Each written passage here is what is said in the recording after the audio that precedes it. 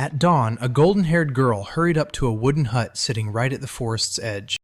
She rapped the door, trembling as her hand hesitated. Inside, a grumpy man groaned as he dragged himself awake. Who in the world shows up this early? He slipped his bare feet onto the floor while the stranger stood out there, waiting with endless patience. He barely cracked the door open before the host, half asleep, started huffing out his outrage. But the moment he laid eyes on her tear-streaked face and that fiery blush on her cheeks, the words trapped in his throat and refused to come out. Raji's eyes snapped wide with shock as the girl called him teacher, her voice shaking like it might break. An awkward silence slammed into the room, hanging there like it couldn't breathe.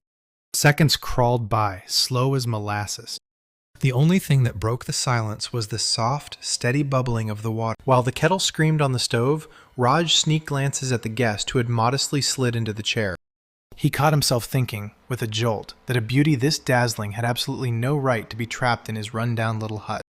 Yet the corners of his lips twitched, and a sly grin snapped onto his face. He flashed a warm smile and couldn't help noticing how much that girl had grown since that day. She couldn't help but smile as memories of her favorite student Liliana flooded her heart. It all kicked off 20 years back right in the middle of the night. A giant fire-breathing dragon tore through everything. The young mage sized up the furious Bahamut with eerie calm, then declared him the perfect training partner. The monster roared with deadly fury, snarling as it prepared to burn the insolent one to ashes. A blast of flame didn't hit him, it tore downward, straight for the cliff's base.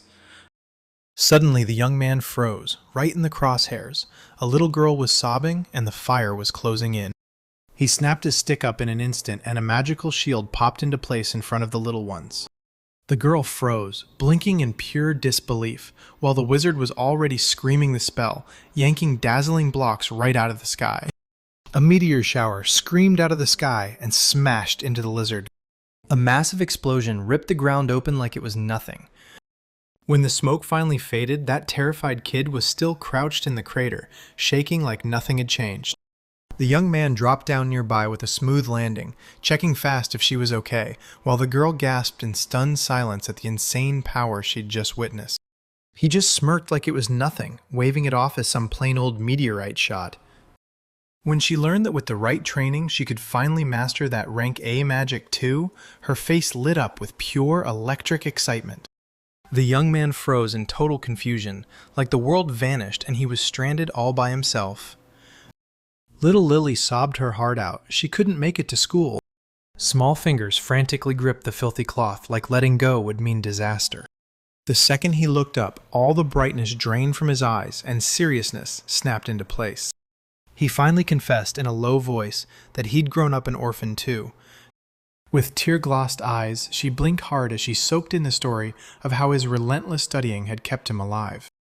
With a warm grin, he shot his hand out to her and vowed, right then and there, to teach her everything he knew. He swore he'd show her how to stand on her own, and ever since, they've been traveling together for a full 10 years. The wind swept up the pink petals and tossed them into the air like a sparkly storm. Years had gone by, and now, right in front of him, stood an adult Lily, all confidence and full power. She vowed to help others as a way to pay back the care and kindness he'd given her. That student sprinted ahead with pure joy, practically begging the whole world to witness his magic at its peak, while the hero finally launched into fresh adventures and somehow, piece by piece, earned the title of Sage. Later, he finally learned his student had risen to become a court sorceress, and only then, with a quiet heart, did he lay down to rest. A stranger's hand shot forward with a steaming cup of tea and, just like that, polite interruption tore him out of his memories. The boy couldn't believe his ears, because the court magician was the one who handled the magic defense for the whole country. Lily couldn't help but remember the second Prince of Trash barking that brutal order, "Just get out and don't look back." That bold claim hit him like a punch, and he flinched hard.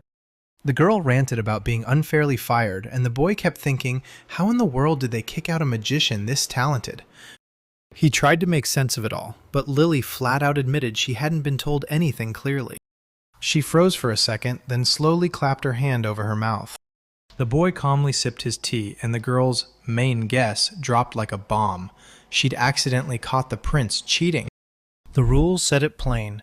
Trash was officially engaged to the Duke's daughter, and the whole world took notice. When Lily caught him cheating, the prince snapped and silenced the prying eyes, then hauled her out of the palace on the spot. He wasted no time and handed that freed spot straight to his fiancée. Smooth move that solved two problems at once. Shock slammed across the boy's face as he stared at that cold, cynical lawlessness. She crumpled in total despair, unable to believe that someone else's filth could wreck her career so fast. He stared at her with raw, sincere empathy, like he couldn't bear her pain. Lily slammed her hands over her face and sobbed hard, while the boy sank into gloom, replaying how the top of their country had rotted away without a single soul noticing. Raj seethed at that cold, senseless dismissal, and couldn't stop wondering how he could rush in to help his student in crisis. Liliana leaned in with a hopeful grin and asked, "Should we go for another adventure, just like we used to?" Raj grinned with warmth, eyes lighting up as 10 years of traveling together came rushing back. When he brought up how hard they used to laugh back then, the girl felt her heart snag and just froze in place. A sudden burst of glowing nostalgia crashes in like a wave. They settled in over steaming tea and just soaked in each other's company, quiet and peaceful like the world couldn't touch them. Suddenly, cold sweat burst across Roger's skin. He nervously laughed it off, scrambling to make his words sound like a joke, but the second Liliana lit up, she burst with energy and passionately ran with the idea. With tears streaming down her face, she finally blurted out that all these years she'd only been dreaming of coming back to those bright, traveling days, right there with her teacher. Raj froze, then skeptically jabbed his own finger like, wait, could she really be trying to hook up with me, the boring old guy? But she shot that claim down with total confidence, because to her, he'd always been unbearably cool. That compliment landed like a thunderclap. Raj threw his hands together, his eyes shining, nearly breaking down from pure happiness. He wiped away a tear, blurted out a huge thank you for the sweet compliments, and Liliana just stood there, totally baffled, as she awkwardly tried to prove she meant every word. With a gentle smile, she admitted that even after they parted ways, that teacher stayed the most important person in her whole life. A bright green book slipped out of the open bag unnoticed, like it was trying to escape the moment. The teacher froze and blinked hard when a strange item, somehow, slipped right out of Lily's bag. The girl's eyes went wide with terror as everything slipped away, and she let out a frantic scream that tore through the air. Against her desperate, tear-soaked pleas, he still couldn't resist, and unfolded the cover anyway. Rage swallowed Lily whole, and she slammed her staff into his head. The man crumpled to the floor with a smoking bullet, and the student bolted up to apologize because she'd defended her secret diary like it was her life. Wincing as he rubbed the bruise, he laughed anyway, his first taste of getting physically punished for poking his nose where it didn't belong. In his mind, he let out a breath of pure relief. Somehow, he dodged her sweet little romantic fantasies about him like a miracle. Lily burned with shame, clinging to her imaginary novel like it was the only thing keeping her from falling apart. She snatched a whole stack of those notebooks and shoved them out of sight, then flat out banned anyone, including herself, from sneaking a read, even though the teacher was mostly just stunned by how insanely productive she'd been. He rubbed his chin, cracked a tiny smile, and steered the talk straight to the wild adventure that was about to hit. With a single snap of his hand, he unfolded an ancient map right before the girl's eyes. His finger traced the map right to the kingdom of Dolga, where he'd vanished for years in the deep forest, living alone and studying ancient magic in secret. Lily suddenly lit up, eyes sparkling, and joyfully jabbed her finger at another spot on the parchment. She hit him like the ghost/volcano. One spark, and those long-buried memories came roaring back to life. Goslash's volcanic ruins got swallowed by rivers of living lava. Right in that inferno, Raj finally met Lily for the very first time. The girl grabbed his attention and said, "Let's do this from the very start, together." The man eagerly snapped back a yes, like he couldn't wait to jump in. This idea hit him like pure fun compared to normal trips, and Lily just lit up even brighter. She picked up the tea set to scrub it clean, and Raj's eyes kept snagging on the wall like it was hiding something. He carefully peeled off his old magic staff and gave it a soft chase to send the dust flying away.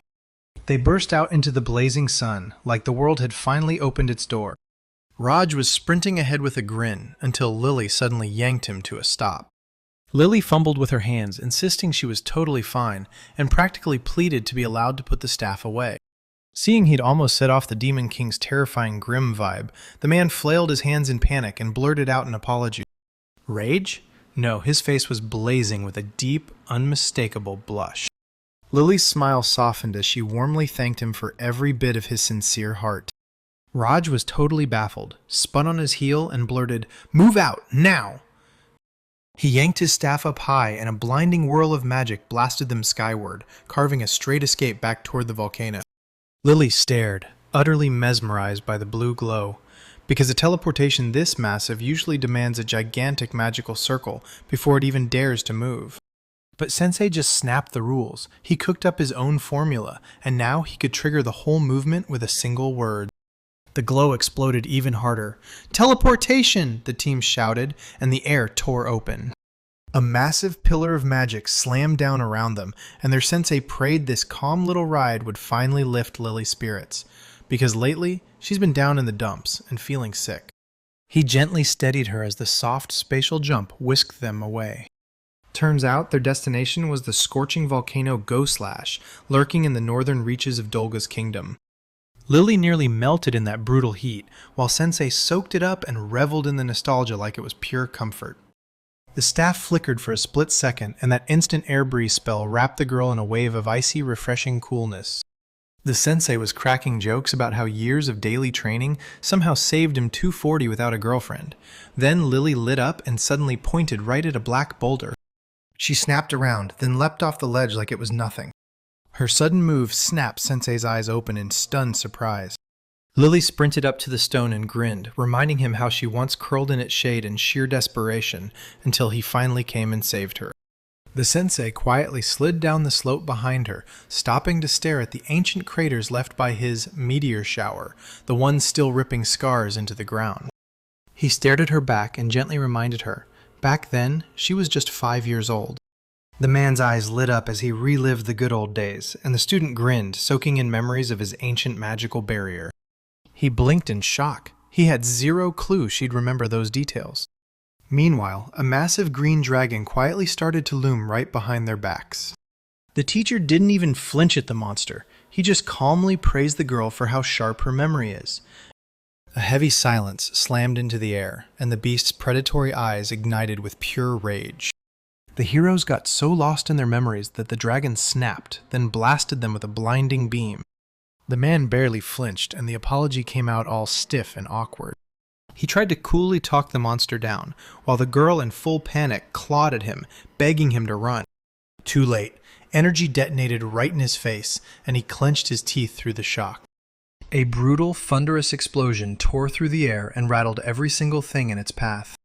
The green dragon unleashed a brutal stream of fire, but the flames crashed and shattered the moment they hit the blue magical barrier. Lily blinked in shock. Today's defense was way weaker than usual, and the teacher only smiled, saying he was just saving his strength after a rough night's sleep. Clutching that gleaming staff, he admitted that back when he was 20, he'd have acted different. But now, he flat out slouches around, dodging every ounce of effort. He was already plotting the fastest way to end the fight, when out of nowhere, a student popped up behind the stones and shouted with pure joy. She was practically shimmering with excitement, begging him to stop holding back. "Show me more magic!" He hung there in tense silence, saying nothing at all. He decided to treat the fight like a warm-up and swore he'd unleash a spell Lily still hadn't learned. Blinding flash! Purple beams ripped through the air, slamming into him with brutal, full-force impact. The explosion detonated like thunder, shaking the ground so hard that the girl barely managed to stay upright, buried under a choking storm of dust and debris. When the smoke finally cleared, the dragon crumpled to the ground and stopped fighting, and the mage told him straight, "You've got to face the gap in power. And don't worry, I'm not trying to kill you." He flashed a warm, friendly smile. The subdued beast shot off on command, and the teacher let out a shaky breath of relief, admitting that Bahamut's sudden arrival had genuinely terrified him. He was in full panic mode, wondering if the parents of this little one would finally show up. Then Lily's eyes blazed as she suddenly shoved her face straight into his. It hit her like a bolt of lightning. She finally got it, and the meteorite spell's secret clicked into place. The girl shoved right up against Raj, demanding, loud and breathless, whether he'd truly mastered ancient magic. He only awkwardly scratched the back of his head and finally admitted, "Yeah, I totally forgot to mention it." The student snapped with raw indignation. Like, who in modern history cracks ancient grimoires first and then dares to stay quiet about it? Absolutely unheard of. When Roger finally understood what he'd done 5 years ago, her face drained of color, because that's exactly when the girl was grinding her way through court. Still clueless about what she was getting herself into, she threw herself into asking, begging to be taught too. Tears spilled down her face as she grabbed his sleeve with a desperate death grip, wailing that she'd fallen behind the teacher again, completely, hopelessly. Roger freaked out, scrambled to escape, and agreed to every single lesson just to get her to finally let him go. As the student burst into joy, the man started sweating hard and clutched his chest. Every ounce of emotion hit his old heart like it might finally snap. Short pause. They pushed deeper into the forest and the girl stayed latched to his arm, so Roger had to seriously think about how to finally wean her off this childish cling. Or strangers might look at him and assume he's her sugar daddy. Right ahead stretched the familiar city at the volcano's feet, and Raj couldn't help but smile at the locals he knew so well. The student beamed as he clung to those memories, but the teacher suddenly realized his words had just poured gasoline on her wild excitement. Liliana fumbled through an awkward question to the guard, asking if she could finally clock out, and he just grinned and nodded like it was the best news ever. Her companion calmly pointed out that the royal sorceress's past victories practically prove it all by themselves. When the guards demanded they explain their bond, the girl slapped a hand to her chest and boldly declared they were a master and a student. The guards dropped their guard and vanished at once, buying into the fairy tale that a shared journey was the key to perfecting magic. The gates swung wide, and Liliana rushed in, spilling gratitude like it couldn't hold itself in. The man trailed after him, stunned through every step, because the guy wasn't just faking it, he'd been secretly gearing up for a brutal teleportation. The gate guards snapped to attention and silently tracked the couple with their eyes as they slipped through. The couple slipped out into the city, heads held high, leaving the gate behind like it was nothing. The man fidgeted, asking if he looked way too suspicious, even thinking about shaving his beard, until Liliana shot back with fierce confidence that he didn't. Meanwhile, in the Kaiserland capital, the Empire's second prince lounged in his private chambers. Trash sprawled on the couch with Isabel, lounging like he'd won, smugly thinking he'd finally shaken off that woman. The girl purred with pure joy, gushing that the prince had wiped out the rival with zero trouble. He pulled her into a gentle embrace and swore his love, but the moment his eyes shifted, the warmth vanished, because her worth wasn't her heart at all. It was the fact she was the influential nobleman's daughter. In his head, Trash sneered with satisfaction. Liliana's filthy ousting didn't just spare him from scandal after her betrayal. It served up the sweetest revenge for how cold and distant she'd always been. The woman cozied up to her lover with a victorious grin. Since the rival was gone, that coveted spot as chief court magician was practically hers. He brushed her hair aside with care, then promised, without a doubt, that he'd get everything sorted. They reached for each other, trading wild confessions as they spun in the moment. Then they sealed it with a kiss. Just as everything was calm, news hit that Minister Pelvis was suddenly visiting from the kingdom of Dolga, and the annoyed man had no choice but to step aside. Trash and his companion trekked down a mile-long corridor, while the girl wouldn't back down, pushing to meet the powerful Minister Pelvis. They pulled up for an inspection of magical artifacts, and she was practically blazing with the need to prove she deserved to be the new leader. Trash grudgingly gave in and sat there, watching her smug laughter spill out, too calm, like it owned the room. Mother's gone, father's hanging on, and his brother's never around. So now it's just him, and he rules the country with everything he's got. He yanked the door wide open and greeted the gray-haired minister with a warm, welcoming smile. His Pelvis took one look at the guests, then zeroed in on the stranger with zero shame and full, shameless curiosity. The girl edged into the spotlight, all coy charm, and introduced herself as Isabella Clement. Trash flashed her role as the bride and the court's chief magician, and the old man jerked his monocle up, stunned out of his mind. Isabella narrowed her eyes, and the displeasure hit like a slap. Pelvis remembered hearing about this other mage, Liliana, earlier, then Trash burst out laughing and cut him off. Liliana had to be written off because her health was failing. Isabella shot out a confident promise. She'd reveal a power so worthy of her new title that everyone would feel it. With that mess finally dealt with, the trio slipped down into the deep dungeon in tense silence. In the pitch-black night ahead, perfectly lined steel giants towered over them, those legendary golems of the Empire. Trash squinted hard because these 2-meter machines were packed with elemental magic, and each one could blast out devastating fire like a living weapon. The second prince, Trash, swaggered through the hangar with the elderly ambassador in tow, bragging to his face about the massive ground defense golems. He smirked and told the guest to celebrate this honor, then vowed he'd unveil even bigger border models next. The monocle-wearing old man went slack-jawed at those 55-meter giants, and the prince snapped, "Isabel, bring me one of the machines." The girl flashed a bright smile and fired a magical jolt straight into the iron armor. The ambassador stared in awe and couldn't stop praising the army's never-before-seen power and the local wizards who made it possible. But the guest blurted everything out because he naively thought all that terrifying military power was the king's doing, not the elder brothers. The young man's face snapped into stone the second it happened. The Trash cut with a cold bite, warning that their father is stuck in bed, the brother is off overseas, and now he's the only one left running the whole country.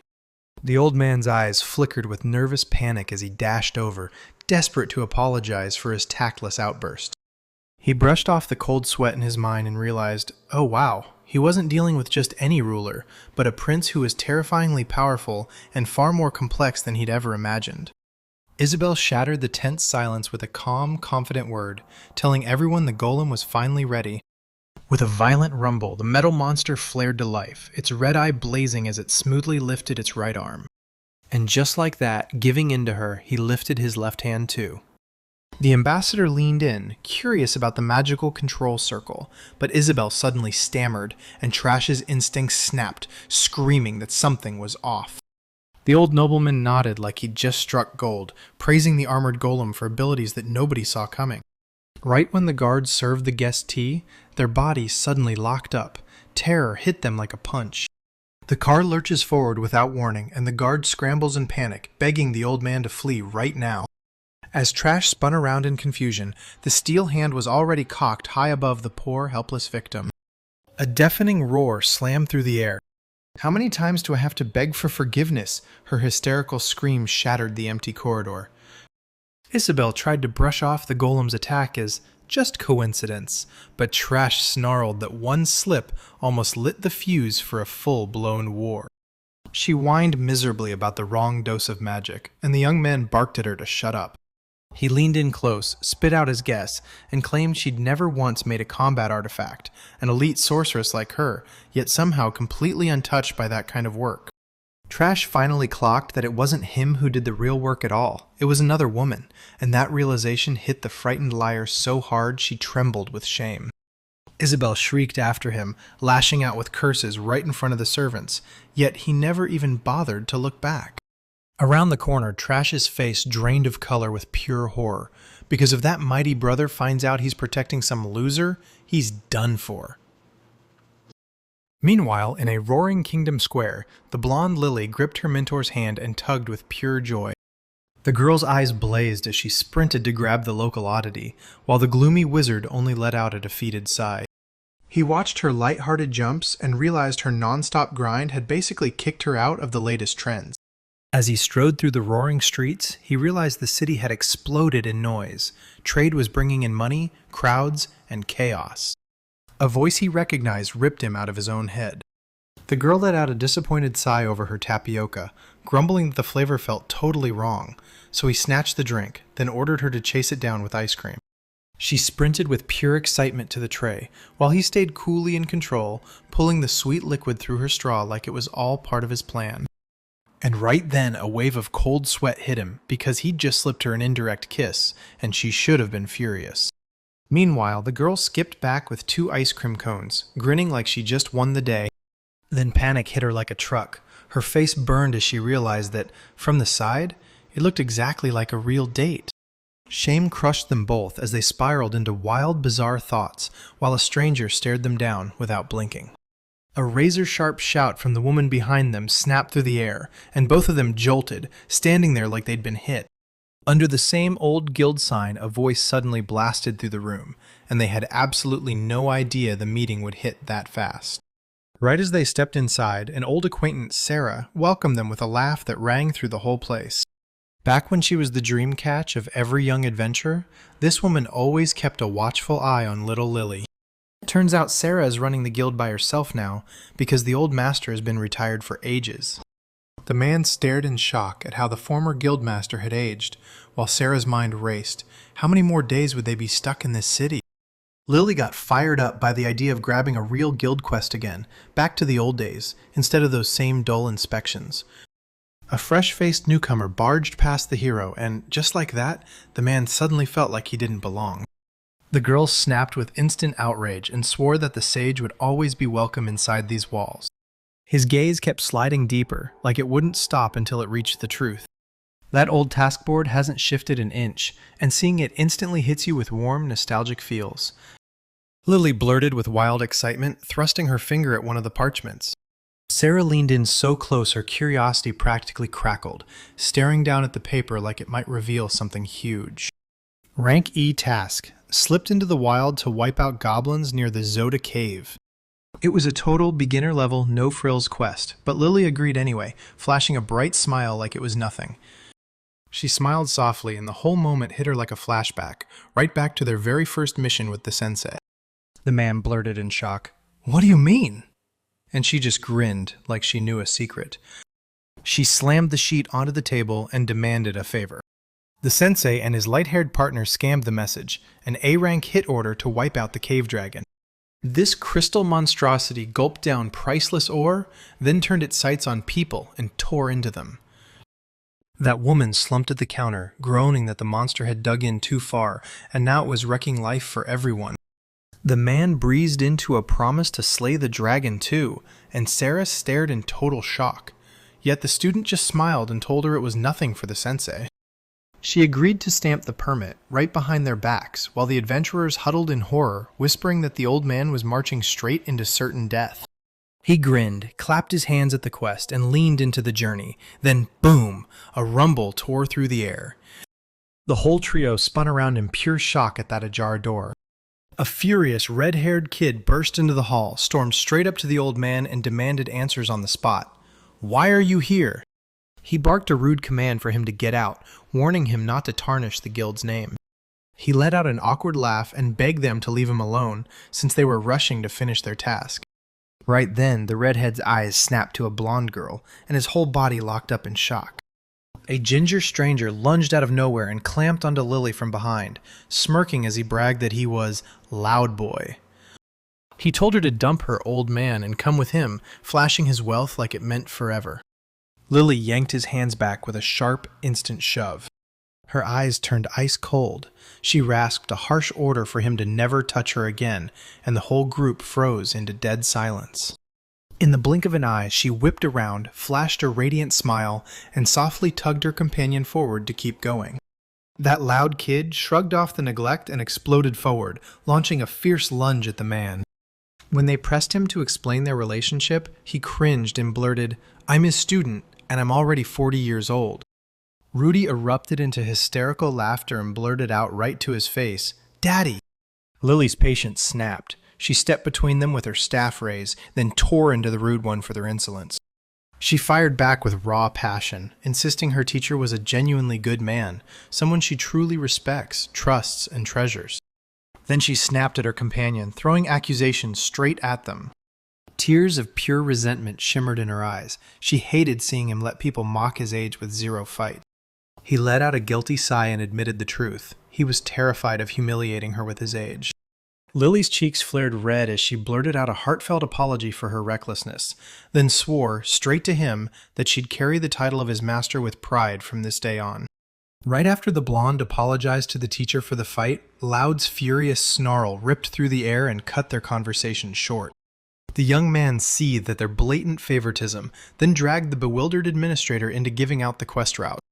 When he heard about the Zoda Cave, he just snorted. Pure confidence, no doubts at all. The sensei heard the news about the cave dragons and didn't even flinch, pure calm, like he'd already seen the whole thing coming. Then Loud suddenly stormed into view above him and dared, "Win against the monster first, and you're the victor." A nervous adventurer finally blurted out, "These are the most dangerous A-rank monsters out there!" Ignoring the warning, the boy shot his sister a look that said he knew better. He swore he'd drag her precious mentor through the dirt and prove she was just wasting time. "I win, and you're mine," he barked, then stormed off with a thunderous slam, and the couple just froze in that brutal, awkward silence. Blonde Sarah shot up in a blood-curdling scream, fighting tooth and nail to protect her master's honor. Meanwhile, the red-haired Loud boy stalked through the forest, spitting contempt and mocking everyone's ideals as if they were trash. He let out a bold laugh until his accomplice suddenly shouted at him. Straight ahead, the Cave of Zodai loomed like a nightmare. Its entrance was crawling with goblins. Loud boy flashed a grin, snapped his green magic into life in his palms, and got ready to blast those monsters into dust. Inside the guild, the secretary rubbed her temples like her patience was fraying. Turns out that cheeky boy was the sponsoring count's son. The master stumbled through an awkward apology for the scandal, brushing off Sarah's furious protests without a second thought. The secretary told them to watch the company closely, because these little fools would have charged straight into the cave dragon's mouth. As he kept close behind, the master thought, if Loud Boy is truly that strong, we won't even need to step in. Sarah's rage kept burning, and then, without warning, the master slammed the brakes. They were crouched in the bushes, watching the aftermath. Sure enough, an army of goblins was here, but the fight had already ended. On the ground, the monsters snored peacefully, and Sarah, totally thrown off, leaned in and cautiously poked one with a stick. The master froze when he sensed the faint leftovers of that brutal sleep magic. Yet Sarah still insisted, with pure naivety, that nobody could ever beat her master. A blinding flash erupts then out of the cave's dark depths. A savage beam of light slams straight in. Lily swished her staff in a graceful arc, conjuring bright magic light that bathed the dark cave in a cozy, warm glow. The teacher beamed at her, praised her spotless control, and softly ruffled her hair. Then the girl's face lit up as joy rushed in. They pushed deeper into the dark, convinced a whole goblin nest was still thriving just ahead. The suspicions hit like lightning. Massive green monsters swarmed in, blocking the passage, and all the hunters before them had just slipped past them like it was nothing. Lily strode forward with total confidence, snapping her staff up and aiming it right at the enemies. The crowd surged into the fight. Then the girl snapped a blazing fire arrow straight from her bow. A thunderous blast hurled the monsters crashing into the walls, and the mentor could only stare in disbelief at how brutally on point the simplest spell was. The student casually kept 2 spells running at once, then snapped his head toward the teacher. She smiled innocently and asked why he didn't just hit Advanced Search right away to sweep the whole cave for enemies. The man's jaw dropped in pure disbelief. The wise man's face went ashen the moment he saw how foolish he'd been, and he started to bitterly curse the fact that he'd lost his hold, while scared Lily hurried in, trying to calm him down. Swallowed by shame over the failure, he snapped, then slammed the floor with magic to prove he still had it. Lightning screams and bursts of bright energy slammed through the stone walls. The scan plunged to the dungeon's deepest floor and caught a pack of adventurers losing their minds, screaming their lungs out while they fought for survival against a giant blue lizard. 2 men bolted in pure terror, while the red-haired swordsman barely parried the enemy's strike, snarling through gritted teeth. A blinding green flash ripped out of his hand as the sleep spell detonated midair. Then boom, cold sweat drenched him because all his mana had stupidly rushed into those tiny goblins, and he was left totally drained. Stone shards exploded everywhere, and out of the dark, a massive blue dragon tore through with a thunderous roar. Rudy snapped around, and his bloodied comrade crumpled to the ground, completely helpless. One level up, the dark-haired young man and the blonde girl both jolted from a brutal underground quake. The boy stared down, and his whole body went still. The dragon barreled forward again and again, and the only surviving adventurer frantically threw himself between it and his wounded brother. "I'll save you," the swordsman yelled, cutting straight through the monster's roaring roar. With the last of his strength shaking through him and pain screaming in his bones, he clenched his fist and lit it up with magic once more. With a desperate lunge, he poured every last ounce of strength into one blazing healing incantation right in front of the beast's snout. A dazzling aura snapped into place and swallowed the entire surrounding space in an instant. The observers above burst into panic because the radius was so massive that the magic couldn't help but heal even the cave dragon itself. Worn to the bone, the red-haired man could barely stay upright, wheezing for air, still clueless that he'd sealed his own death. The dark-haired mage snapped into a deathly pale, because that nourishing light wasn't just healing him, it was healing the giant blue dragon, too. Bloodied and battered, Loud rasped an order to his men, "Scatter now! Run!" He braced himself against the rock, death gripping his sword, determined to buy them time no matter what it cost him. Rage surged through him. He couldn't stand how weak he was. Memories slammed into him like lightning, and he finally saw the truth. He'd spent his whole life blindly worshipping his so-called exceptional strength. And now it's all over. He can only choke down tears as the monster behind him winds up for a deadly blast. "Wait," the mysterious oddball said, calm as ever, then strolled right past the stunned young man. On the magician's face, horror didn't stand a chance. Pure, wide-eyed, childlike joy lit up as the S-rank spell hit the air. Loud froze in disbelief. How does this guy master high magic and still act like he knows nothing about the local dragons? Meanwhile, the mage lifted his staff, flashed a friendly wave at the figure dangling on the chasm's edge, and beamed, shouting, "Master Roger!" The moment he heard that name, the swordsman froze, pure shock gripping him. The sky suddenly tore open as a monstrous burst of magical energy detonated. A blinding ray slammed into the ground, and in an instant, massive ice blocks blasted upward all around. The dragon screamed like the world was ending, its body locked in ice, while the mage just let out a calm sigh, already deciding to end this fight fast. Raj snapped upward and yelled for everyone to jump as a giant magical circle burst open on the ground beneath him. A blue dragon snapped its head toward the blinding purple seal, right where the mage had unleashed an ancient spell. A brutal beam of laser tore down from the heavens, and the red-haired young man froze, terror ripping through him. The monster was jammed deep into the ground, locked there like it had roots. The wizard landed in a puff of dust like it was nothing, and the rest just froze in horror, while the redhead barely scraped together a trembling, "Wait!" The dragon went down for good, one brutal strike, and it was completely annihilated. A thrilled student sprinted up to Master Roger, because even S-rank adventurers couldn't beat that beast. But the mage just waved it off like it was nothing, saying he only struck its weak spot. Rudy suddenly blurted out to him. He jabbed a finger at the rescuer and demanded, "Aren't you the same wise Roger?" The wizard gave a shaking nod, and the young man immediately remembered that 5 years back, this guy had nearly stopped the demon invasion all by himself. The blonde gawked at the mentor in pure shock, then scrambled to explain. He said he just didn't want to look like a braggart. With a guilty grin, he admitted that one battle lit the spark for his study of ancient magic, while the girl fought back tears, because she'd trained so hard that she never even saw the news. Suddenly, the redhead sucked in a deep breath like something was about to explode. He bellowed that he was Loud Boy Gamberston, the Count's eldest son, and it totally left Roger and his companion staring in pure confusion. Raj suddenly froze mid-breath, looping that familiar surname in his head like a warning bell. Then he snapped his finger toward the redhead, and the moment he saw him, his face lit up, because that was the kid he'd saved 20 years ago. In his memories, a sick little boy flashes back, dying back then until he saved him, and since that day, the kid idolized him and swore he'd grow up to become just like him. After their meeting, he broke out in full obsession. Magic had him hooked, completely and utterly. But combat spells wouldn't come, only healing would, shattering the dream of ever matching the idol. Laud crumpled, tears burning his eyes as he blurted out that it was his own helplessness that twisted him into pretending he was some superior freak. He bent low in a deep bow, while Raj fumbled and scrambled for the right words, clearly thrown off. The redhead's crew cut in mid-talk and swore Laud's got a good heart. He saved them more than once, even if he's an absolute idiot. They burst in with a shout, cutting through Roger's confusion as they declared that their leader had spent his whole life dreaming of one thing, being his student.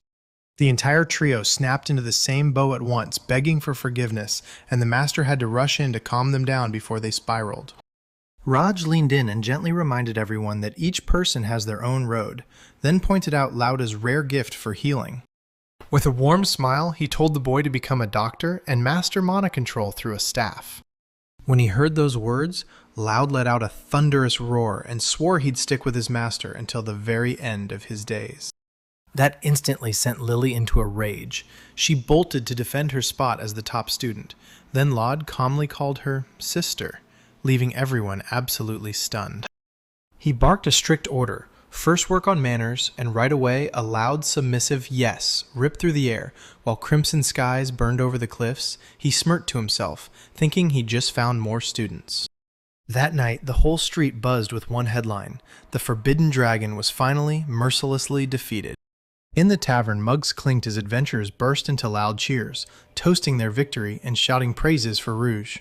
Just yesterday, they laughed at him like an old has-been loser. Then, boom, they admitted they were wrong while the hero stood there, awkwardly drenched in sweat. Out of nowhere, a boot slammed down on the table with a brutal, thunderous thud.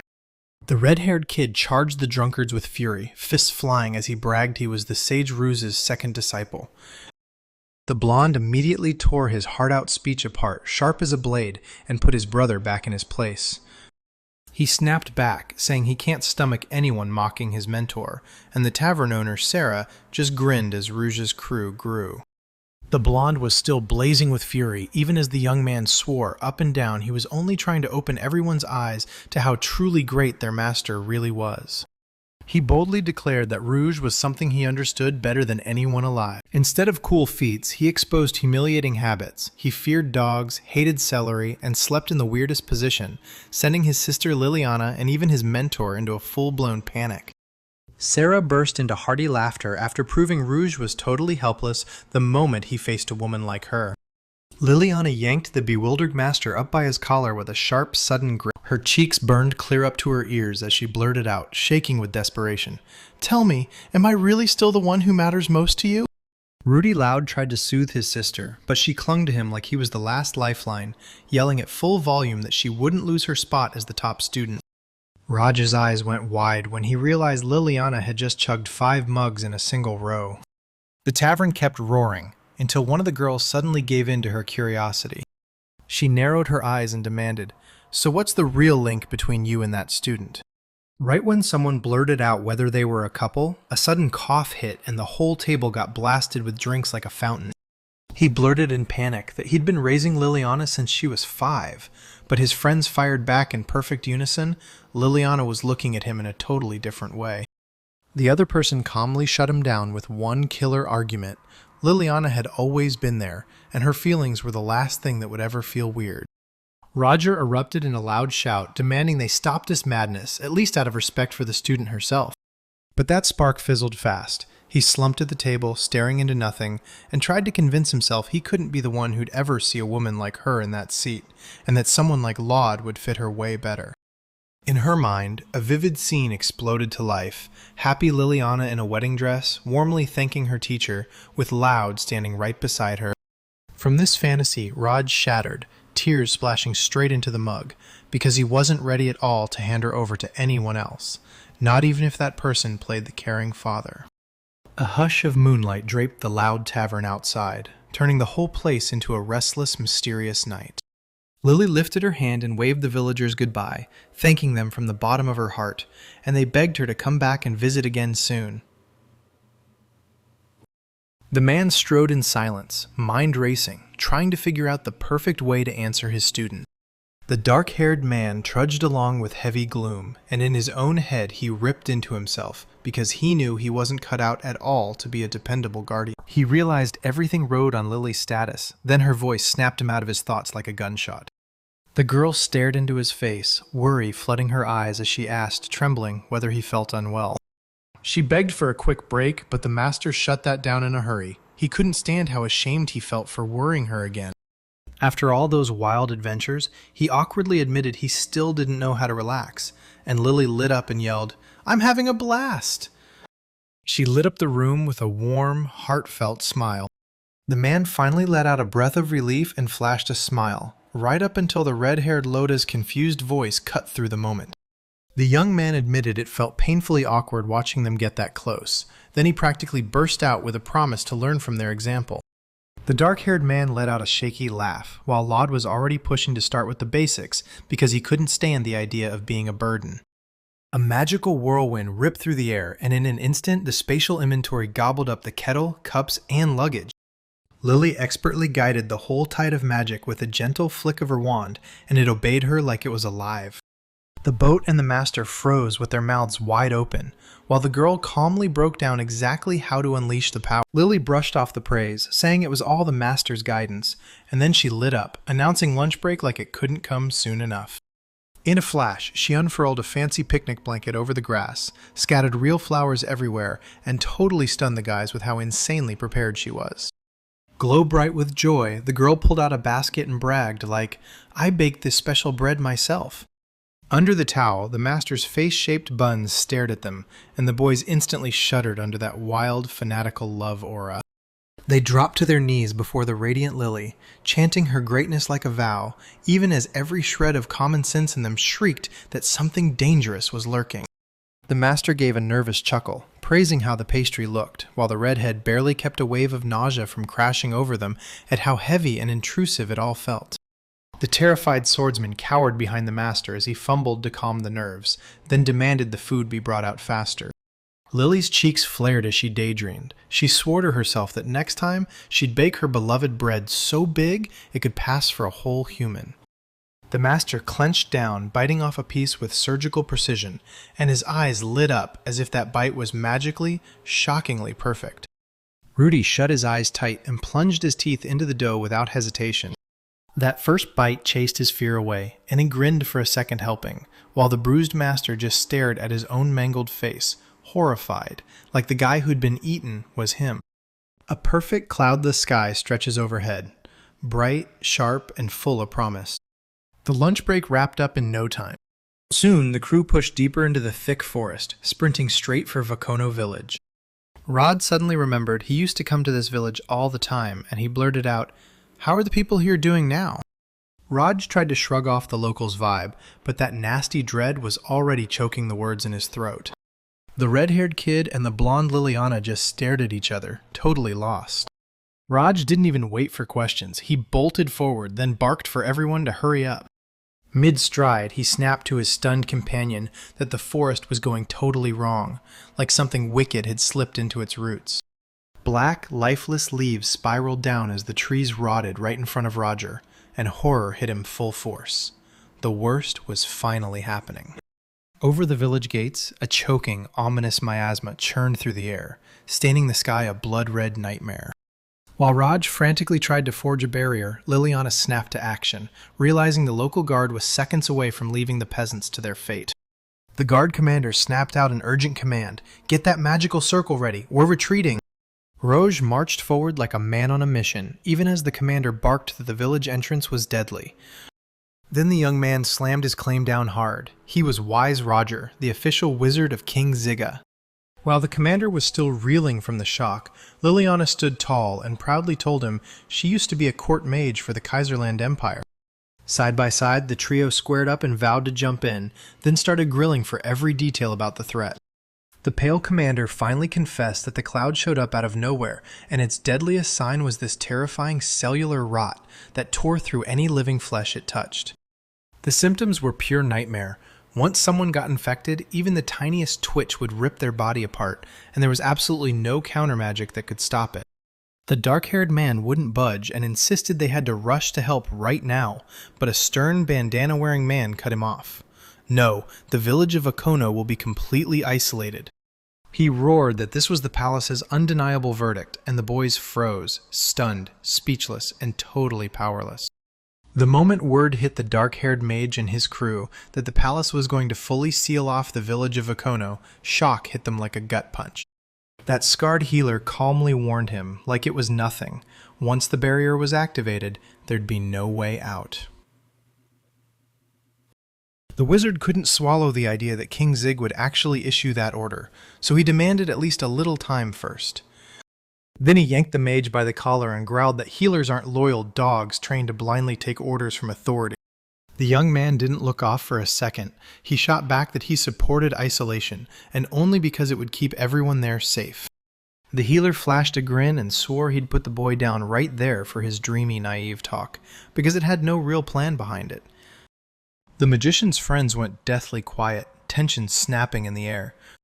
The subordinate fired back that the magical circle was ready, and the senior healer nodded. Green light, they were starting now. The magician clutched his hand with everything he had, jaw set, refusing to give up. He blazed with conviction and swore he'd pour out everything as a mage, burning all the way, even if it meant giving his life. The boy broke down in tears straight in the healer's face, pleading with him not to step aside, begging him to act. He begged with everything he had, just 10 minutes, please, so he could finally repay the villagers for all the help they'd given him over the years. The light-haired girl burst up to her mentor, tears streaming as she begged him to recall every deadly illness he'd already fought off and survived. He sliced through it. Those miasmas aren't a disease, and every single second you hesitate just guarantees a full-blown mass infection. Lily nervously blurted out that the master could seal them from the miasmas with ancient magic. Her companion swore this spell could truly help in medicine, and the girl snapped back that only the master can pull off magic like that anymore.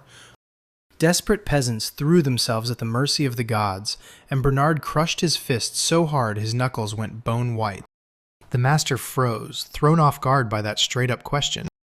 Bernard snapped, burst into tears, and begging, pleading with him to save those people.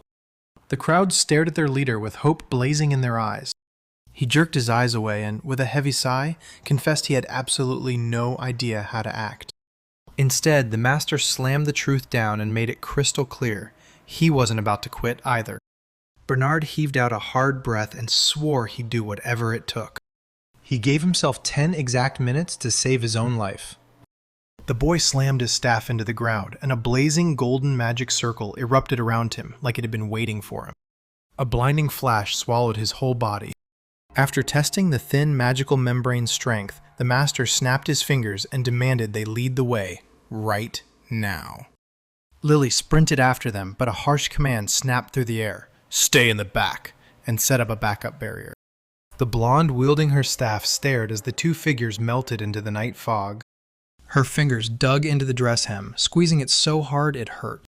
The red-haired young guy suddenly spun back around and offered to help.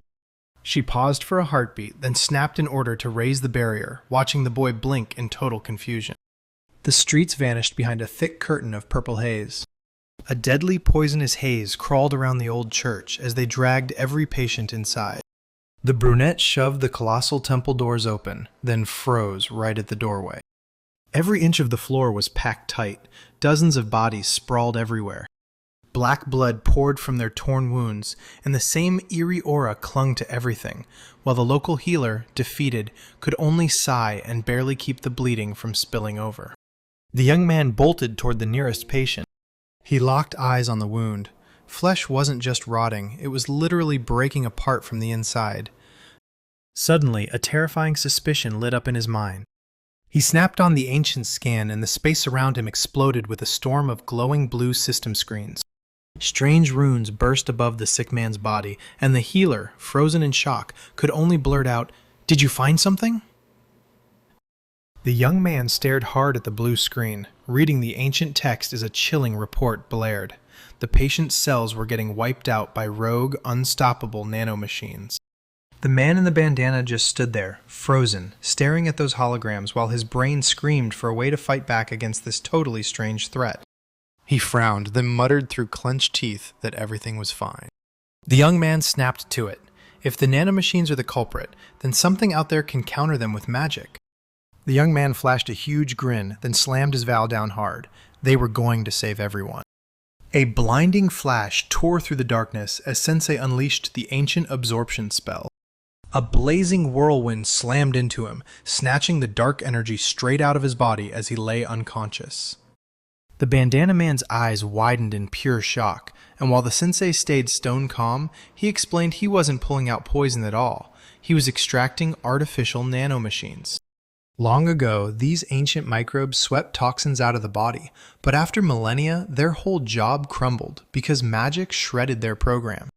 From behind, the student watched Sensei in total silence. Ever since their first meeting, he'd been the kind of unreachable dream that haunted her. It wasn't about what the kids saw. Everyone around worshipped the sensei, whether he liked it or not, and even that little girl grinned, thanking him like it was the sweetest thing in the world. He lit up every soul around him, and most importantly, he brought happiness rushing back to her. She remembered her childhood days, pure panic at the thought of being unneeded again, so she clawed her way to greatness, desperate to become somebody unforgettable. And though that old dread finally vanished, a fresh terror crept in. Because Sensei was leveling up so fast, she was scared she'd fall hopelessly behind him. Even the court magician title meant nothing now. At the most critical moment, she was simply commanded to step aside. The girl winced as the truth hit her. Her mentor still saw her as that same little tail child. Tears poured from her eyes as she confessed to her brother Laud she was terrified of being separated, and she couldn't stop feeling worthless. Laud listened with a straight, stone-cold face and told her, no more empty talk, just show herself to Sensei naked. That wild hysteria vanished like someone snapped their fingers. One angry student just sent her brother to hell, and he honestly just couldn't figure out why everyone kept calling him stupid. Laud bluntly declared that Lily was crushing on the teacher like a man, and suddenly the poor girl had to scramble, panicking, to justify herself. Her eyes snapped wide with pure shock. The boy froze in disbelief. Could it be she honestly had no idea she'd said those words at all? He remembered how, back in the guild, drunk Lily kept him trapped for hours, tormenting him with these wild stories about how perfect her mentor was. Laud made him drill those hymns of praise until they were burned into his memory. The girl turned crimson to the tips of her ears and shrieked like she couldn't hold it in. Shame crushed her so hard, she crumpled to the floor crying, while Laud blurted the solution that made it worse. Just show the teacher her breasts. Just as the argument was heating up, a sharp shout from one of the squad members cut through it like a blade. A massive cyclone of toxic miasma came barreling into the vortex, got ripped in, and vanished like it was never there. Lily breathed out her mentor's name, eyes shining with pure admiration. A gentle, calm smile spread across her face like warm light breaking through the dark. At that exact moment, the unscathed teacher burst out to meet them. He grinned like it was nothing and said he'd wiped out the threat for good. The rest of the squad stood there, jaws dropped, staring at the guy who just saved an entire settlement like it was nothing. The squad burst into triumphant cheers like they'd just won the whole world. The teacher snapped the excitement right out of them. Yeah, the monster's dead, but those injured villagers won't just heal on their own. The healer gave a quiet nod, said nothing extra, and marched straight for the church. Just when Loud thought he'd escape it, the teacher tossed him right into the medic's mess because their mana supply had finally run dry. Realizing his magic could save dozens of lives, the boy burst into action and rushed to help right away. All alone with Lily, the teacher barked an order and demanded she stick right behind him. The girl guessed it in a heartbeat. This wasn't just a plan. They were hunting the monster that spews miasma. The dark forest swallowed them in an eerie hush, like the world was holding its breath. Suddenly, Lily froze in place, and in a soft voice, she admitted she felt like a burden, like she'd be safer staying out of the way. Caught off guard, she gave a shaky, awkward smile, like she truly believed she was always one step away from needing saving. The teacher bristled at the idea, then thanked her from the heart, because after those brutal spells he was wiped out, and there was no way he'd ever go that far alone. The girl dropped her gaze, her heart replaying every ounce of his endless care. That dry thank you suddenly felt way too small for the storm of emotions underneath. Her cheeks flamed with blush, and with quiet confidence she stepped up and confessed her love to him. He stood there in silence, wrestling with one brutal question. Was it selfish to beg so desperately for her to feel the same? In the pitch-black forest, the snap of branches echoed. Then the wolf whipped around, zeroing in on the sound. Blood streamed from his wound, but the blonde girl wouldn't let him breathe. She slammed him with the tallest pillar of flame. Flames surged through the beast, devouring it piece by piece. But the predator tore right through the inferno. Those thick purple miasmas didn't stand a chance. They just scattered as the magic got crushed away. The girl snapped into action and laced the wolf with steel threads, and just as she did, her teacher charged in and ripped the infection out of its body with his bare hands. The fight finally died down. At sunset, the mage leaned in and inspected the substance he'd collected in the vial, and that's when he found it, the mysterious nanomachines hiding inside. The local captain seized the lead, grimly admitted how powerless he truly was in the battle, and swore he'd dig deep into every trace of that ancient magic. Meanwhile, Ginger Loud lay helpless on the stairs, no hind legs to move, siphoning his own mana into the teacher until every last drop left him. Because of him, the peasants got healed with not a single scratch, and the wizard grinned, realizing that kid's well-deserved dinner was about to taste even better than before. The doors swung open and the guard barked, "Gather at the table!" The blonde beamed as she cast magic, scooped the exhausted Laud up into the sky, and flew him straight inside. The teacher bolted after them, desperate to catch up. The captain still remembered that frantic palace dispatch. Once the village blockade was finally sealed, the king demanded they rush out and hunt down the mage right away. Right at the threshold, the captain slammed on the brakes and confessed. Turns out the king had been banking on the wizard from the very start, because he'd never leave his people to rot. The sensei's calm smile twitched as he started to apologize. Then, out of nowhere, sharp hands yanked him hard by the collar. It was Raj, clenching his teeth, voice shaking with despair as he admitted he'd already braced himself for the worst. The sensei snapped to attention when he saw the man's tears pour down his face like hail. "Thank you," Roger blurted out, and the teacher's face instantly softened with a huge, relieved smile. Heavy sobbing. Roger just collapsed onto his chest in a crushing hug as the sunset blazed behind him, and a blonde girl stood at the threshold, watching in silence. She smiled, gentle as a whisper, and somehow it hit like a spark. Right in the middle of the loud cafeteria, her red-haired brother suddenly blurted out that he was joining the medical corps. The girl went speechless, because the boy was still chained to the bed, yet he was already shoveling meat into his mouth, while plotting to go talk down Sensei next. The blonde girl clutched her fists tight, remembering her teacher's advice, and knew, deep down, she had to chase only what she truly wanted. She gave her brother a proud nod, but right then, the sensei's grim voice cut through everything, crushing the moment with a blunt, absolute no. With Roger beside him, they stared at the redhead like he'd lost his mind, and flat out told him a dumb duck had no business in medicine. The boy froze in total shock. How in the world could the noble heir strut around like he'd been born in the dirt? But he refused to back down. He roared that he'd even work as a living drip for mana, just so he could keep his place in that building. The blonde lit up, saying she dreams of joining the medical corps, while Byrne dropped to his knees with clasped hands, begging her, until the master snapped, saying her weak determination would get her killed there. The master snapped that they were marching straight into the mire and plague, throwing their lives on the line, so with zero combat skills, there was no point in charging in, and if they really wanted to try, they'd better pass the exam the honest way. The mentor roared so hard that Byrne flinched back into his chair, gripping his mug like it could save him. With a shaky grin, he stammered his excuse, because deep down, this young man had the guts to stand up to the cave dragon alone, all for his friends.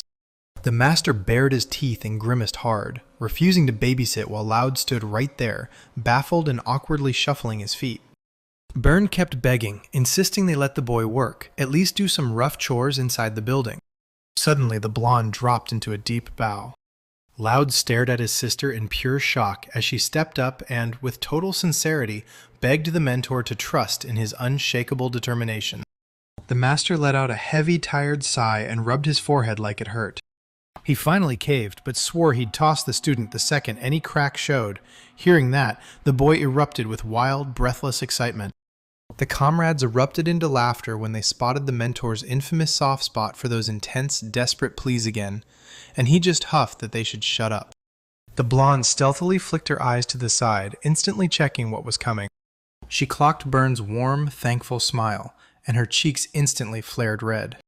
Night hush hung over the hot springs, and the master flopped onto the stones, only to sigh like a storm was breaking, because this rest trip had turned into one endless grind. He splashed cold water on his face, panic that Lily would burn out at this relentless pace. Then, boom, the bathroom door swung wide open. He blinked, completely thrown off, and met the shy girl's eyes like they were asking something he didn't understand yet. Lily kept squirming on the doorway, wrapped in nothing but a short towel, and quietly begged forgiveness for barging in. She slipped into the water behind him while the master sat there with a bruised face, silently begging for rescue from that painfully awkward moment. She stayed stone-cold silent, cheeks burning red, and couldn't stop replaying how hard Laud kept pushing her to go follow the teacher. That argument still burns in my mind. The redhead was yelling it was the perfect moment to kiss up to the master, while she fumed, refused to budge, and waved him off like he was crazy. But when the mentor's words landed, they hit like a warning bell. If she does nothing, someone else will slide right into her spot beside him. The unbearable silence snapped when the master himself burst out of the water, shaking and mumbling that he was stepping out of the bath. Lily jerked with panic, demanded he turn around, and blurted that she only showed up to talk. He blurted, shocked, "Why do we need a shared bath to talk?" And the girl froze for a second before awkwardly reminding him they hadn't exactly gotten any time alone together lately.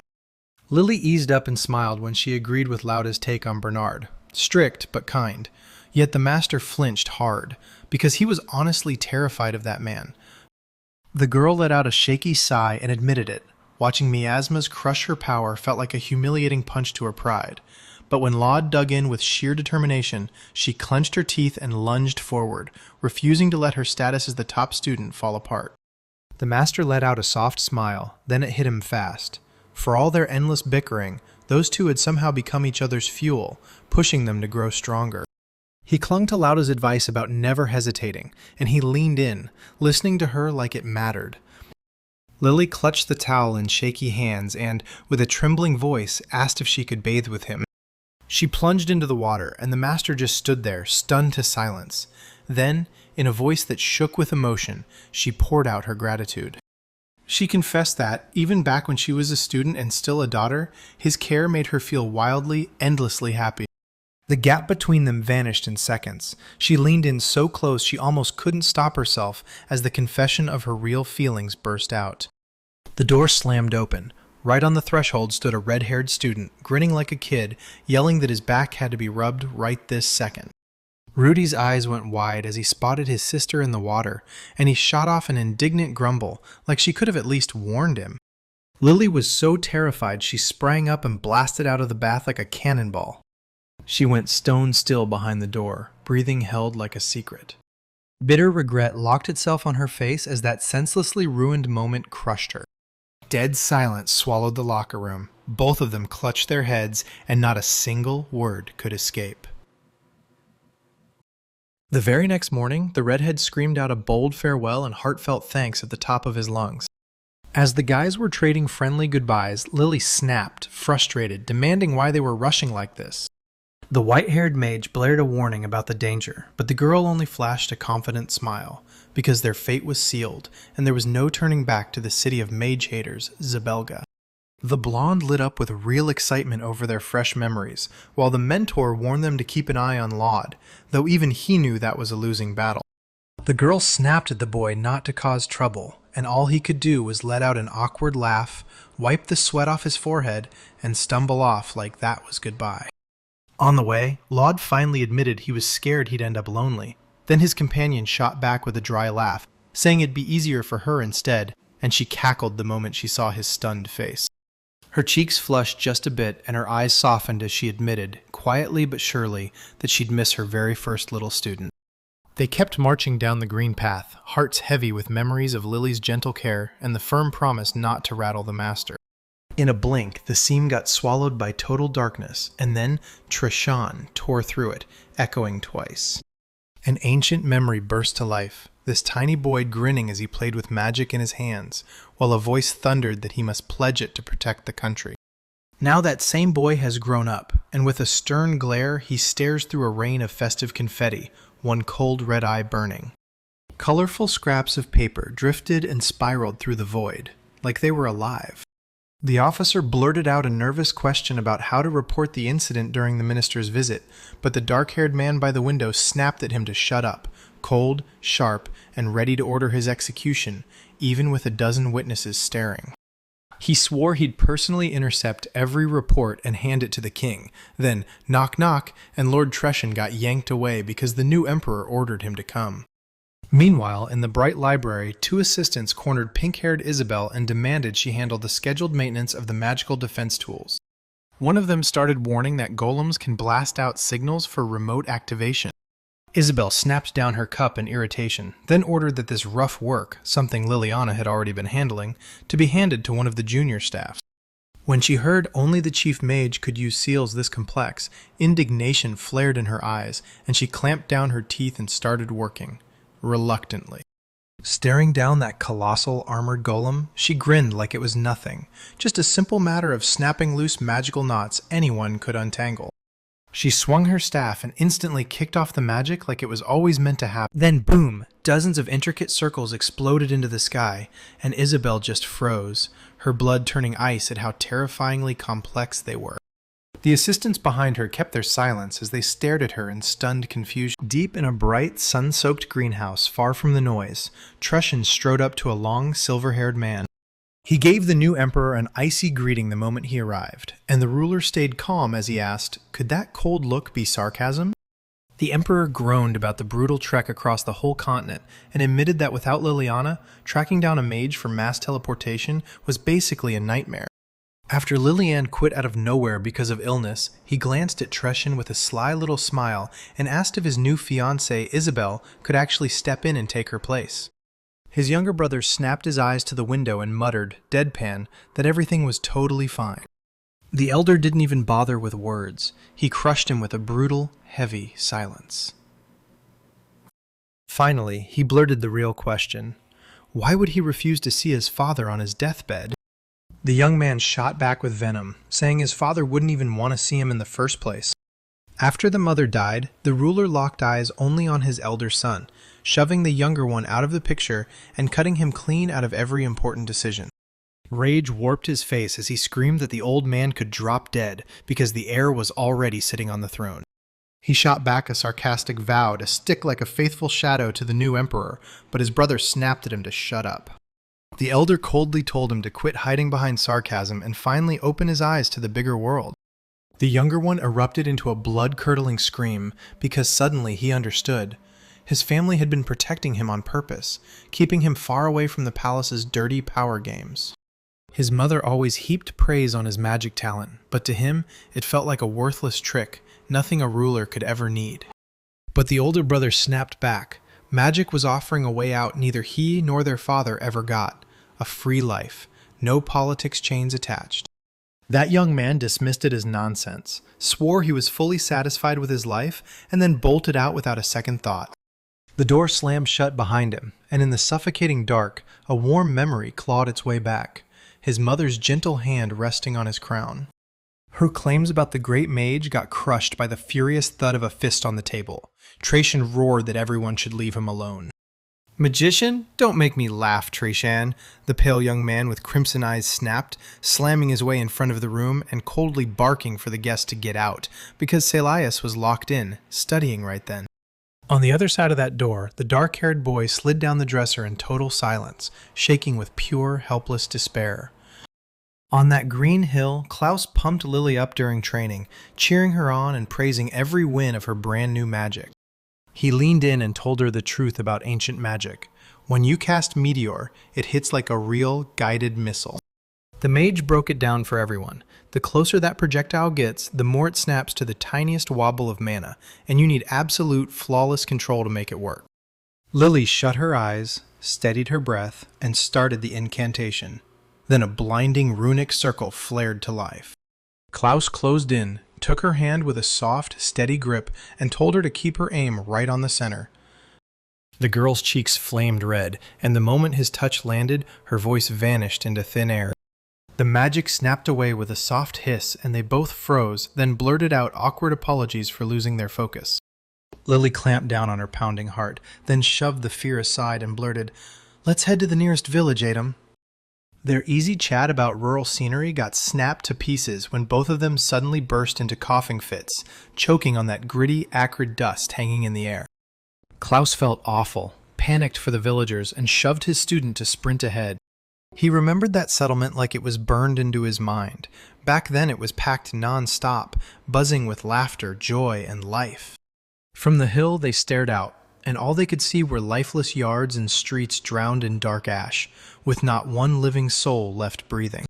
Klaus didn't even hesitate. He snapped his staff out and a magical barrier slammed into place, shielding both of them in an instant. From the ashes, a bent, hooded old woman crawled into view, beaming that they'd finally come back. Then the travelers gasped, because they instantly recognized her as an old acquaintance. Klaus tried to greet Grandma Anna with pure joy, but she looked at him like a stranger, completely lost about names and not recognizing him one bit. Suddenly, her eyes locked onto the stunning blonde beside her, and the grandmother erupted in a brutal scream of betrayal as she lunged to strike Klaus. Poor guy got hammered again and again until a razor-sharp shout finally cut the chaos short. A young girl dressed like a farmer suddenly appeared and snapped at the old woman right away for trudging through the dust without a hat. She yanked the belligerent grandmother back, swallowed her pride, apologized for the trouble, then introduced herself as Louisa, straight from the capital, because she'd come to work the fields. Klaus asked Louisa to send greetings to his grandfather, and Louisa calmly dropped the bombshell he'd been dead for 3 years. When Louisa saw the wizard's face turn grim, she grabbed his attention and promised him. Her grandfather didn't die sick, he just never woke up one morning. The blonde just chuckled like it was all a joke, while Klaus swept the girls into the house and promised to hand them fresh, clean clothes. But when she peeked into the basket, everything was caked in dirt, so the guest rolled up her sleeves and washed it all by hand. An old woman grabbed the guest's attention and started teaching her how to wash by hand, calling it practice for marriage, and that embarrassed blonde just awkwardly waved it off, refusing to let the whole bride talk land. Suddenly, indignation sparked in her. She snapped when the old woman blurted out, "Lily," by mistake. The girl snapped on a fake smile to bury her irritation, and Klaus finally pressed the locals for answers. What the hell was going on here? Rolling up his sleeves, he leaned in and pressed Louisa hard for how long this crazy weather anomaly had been wrecking everything. The girl's voice turned grim as she said, "The sun vanished 2 months ago. Now dust keeps raining from the sky. Crops are dying, and we've got to haul ourselves to the neighboring city just to get water." The blue-haired kid spat in anger, saying those local fools were blaming his late grandfather for the brutal sudden weather. When the storms finally rolled in, a shady group called the Seers of the Decagonal Star crept into the city like they owned the place. Black-clad fanatics unleashed the fury of spirits, sent the residents panicking, and then demanded hefty pay for cleansing prayers. The young man shot up into a blood-curdling scream, flat out refusing to swallow this fake nonsense, because his grandfather would never, ever harm his own homeland. Scared people swallowed their fear and fell into silence, especially after some mystery vandals defiled the local cemetery. The boy clenched his teeth with pure despair, convinced the sectarians had smashed the graves themselves. Then a calm voice cut right through the silence. With tears streaming down her face, his grandmother clutched his hand and begged her dead husband for mercy, reminding him of the vow he swore, to love and protect this village. Klaus flashed her a warm smile and carefully laced his palm over his grandmother's shaking hand, swearing that her husband would never do something like that. "I'll help you, Anna, no doubt," he swore, and tears of pure relief instantly welled up in her eyes. In a sunlit field, the farmer lit up, told Anna about the harvest, grabbed her hands tight, and swore he'd shield the village. He vowed to shield the girl from even the other world itself then, right on the spot, he blurted out his love like it couldn't wait any longer. Anna clutched his hands tight and burst into a delighted yes. That farmer was so overjoyed he shouted clear across the field, then the years slammed down, and now his smiling face stared back from a framed portrait. Years later, an old woman stood alone in the pitch-black dark, staring straight at his funeral portrait. A violent storm slammed again and again at the giant purple tent right in the heart of the wasteland. The little boy yanked the curtain wide and burst in like a rocket, cutting straight through the bespectacled priest's prayer. He straight up called the sectarian a fraud to their face. A stern blonde slipped into the tent without a sound. Her icy gaze zeroed in on the cult leader, and panic started to pour off him on the spot. The priest's hands started to shake as he tried to introduce himself, but a tall young man cut in, looking like a dead ringer for the late farmer. He introduced himself as Wizard Roger and taunted them, sneering, "If you're not ordinary sorcerers, then why do you keep chasing spirits like it's your favorite hobby?" The priest sneered that the mage didn't look a thing like a proper one, more like some doddering old dreamer, and Raj just grinned, saying with that outfit he looked like an accidental old man. The blonde snapped that the nasty weather had to be blamed on magic and science. While an enraged priest scrambled to explain himself, Raj just kept laughing, carefree and loud. The young man's sly grin stretched as he demanded, "So, how much longer are you going to keep hiding behind your ancestors' fake rage, huh?" The boy laid down one hard rule. If they could find the real cause of the bad weather, the church would hand back the money to the villagers. The priest froze in shock, clearly rattled by that outrageous audacity. Arms flailing through the dust cloud, he roared that he'd drag the blasphemers in, right away, as a sacrifice. That stone-faced young man just stood there, dead silent, as these wild, hysterical threats rained down about eternal wandering through the demon world. He stormed out of the tent, and he mocked the sectarians' loud, pompous, divine magic speeches like they were nothing. Lillian huffed as she steadied him, but the young man suddenly slammed the brakes and shot her a quick look over his shoulder. His eyes locked onto a wooden box crammed to the brim with shovels, sitting right by the church tent. The boy instantly clocked that this tool had one purpose: grave robbing. But right then, a steaming bowl of hot soup slid onto the table and snapped his thoughts in half. At dinner, Grandma Anna sighed over the lousy harvest, while Liliana's eyes lit up as she reminisced about how the local food used to taste back in her childhood. It turns out the old woman had totally blanked their last visit, but even so, she still held on to the warm memory of her husband, Klaus. When Liliana, sparks flying in her eyes, asked why she loved him, Anna awkwardly clamped her hands to Liliana's cheeks. She straight up admitted that nothing mattered to her more than his total honesty and heartfelt sincerity. The old woman winced and looked down, because Klaus had snapped in anger only once in his whole life, and it was when their own son lied to the village about an attack by a magical beast. That joke backfired so hard it sent the villagers into a full-on panic. Kids sobbed like crazy, and the prankster had to choke out an apology through tears. But Klaus snapped that he'd never forgive him for this, and the listener couldn't shake the feeling it was starting to sound way too childish. The old woman snapped that Klaus can't stand senseless scares, because fear carves deep, unhealable wounds that haunt you for a lifetime. The girls, teary-eyed, insisted he'd never mean to hurt anyone like that, while Grandma just smiled softly, apologized for her nonstop chatter, and let the moment settle. The leader's accomplices were terrified the old mage would sniff out their scam, but he waved it off. Mages are so stuck in their own heads that they'll blame everything on magic. Meanwhile, the bespectacled businessman plotted to slip into another village and rake in more money, until someone cut straight through his plan. At the doorstep, the very same grandmother stood there again, and he instantly clocked her as the petty scoundrel's kin, disgust rolling in. The young man said, in a stiff, solemn voice, that they had to figure out what the dust really was first, and Lily snapped at him not to pull those weird faces, so he froze up and hurriedly apologized. The girl flicked up a spell and stirred up dust with her bare hands, saying she was training to rein in the wild surges of mana. She didn't want to get dependent on some stick.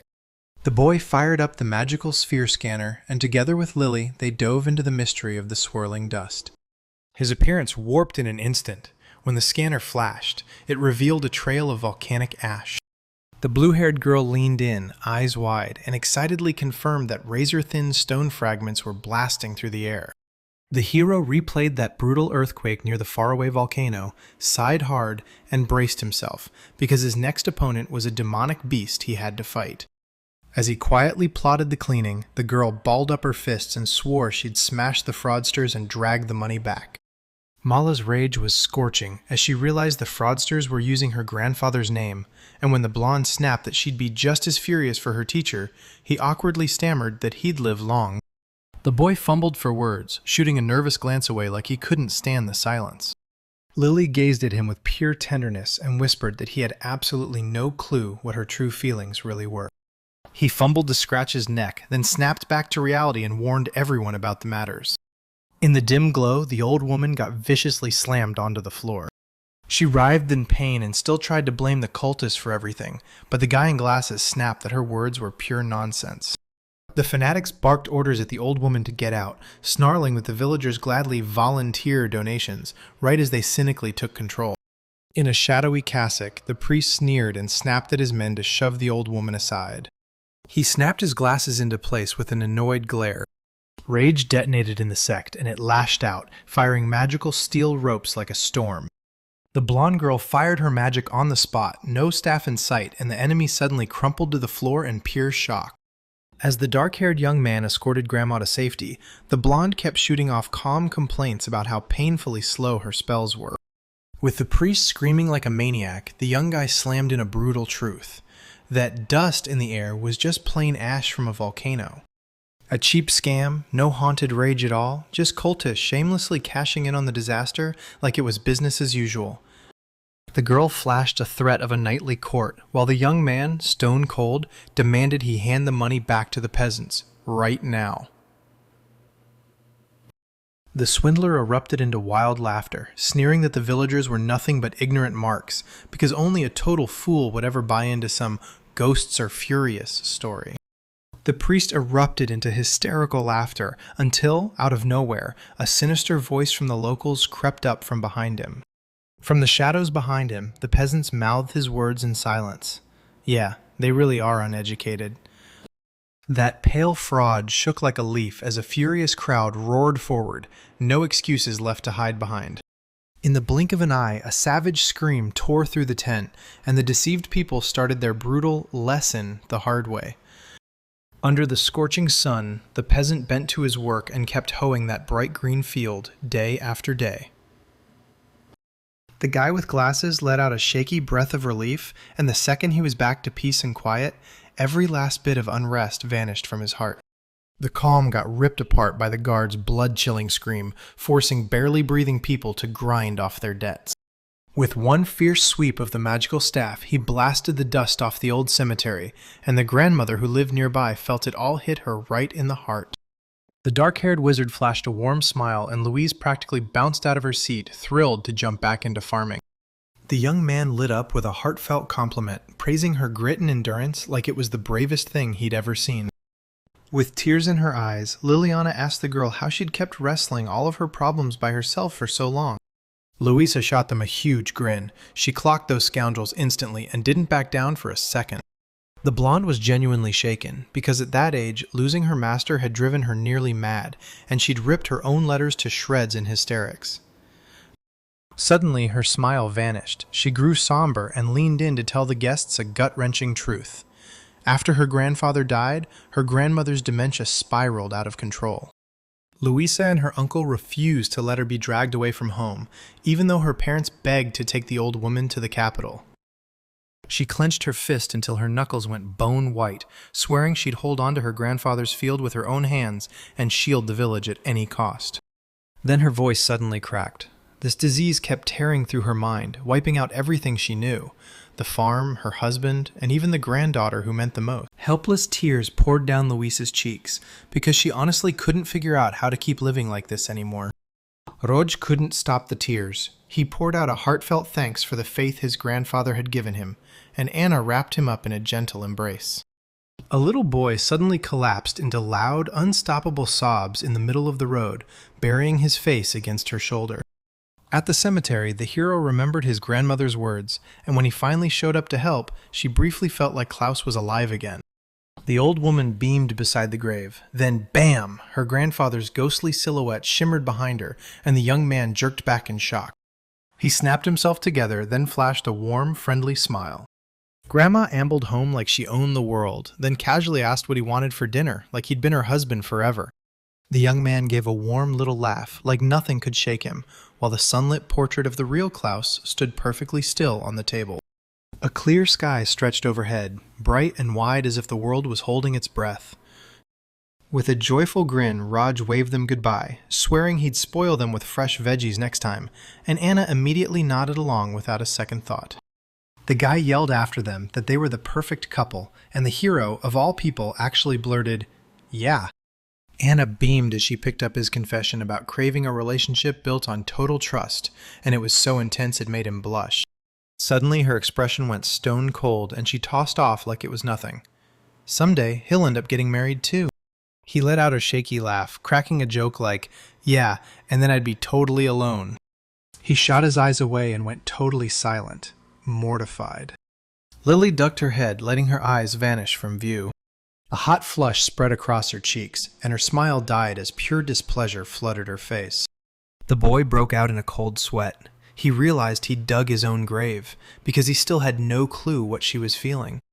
The girl chewed herself out for the emotional blow-up, then forced herself to face the truth. He wasn't responsible for any of it. They pushed forward under a crushing, painfully awkward silence that felt like it could choke the air. Lily burst the tension by grinning and shouting that it had already been 2 months since their journey began, and the guy instantly pictured Laud, praying he hadn't been tossed out of service yet. Meanwhile, in Dolha's capital, the Research Institute of the Medical Corps Hospital loomed over the city like a fortress. Inside the commander's office, Laud fumed as he yanked his tight uniform collar, and Mentor Burns snapped at him, reminding him in no uncertain terms that he was still just a student. Burns shot straight to the lab to verify the miasma's analysis, and when Laud whined that he was exhausted from the trip, Burns answered with a deadpan threat: cut his salary. While everyone else piled papers aside for later, the student brazenly dove into the vaccine work, and Burns just nodded calmly, so cold it made Lauda shudder. In the lab, the subordinates finally let out a huge sigh of relief as they welcomed the director back. The news was music to everyone's ears. Vakono's new miasmas got wiped out, and not a single soul was harmed. The director fired off a question about the test results on the spot, and the lab technician just stared, blinking like he couldn't believe what he was hearing. Turns out the couriers carrying the samples were already shipped to the base early, while the rest were still wrapping up their jobs on site. The director's face drained of color. He himself rushed the vials to Constantia, yet somehow they never made it to headquarters. "Where's Constantia now?" the red-haired man snapped, his voice heavy with dread. Then he got the worst news. The girl had vanished too. Both of them just stood there, stricken with terrified shock, like their bodies forgot how to move. Meanwhile, in the shallows of the forest river, 2 of the missing employees lay abandoned, lifeless, silent, and left behind for fate to decide. Constance towered over them, panting hard, eyes locked on the wreckage of her dead companions. From a distance, a fresh-faced young mage and his blonde companion sprinted toward the massive walls of Zibelg, the knight's main training citadel. Just as they were inspecting the place, a terrifying rumble hit. The gate opened and an armored warrior strode in, instantly clocking the uninvited mage's suicidal courage. The boy was drenched in sweat, because he already knew the deal. Here, they despise wizards. In the blink of an eye, a squad of armed knights closed in tight around them, and their captain snapped at the mages, calling out their arrogance and their total contempt for brute physical strength. The blonde couldn't bite her tongue. She blurted out the truth, and the armored giant snapped his gaze straight to her. Raj huddled his head into his shoulders, bracing for expulsion, until the knight grinned and told him they'd climb down from the tower just to meet him. Wreathed in heavy armor, the giant burst outward, flung his arms wide, and boomed, "The Sage Roger!" while the hero and Liliana just stood there, eyes stretched wide in shock. The armored machine lurched and snapped its angles so fast, Raj could only nod in pure panic. The warrior strutted in like a hero, swearing he'd never forget his face. Then one sharp, sensible comment about the closed visor hit, and he ripped his helmet off in a hurry. The armor lock clicked with a sharp, bone-deep quiet. Beneath the roaring metal, a stunning woman with long, raspberry-colored hair suddenly stepped into view, and she drawled that the hero had been living in her thoughts ever since that day. 20 years later, the boy just shrugged off the weight of it all, and guilt hit him hard, until the angry girl snapped, grabbed his lapels, and screamed his name. With panic clawing at Raj's mind, Liliana jolted and whispered, right through her shock, the legendary Seraphim Quartet. The warrior puffed out her chest and boldly declared, "I'm the heir to the first sword, right here in this squad of elite knights."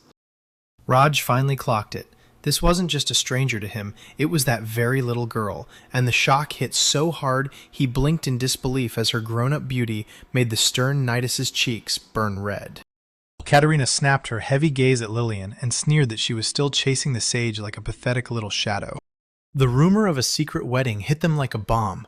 Both travelers turned bright red to the tips of their ears and blurted out a frantic "No!" at the exact same time.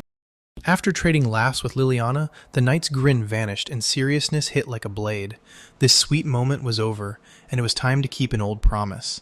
And bewildered Raj could only blurt, "Which one?" Katerina let out a satisfied breath, flashed a sly grin, and teased the hero to remember the real reason he'd come. The tale rewound 20 years, landing right on the day Rod rescued future director Ekaterina from a monster. The fallen beast crumbled into ash, and the filthy red-haired kid with a grateful smile introduced herself, Ekaterina Mordred. Raj awkwardly scratched the back of his head and admitted he'd mistaken her for a boy.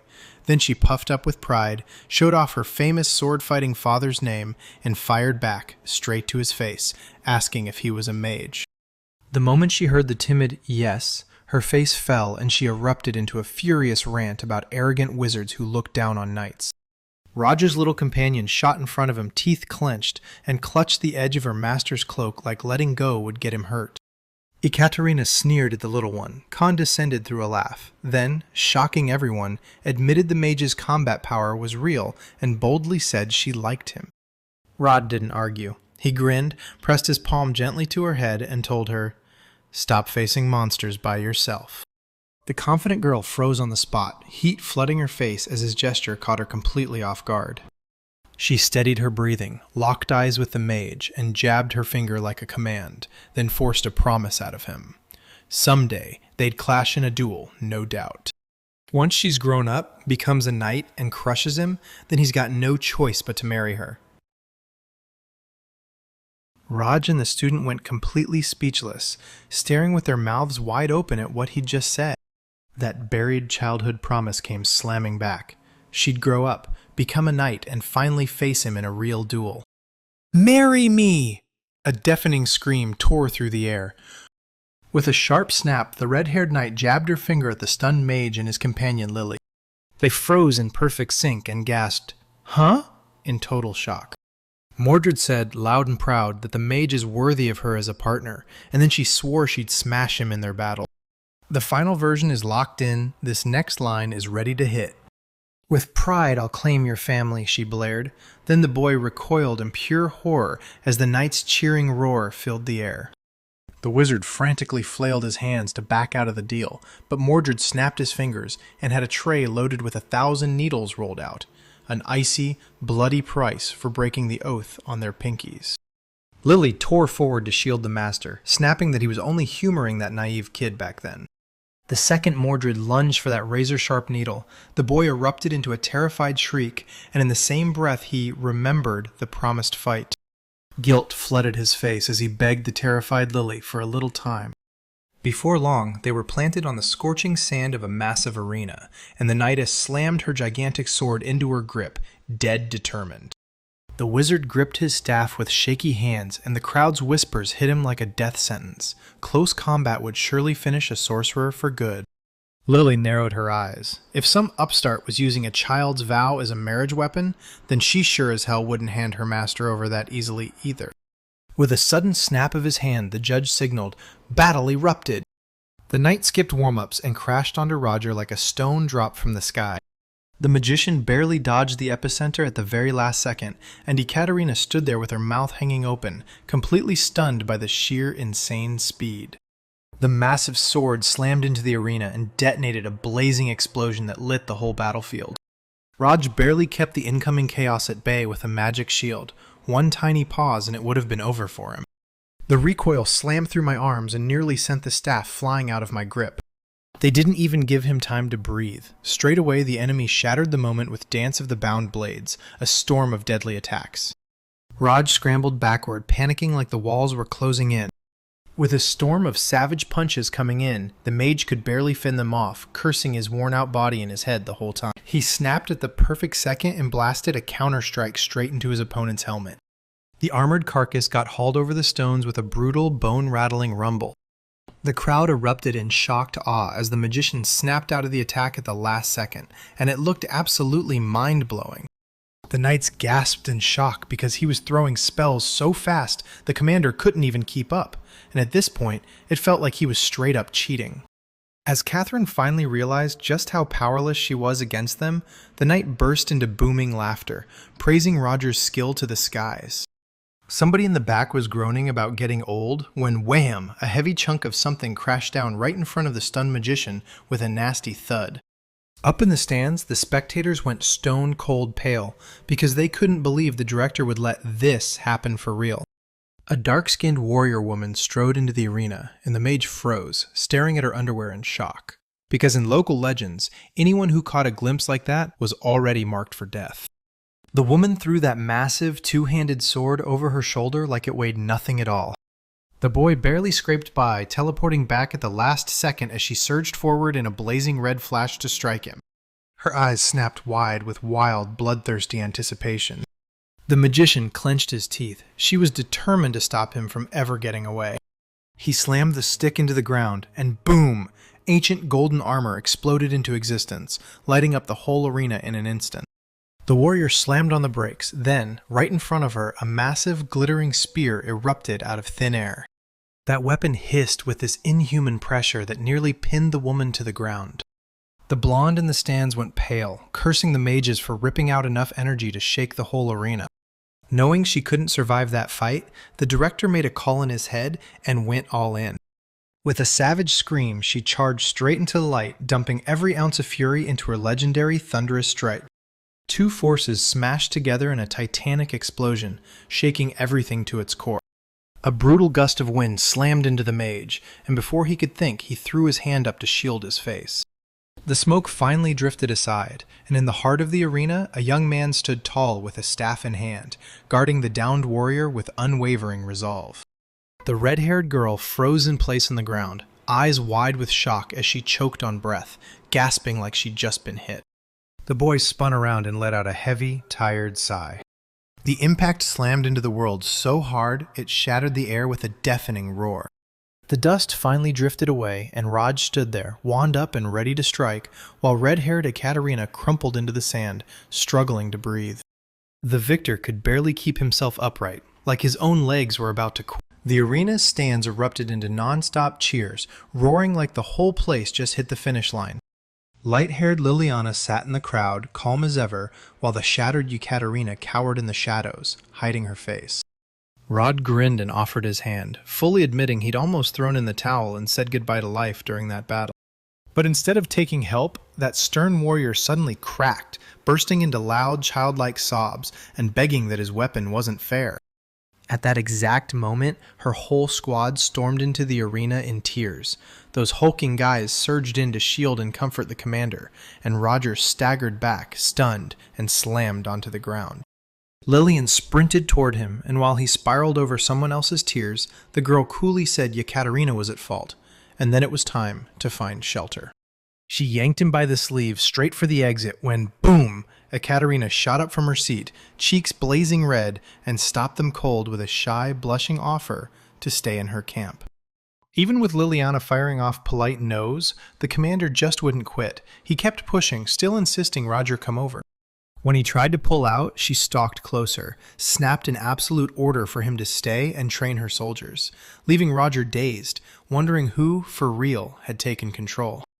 A brutal argument erupted between the girls on the spot. Liliana snapped that her rival admit defeat and step back, but the other girl shot back with an aggressive retort that left zero room to breathe. As they shouted back and forth, Roger kept turning, and there, looming right behind him, were tearful soldiers whose grim stare screamed that saying no wasn't even on the table. In the huge courtyard, the knights slammed their strikes again and again, grinning like kids, because this time they finally got to train for real, going up against a mage. Roger finally exhaled, admitting he was scared of prejudice for something as simple as his job, and the warriors could only stare in awe, wishing they had his talent. While the men traded respectful nods, a whole other pack of knights was already swooping around Liliana, bombarding her with non-stop compliments. Seeing all that buzz, Raj seethed and figured this beauty belonged with someone who'd actually made something of himself. Why did I matter to her, he wondered, and sadness crushed his chest. As the sun sank, Liliana strode up to her mentor and pressed. It's time. We're leaving now.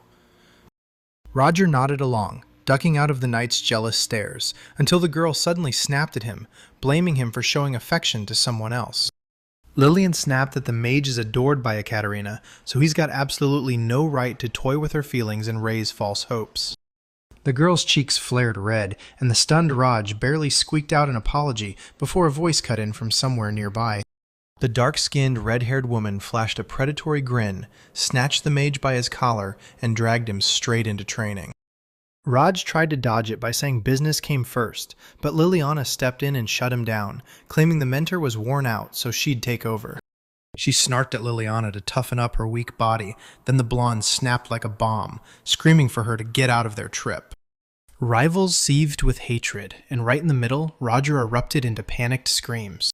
Suddenly, the red-haired woman snapped back to her business and vanished in a blink of teleportation, while Liliana snarled with irritation at the mage's tricks.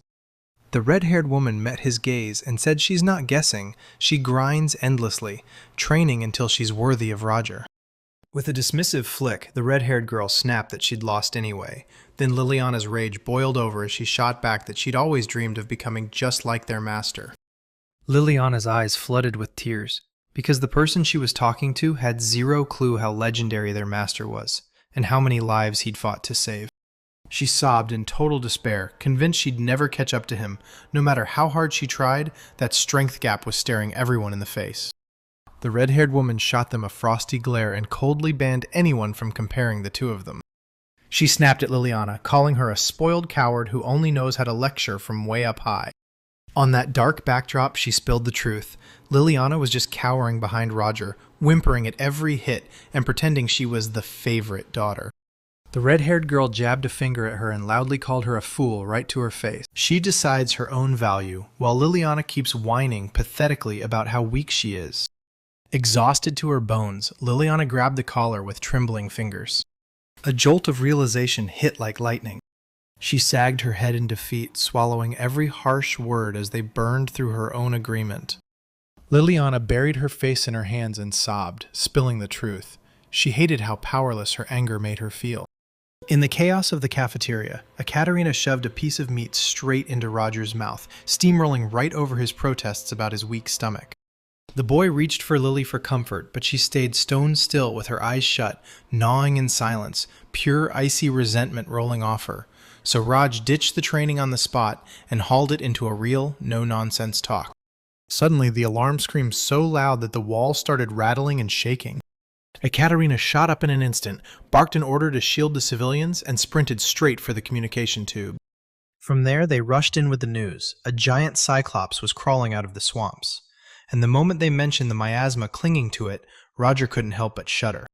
Through the magical scope, they spotted a monstrous creature.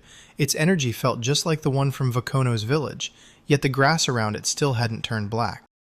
Ekaterina guessed the poison wasn't hitting as hard as it should, so she tried to rush into battle herself, until Roger planted himself right beside her and ordered that they push this unknown threat as far from the walls as they could. She snapped at him, furious.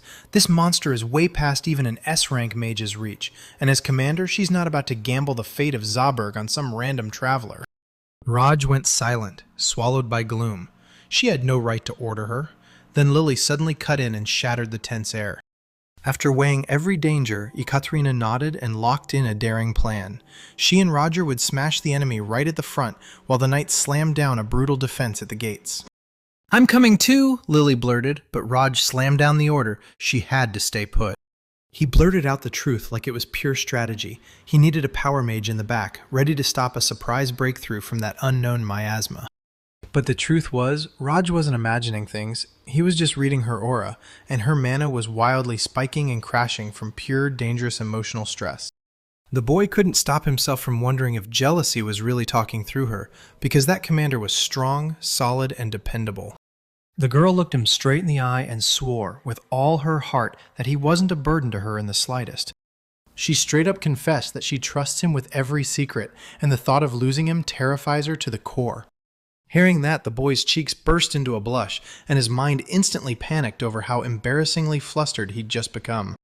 The second the girl started spilling who he really was, Ekaterina cut them both off mid-word, then screamed for them to stop obsessing over each other and yanked herself into the front lines via teleport. They both shot their eyes away at the same time, like the tension burned too hot to face. Clutching her dress, the girl finally shut out the gap in their strengths and refused to overthink it. The court sorceress shoved her personal feelings aside and snapped orders to the guards. "Get those cannons ready for battle!" Meanwhile, deep in the forest, the hero hunted down a freaky cyclops with a wildly uncanny sense for magic. He burst forward in a lightning-fast leap. The boy shot forward at an insane speed, leaving the clumsy monster utterly stunned. A torrent of seals exploded through the sky, and a blazing magical laser screamed straight into the target. The blast ripped through the earth, and in the same breath, shock warped the hero's face. A Cyclops lunged out of the smoke, unscathed, his miasma gathered in his hand and slammed together into armor so impenetrable it might as well be the end of the world. With a ferocious roar, the monster started pounding the ground with its fists, shoving the boy back as he braced for the next hit. He barely got up a blue magical shield in time, just as the giant enraged monster blasted stone shrapnel through the air. He snapped his gaze upward, and horror crashed over him as gigantic boulders came blazing straight for the city of Zauberg. A dark shadow swallowed the city walls, and the guards were lining up to fire the cannons. Then, out of nowhere, the command came to hold the ammo. The light-haired sorceress slammed her staff into the ground, and a colossal barrier erupted, ready to block every single element that came for them. A blazing wall of glowing hexagons slammed shut on the soldiers in an instant, and the deadly stone rain shattered to pieces as it hit.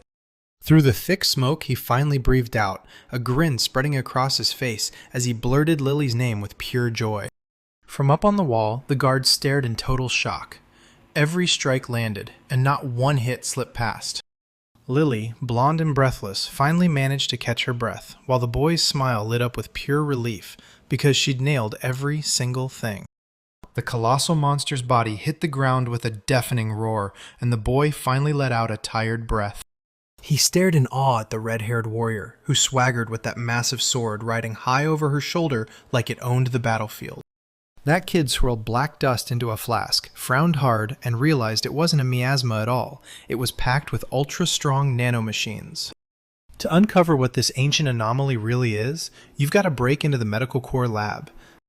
Lily tore out of the sky out of nowhere and came plummeting down. He tried to thank her for saving him, but the girl cut him off in panic because the Kaiserland Empire's magical protective systems suddenly roared to life. The Empire has kicked off a full-blown invasion of the Kingdom of Dolga. Meanwhile, right inside Kaiserland, someone kept hounding the gloomy young guy, Trash, over and over again. The pink-haired girl snapped at him, furious that he'd been spaced out lately and never listening, and all the while Trash just fumed in his head that she was nothing but annoying. He stormed off, still fuming as he kept hearing lectures about his talent and "Shut up," he snapped, seething at the pink-haired girl. Indignation surged through her, and before she could fire back, a breathless subordinate burst into the room. The chief sorceress got yanked into a frantic summons from the Emperor, and the second she arrived, every magical defense tool snapped out of control. The streets were already on fire, massive golems blasted lasers that turned houses to ash, and in total panic, people hauled the kids to safety and ran for their lives. Her grim companion dropped the worst news of all. Those border supergiants had already awakened, and the invasion of the neighboring kingdom of Dolga was underway. "What have you done?" he bellowed, rage spilling out as he yanked her up by the collar, accusing her of betrayal. She burst into tears and insisted, "If you shove me into this, then you take the blame, right now." When she was finally asked to stop the machine, she hesitated, then confessed that during the inspection, she most likely wrecked the magical control circle.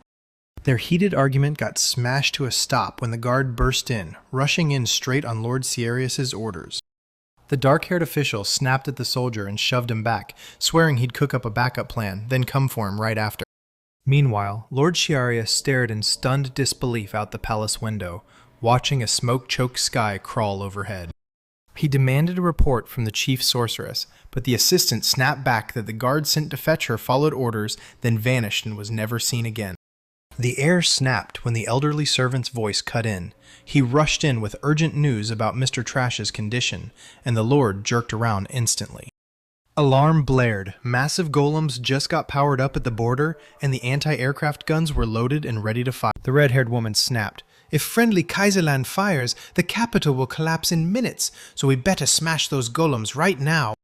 The young man pushed for waiting on reinforcements, but the girl snapped back. Those hostile neighbors would pounce the second they saw them cornered and defenseless. She flashed a confident grin and said, "It's not fear of magical toys that keeps the long ones safe. It's their own unshakable strength."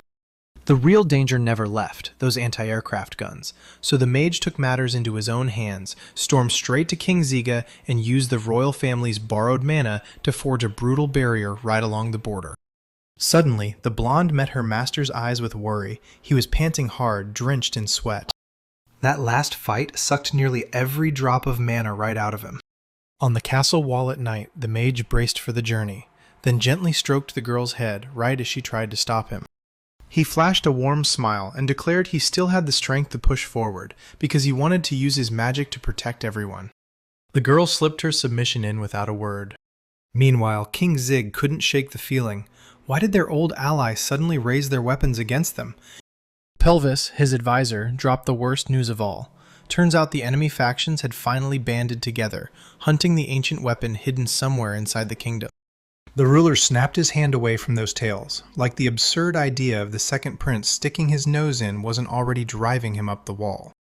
The guard burst through the door, out of breath, screaming that they had to evacuate, but Zig didn't budge, clinging to his knights like they were his only lifeline. The king erupted into laughter when he heard the report. Tia, the sorceress, had actually pulled off the evacuation of every last bit of land near the border with Kaiserland. But the thrill vanished fast because the capital had to be shielded with a magic barrier right now, and the monarch didn't have nearly enough mana to cast it. As the officer kept talking about how every mage's forces were tied up with the evacuation, Advisor Pelvis narrowed his eyes, sensing a familiar sage was about to show up. The girl was just about to argue back when a blinding blue pillar of teleportation magic slammed to life right behind her. The guard snapped her swords out at once, throwing herself in front of the king to block any attacker. Then the monarch's eyes widened, because she suddenly recognized the face. From the searing glow, the bewildered sage Raj staggered into view, gripping his staff like it was his lifeline. The king charged in with a roaring rush, clutching the stunned mage so close he could barely breathe, caught in wild, joyful embraces. As the monarch cackled and bragged about his lucky streak, Raj froze, blinking hard, totally lost, trying to make sense of what was happening. With the sage finally set free, the king wasted zero time. Giants were storming in, and if they wanted to dodge those brutal cannon blasts, they had to beg Roger to power up the barrier right now. The officer leaned in and told him the magical circle was already waiting up on the palace roof. No way to waste a second, every moment mattered. They bolted up the stairs, and as they climbed, Raj blurted, "So why does Kaiserland even need this attack?" The king snapped, furious, saying he had no clue what sense it even made for them to attack right now. Rogers snapped his eyes upward as a voice boomed from above, greeting their arrival with respectful fire. The monocled old man, cool as ice, admitted that when he visited Kaiserland, a little incident happened, and the young guy across from him immediately went tense. Security slammed him at the last second, just a couple of scratches to show for it, so the diplomat buried the whole thing quietly to protect international peace. The old man bowed his head and apologized. Then, when they begged him to keep going, he finally confessed he was haunted by Prince Trash and the new chief sorceress Isabel, the very pair who'd driven Liliana out. Meanwhile, deep underground, Trash and his pink-haired partner sprinted for their lives, lit only by sickly, flickering lantern light. The girl panicked, but the man snapped at her to shut up, telling her to be grateful he didn't leave her behind. A cold sweat poured down his face as the truth hit. This worthless woman, all money and status, had yanked them straight into a real disaster. Her prank detonated into a massacre, hundreds dead, and now execution waited, inevitable. Then a foreign voice slammed into her skull, twisting Trash into hysterical screams and scaring her poor companion half to death. Isabel snapped back hard, tearing into him for acting beneath a second prince, and then demanded he at least step up and back his own fiancée in some way. His eyes bulged like something broke inside his head, and he realized he was straight up spiraling into madness. Or maybe he totally snapped when he ruthlessly booted out blonde Liliana? Or even back then, when he picked proud Isabel as his fiancée, and the moment he faced a rival, he finally saw his own weakness staring back at him. When his mother died and his father's face filled with disappointment, Trash went into panic, trying to figure out the exact moment his mind broke. Old memories flashed across his vision as his fists tightened, one thought burning in his chest. He'd always wanted more of everything. Isabel's flame flare and that wizard's childhood silhouette didn't just linger. They fueled a sick thirst that only grew louder and stronger. Thick darkness swallowed everything. Then in his eyes a dead cold emptiness stared back, unshaken and absolute. Staring at his reflection, he barely managed to whisper. He just wanted so that out of everyone, only the best would stand tall. They chose me! His voice shattered in pure despair, and he staggered back so hard it sent his pink-haired companion reeling with fear. His strength snapped, his legs crumpled, so he slid down the stone wall in a weak slump, swallowed by the cold shadow. The words about the great mage's fate kept hammering in his head, even though all he wanted was one thing: recognition as king, and this brutal rejection shattered him so completely he felt like he'd been erased. The girl snapped at him in pure irritation, ordering him to stop the pathetic whimpering, yet the boy clapped his hands over his face and panicked, begging to be taken out of there. In the pitch-black stone tunnel, Trash clutched his head in pure despair as his companion paced back and forth, nerves rattling the air. Then her eyes snapped to the glint up ahead. Could that be the exit?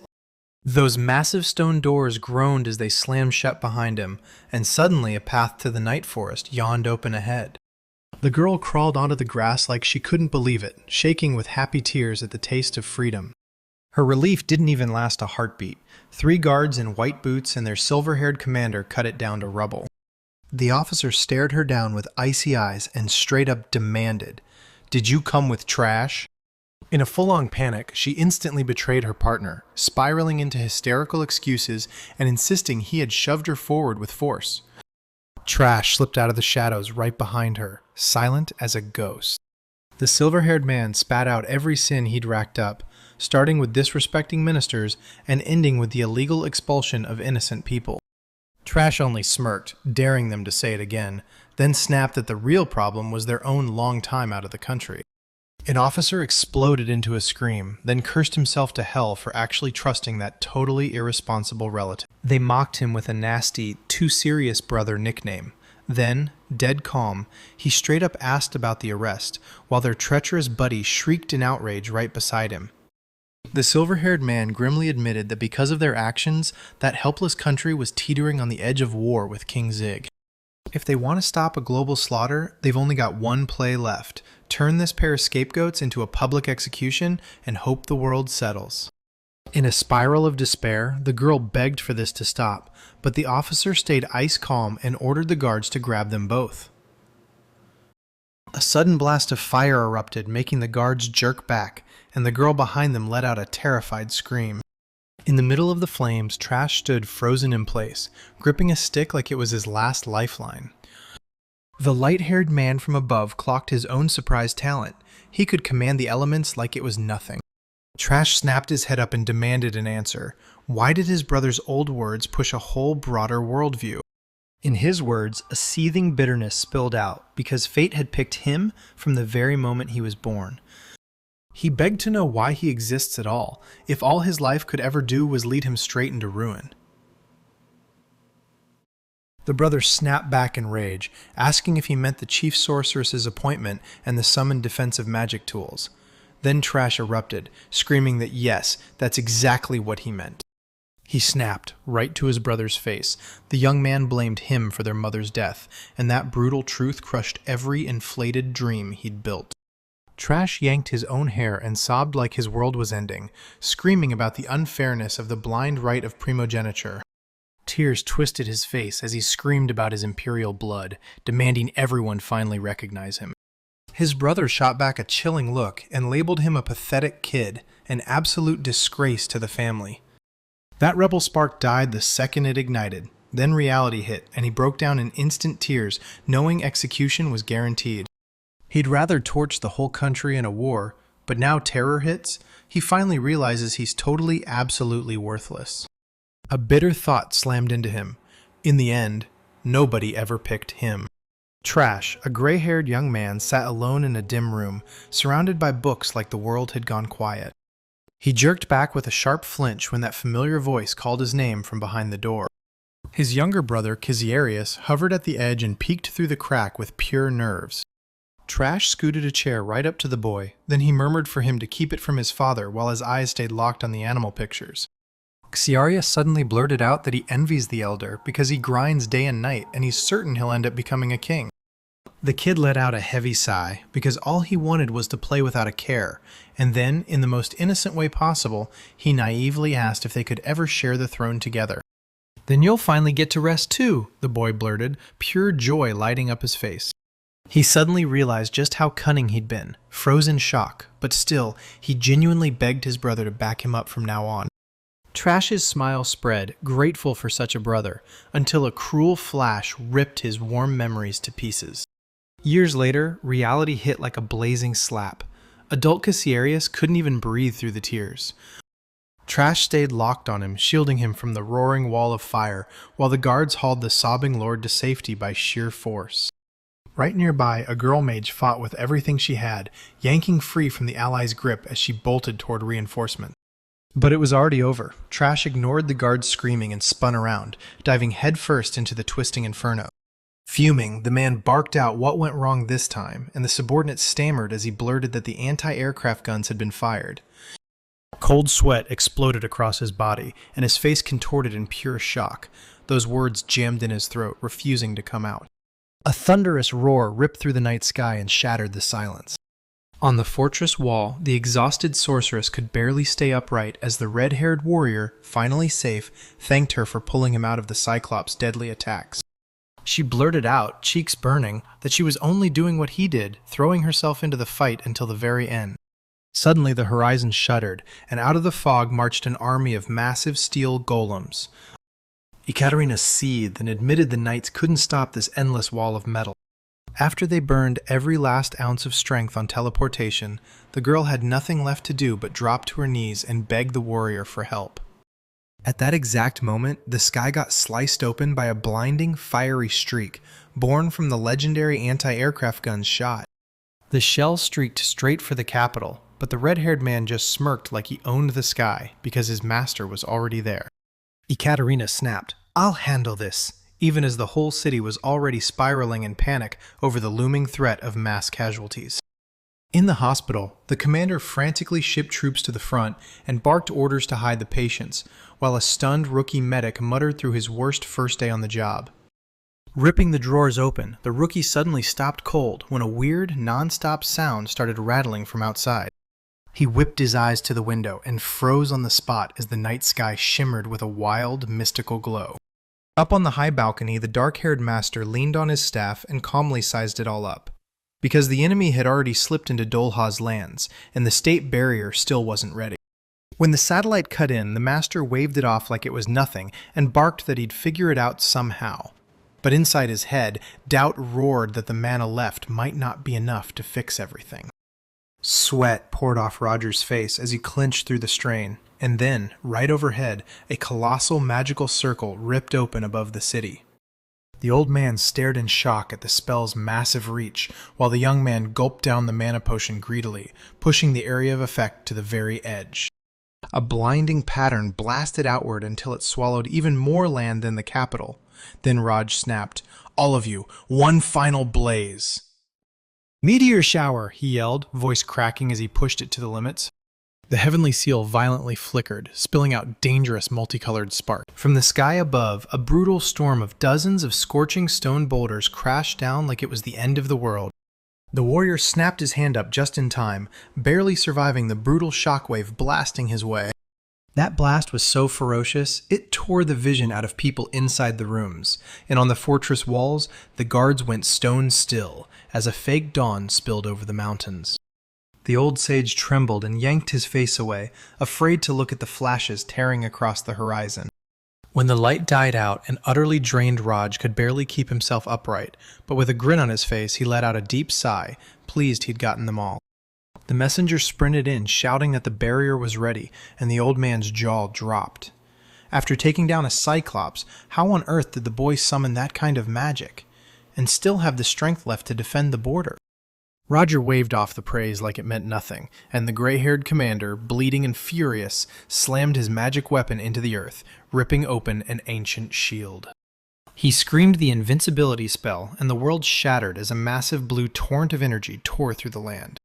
Ordinary people spilled out of their homes, stunned and staring up as a thick magic dome, impossible to look through, blasted straight through the night sky. The night sky got ripped open by a blinding blue glow, an unstoppable magical barrier lighting everything up. The strike got knocked aside, and the knights finally breathed out.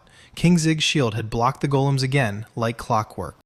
Meanwhile, the guy who built this barrier could barely stay on his feet. Commander Raj barely managed to snatch the falling mage out of the air, then waved off everyone, telling him to take a break, insisting that this was exactly why he'd become a wizard. The guards finally spilled it. Those teleportation circles are already set and ready to go. The hero let out a defeated sigh, realizing his own legs couldn't carry him anymore. Then Raj roared with laughter and jumped in, volunteering to carry him himself. The burly warrior hoisted him up like it was nothing, and the mage's face flushed as panic hit. He squirmed in his grip, yelling that it was an unforgivable disgrace for one old man to haul another around like a damn princess. The monocled magician just stood there, sweating ice-cold drops as the hero begged, over and over, to be lowered to the ground. The pink-haired captive thrashed wildly against the guard, screaming that they'd forced her against her will.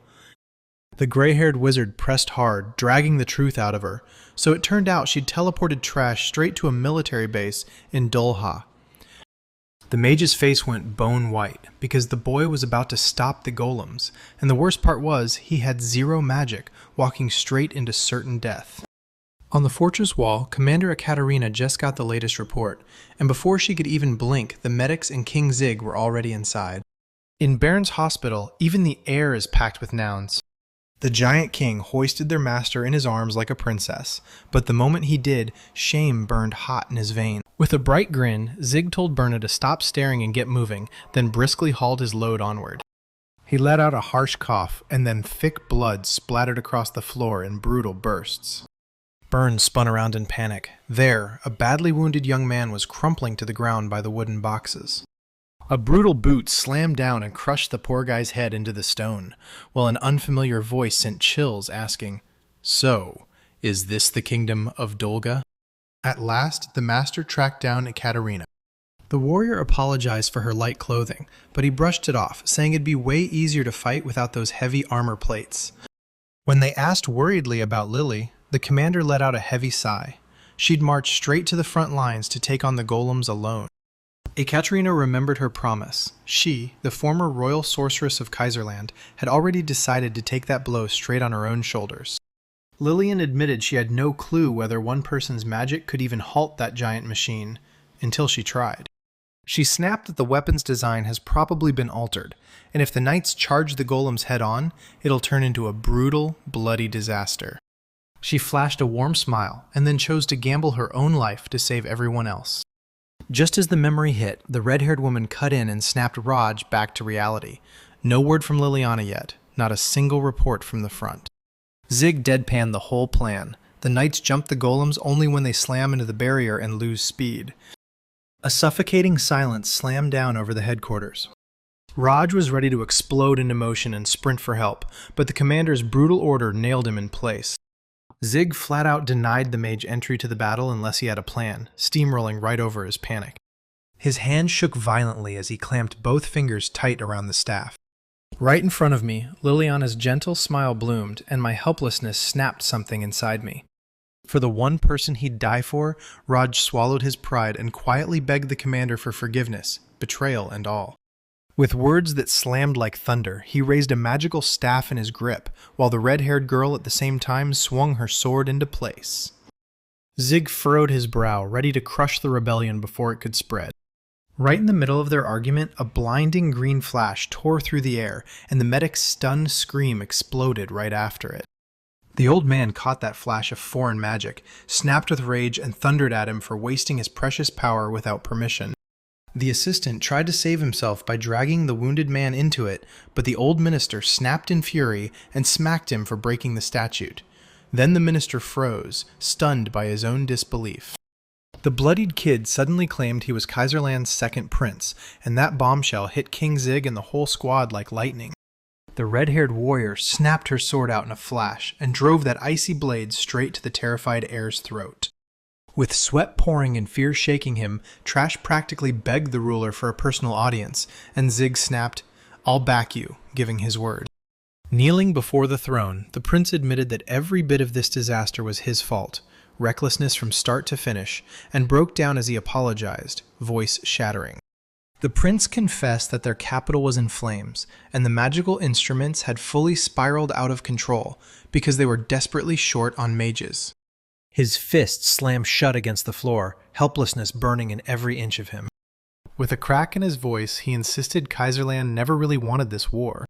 Trash in despair slammed his forehead to the dirt, begging that hostile kingdom to stop the lethal machines crushing them. A crushing, tense silence clung to the hall, like the whole place was holding its breath. Zig calmly told the young man to stand, and made it clear Dolga wasn't looking for a fight either. They'd handle the diplomacy later. The king nodded with the minister. Losses had to be cut first. Then Pelvis leaned straight in and grilled Trash about why he'd risk it with a visit like that. The prince snapped back that only his royal mana could shut those golems down fast, so he gambled everything, ripped open a teleport, and sprinted here to stop the disaster before it swallowed them all. He admitted straight up that without any magical training he had no clue what to do next, and the dark-haired young man quickly waved it off, nervous as hell, but fully determined, promising he'd teach him everything personally. Trash snapped his uniform tighter and brushed aside the advisor's desperate pleas, already choosing to march straight into certain death. He swore he'd take whatever punishment came later, but right now he was hell-bent on finishing what he started. Meanwhile, the Grey Commander skidded away from the golem's meat grinder, even while he knew Raj would still burst in to save Liliana, using whatever was left of Trash's mana. He snapped and called for Medic Bernard to rush over and confirm the boy had enough magic power to keep the monsters at bay. The seasoned healer loomed over the sweating Roger and barked for the truth. No games, no tricks. It hit like a judge's gavel, no doubt. There's categorically not going to be enough strength. The young man dropped his eyes, completely crushed. Bernard shot back with a fix right away. Steal 10% of the mana from every healer and hand it straight to Roger. He yanked the boy by the collar and screamed that their magic is meant to save lives. Then he flat out banned him from dying. The commander signed off on the plan and barked at swordswoman Ekaterina to get ready, because she was about to start cutting down golems right at the barrier. Raj clenched his jaw and swore he'd stop the enemy. Then a lightning-fast blue flash tore open the sky. Trash burst through the sky with the rescued man cradled in his arms, breathless as he swore right then and there that he'd been a father and mentor to Liliane. The companion froze up, suddenly awkward because that blunt truth hit way too hard. Trash spun away and said, cold as ice, that he'd kick that talented girl out just for her rotten character, so the other guy would end up blaming himself for it. Trash let out a heavy sigh, thinking back to the moment he promised he'd go after whoever tossed Liliana out. His dark-haired companion just grinned warmly, totally at peace, because they finally got to be together with Lily again. Trash stared forward, silent as death. She might drive him up the wall, but everyone can't help loving her, he flashes to himself. The ground shook with every thunderous step from the endless horde of giant golems. They twisted right through the steel giants, chasing the girl's magic trail. Then boom! They finally saw her, dead center in the chaos. With a sudden yank, the dark-haired man snatched Liliana out of harm's way. He crushed her to his chest, breathing like he'd run a mile, and confessed that the thrill almost killed him. Lily's cheeks burned red as the rescuer stumbled backward, panicking at how hard he'd pushed himself. Trash shattered the awkward silence with a question about the giants, but the girl quickly blushed and admitted the magical circle was way too complicated for her to figure out. Trash leaned in and studied the runes. He instantly clocked the court magicians of Kaiserland's secret tongue, and one truth hit him hard. This was definitely that woman's handiwork. Lillian snapped that if the big ones got stalled even for a heartbeat, the magical circle could get stamped over by Kaiserland's foot spell. But with that kind of army, that kind of size, it felt flat out impossible. Liliana snapped at herself for being careless. Now cars were spreading across the country, but Trash cut in, steady and firm, telling her she wasn't to blame. The dark-haired man grinned wide and snapped, "Here's the plan. Trash and I take the giants head on, and I'll stretch Lily's magic radius until it covers all of Kaiserland." Lily begged him to stop. After the Cyclops fight, his mana was hanging by a thread, and every fresh spell might be the final one. A giant golem slammed into the magical barrier with a thunderous bang, and right as the enemy closed in, the red-haired warrior clamped down on her massive sword. With a fierce shout, she charged the Knights of Zaber straight into the front line, fighting for her country's pride until the very last breath. The Grey Commander ground his teeth against the wall, feeling the countdown slam down. There was barely any time left. Lily and her mentor froze in disbelief as armies slammed into each other at breakneck speed. Right then, the monster behind it all crumpled at the girl's feet and begged, pleading for salvation with desperation in every breath. With a soft touch, the mentor slid his hand onto her shoulder, flashing a carefree grin as he promised her master would forge a way out, no matter what. Lily stared at him with eyes brimming with tears. After the fight, a calm promise hit the air because they'd have everything in the world to talk about. He stared the girl down and demanded, straight to her face, whether she'd finally hear him out, every last word this time. Under Lily's warm gaze, her cheeks flared, she dropped her eyes fast, and whispered her agreement so quietly it barely made a sound. Trash thrust his glowing hands out and ordered the steel guardian of Kaiserland to tuck away its fangs. A crushing beam tore out of the boy's staff, and the three of them charged straight into the whirlpool of blinding light. When that flash hit, the commander slammed the brakes on the troops, and old Ro just stood there, mouth hanging open, completely frozen. With a deafening roar, a colossal blue magical circle ripped open in midair. Right then, the massive iron giants screeched to a stop and dropped their heads like they had no choice at all. A terrified soldier burst into pale Kazarius, yelling, "The giants shut everything down!" And that massive seal hanging in the sky suddenly wiped out every magic tool across the whole country. Kazarius froze in pure, jaw-dropping shock. The blonde gawked in pure awe at the massive magic unfolding, while Trash, sweating buckets, clung to the spell with his final ounce of strength. She clutched her staff with all her might, ready to step in and rescue the exhausted boy. With silent magic, the girl forced the iron souls to fall into eternal sleep for the court magician. A brutal wave of raw energy slammed into the ground, and a suppressed gasp burst out of someone before they could stop it. Kazarius burst onto the balcony, slammed the door open, and sent his cloak whipping through the air. He shot his eyes upward in pure disbelief. "What is this? A miracle?" he breathed out, eyes locked on the massive glow swallowing the entire capital. The red-haired warrior stared at the city blazing under the magical barrier, and with a quiet nod, he admitted it worked. She barely managed to smile at her only worthy opponent, and down below the two old men stared in shock, like they couldn't believe their eyes. The young man with a bandage over one eye leaned over the windowsill, calm and ready to breathe, because that pulsing magical dome meant no fight today. Exhaustion crushed Liliana as she panted on the icy floor. Then a voice she knew like her own sliced through the silence. He quietly thanked her, but the girl only muttered in total confusion, saying she'd barely done anything at all. At that exact moment, the boy suddenly went limp and started to tumble backwards straight into the abyss. Liliana snapped around, spinning on her heels. Her face contorted in silent terror, and the bandaged young man desperately blurted out to his master. Through his friend's piercing screams, he dove headfirst into the abyss in the blink of an eye. As he dropped, tension finally snapped. He let out a breath, shut his eyes, and for once, he was finally getting a real night's sleep. He cracked his eyes open, and right on the spot realized he was starving to death. A plain wooden ceiling, nothing special at all. He blinked at the sky, utterly baffled. With his head wrapped in bandages, he lay in a stranger's bed, utterly stunned because he had no clue where they'd dragged him this time.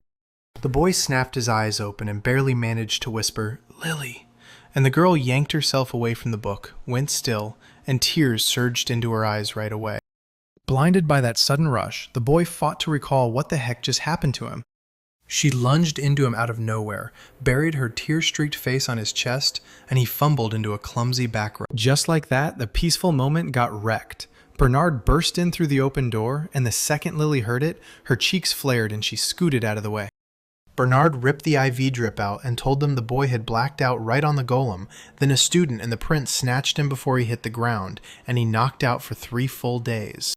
The boy wiped the regret off his face and confessed he'd gone way too far, like some cranky old man.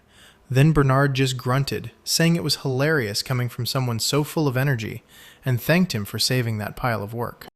The doctor told the boy, "Eat up and get your strength back, because tomorrow you're going to get slammed with a whole crowd of loud, relentless guests." Right on cue, the same guests crashed in. 2 happy teenagers sprinted into the master's room, and the next second an enraged woman grabbed them by the neck and shoved them out. While chaos crackled through the corridor and Bernard snarled that he'd chop anyone up over the tiniest scratch, the boy standing beside Lily just gave an awkward little smile. The sky blazed with a thick orange sunset, drowning everything in fiery light.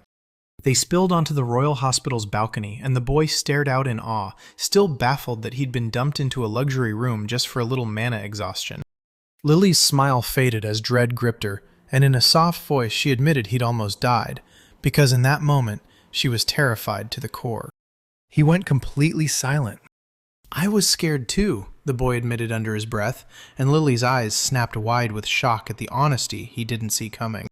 She stood there, totally frozen, while he spun away awkwardly, rubbing his chin as his face flushed hot with embarrassment. Her eyes darted nervously downward, like she couldn't stand to look for even a second. Without even glancing back, the boy nudged her with his words, "Remember your promise, listen to my story," and she barely managed a whisper of yes. Bathed in sunset glow, Lily stared at the city and finally admitted the truth. She ditched her mentor and became a court magician just to stand up to his greatness.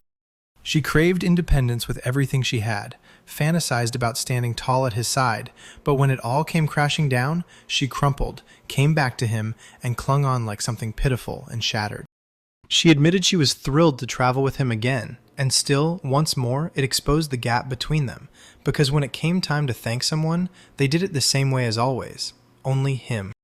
Bitter realization hit her like a truck. Hot tears streamed down her cheeks as she paced back and forth, helplessly realizing she still had to rely on him.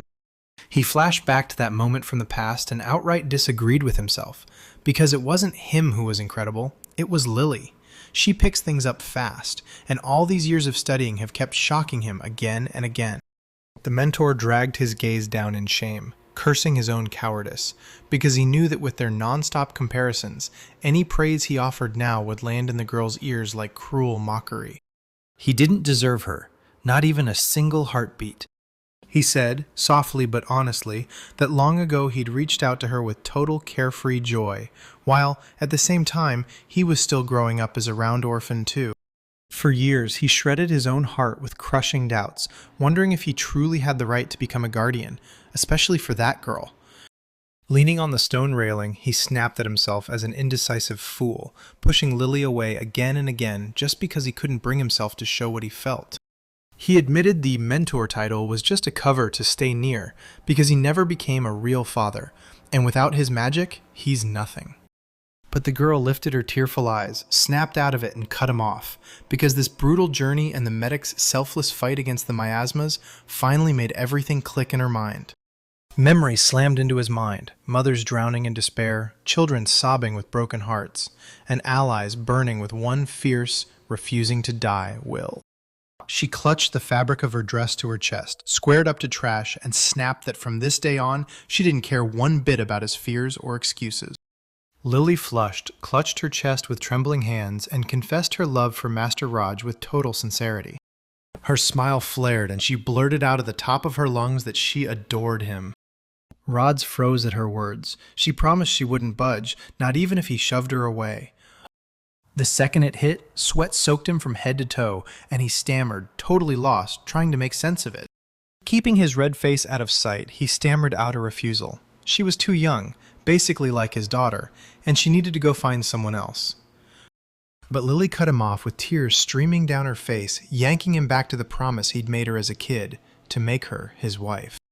The girl swore she busted her tail in the capital for one reason, that promise, so she could stand beside him, no matter the age gap, no matter what anyone said, and not a single thing from her past could still hold her back. Tears streamed down her cheeks as she begged him, panicked and desperate, just to look at her. Rod spun away and muttered an apology, while Lily buried her tear-soaked face in her hands. Then he blurted out, shaking with nerves, that he had zero confidence in himself, and it instantly sent chills through the girl. The man dropped his eyes in shame and finally confessed. He'd frozen up, a full-on coward, and couldn't even spit out a quick answer. Rhodes muttered that she'd have to wait, and Lily snapped. She whirled and slapped him hard on the head, screaming that he was already over 40 and still couldn't move his feet. Her rage melted on the spot into a soft smile. Through trembling tears, Lily vowed she'd wait, no matter how long it took. Roj let out an easy laugh, catching in her fearless words the same Ekaterina vibe, while she just blushed, sweet and shy. Under the bruised colors of the evening sky, he flashed a warm smile. Lily had grown up right under everyone's nose. The girl slipped into the house, and he stayed stuck in a brutal tug-of-war. Part of him wanted to protect his student, but fear gnawed at him, asking if he was truly ready for more. But her honest confession hit like lightning.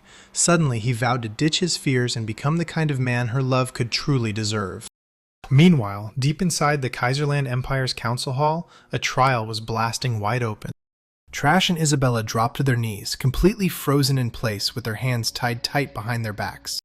When the Empire handed down the verdict to permanently expel them, the girl's face drained of color, and she went totally still. The scarred veteran fixed his burning stare on the condemned and drilled him into silence. The king finally let the exiles rise, and the old Xiarius dropped into a humble bow, thanking him for sparing their lives. The ruler praised the soldier's loyalty to the kingdom, and the soldier just shrugged it off with a tired reply. He'd already served his time. When Trasha got dragged to the exit, the king snapped, demanding to know why he'd pushed himself right to the edge of death. The boy said it was only a passing whim, and after that talk, everything finally snapped into focus, and his path became crystal clear. The ruler let out a crushing, heavy sigh. But Trash could think of nothing except Lily. He desperately hated how that simple girl's hand was held so tight by her master. She tasted absolute happiness, while he got crushed, everything slipping away until he was left with nothing but the king's last command: survive. Trash froze solid, too scared to even lift his eyes. The silver-haired king closed the distance and, in a low voice, told him, no more ruler tonight, just an older brother speaking to him. He finally confessed he hated how Trash got to live free while his own parents kept the younger one out of politics for his safety. They turned him into a perfectly useful weapon for power. With a blazing smile, the king drifted back to the good old days. Just watching the little one run outside with pure joy was all he needed. Suddenly, he yanked Trash toward him, choking back tears as he begged, "Please, let me live, so I can make things right for everyone and atone for the sins that burned them."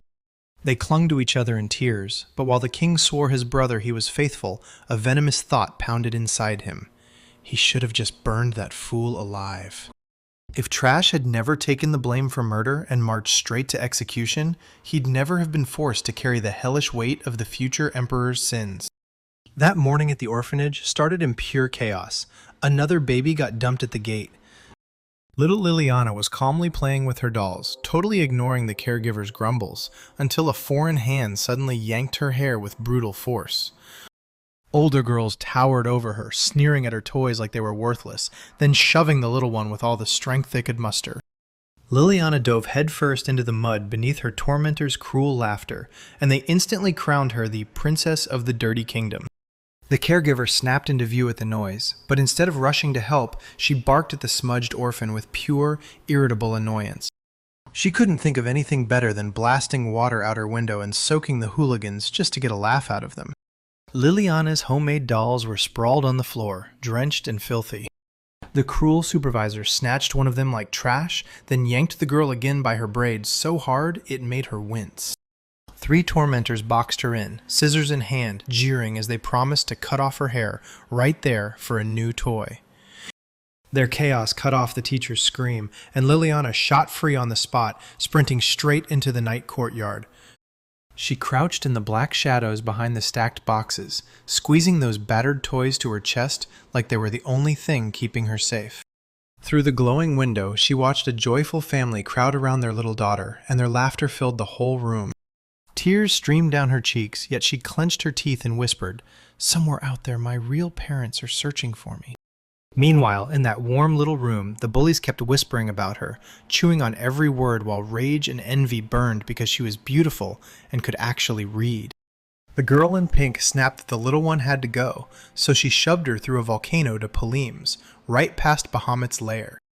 Behind that door, a little girl clutched her toys to her chest and silently prayed someone would finally tell her what happened to her mom and dad.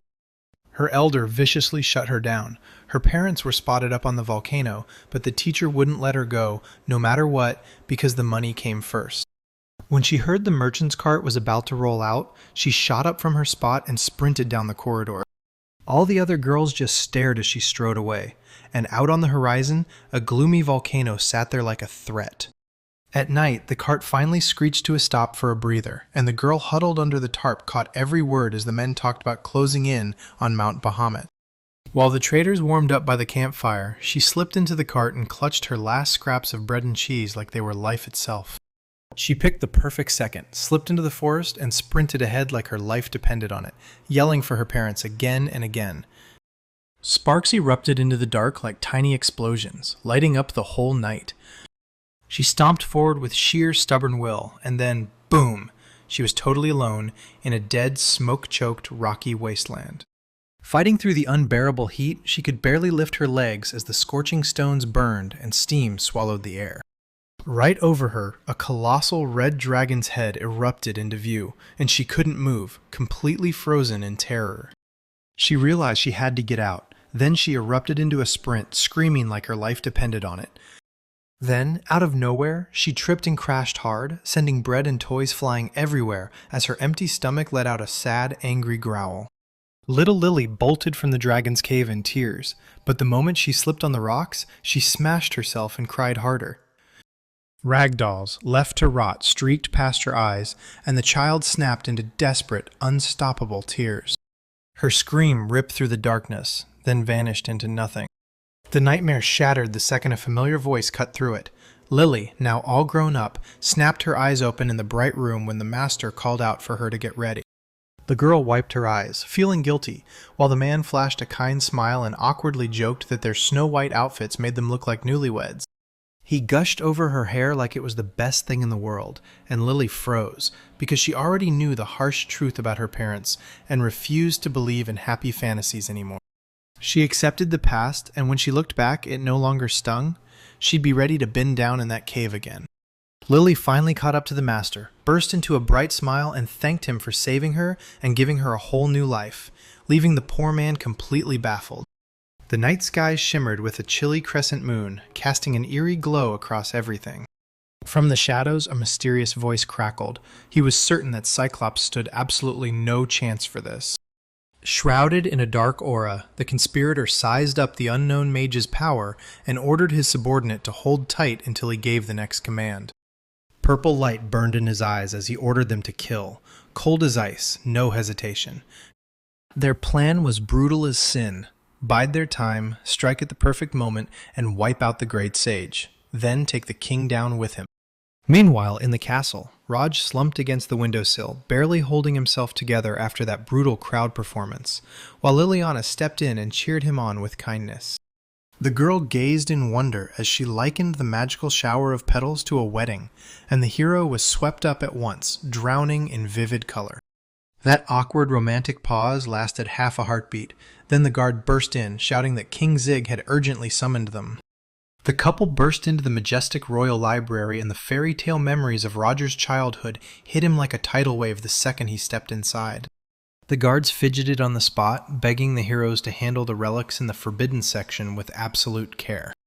Raj stepped forward like he owned the place, calm as ever, and somehow this spot felt like home. Those corridors felt like home, because back when he was decoding ancient grimoires, he'd already been granted a pass-through here. The magician yanked the massive doors shut with a roar, staring at the ruler like, what emergency just exploded? Behind that door, the world went full chaos. King Zig was sprawled in an armchair, chomping on onigiri and flooding the whole sanctum with that unmistakable fishy stench. The young man nearly tore his own voice to shreds, yelling at the old king for mindlessly chowing down onigiri right there in the archive. The old man just waved off the accusations about that suspicious smell leaking from the secret tomes. The jester sprinted through the jokes, and the moment they were done, the king snapped open the forbidden library for them, giving them full rein to dig into what that dangerous miasma really was. The Archmage's golden brooch suddenly became the ultimate key, opening the restricted area with 0 questions asked.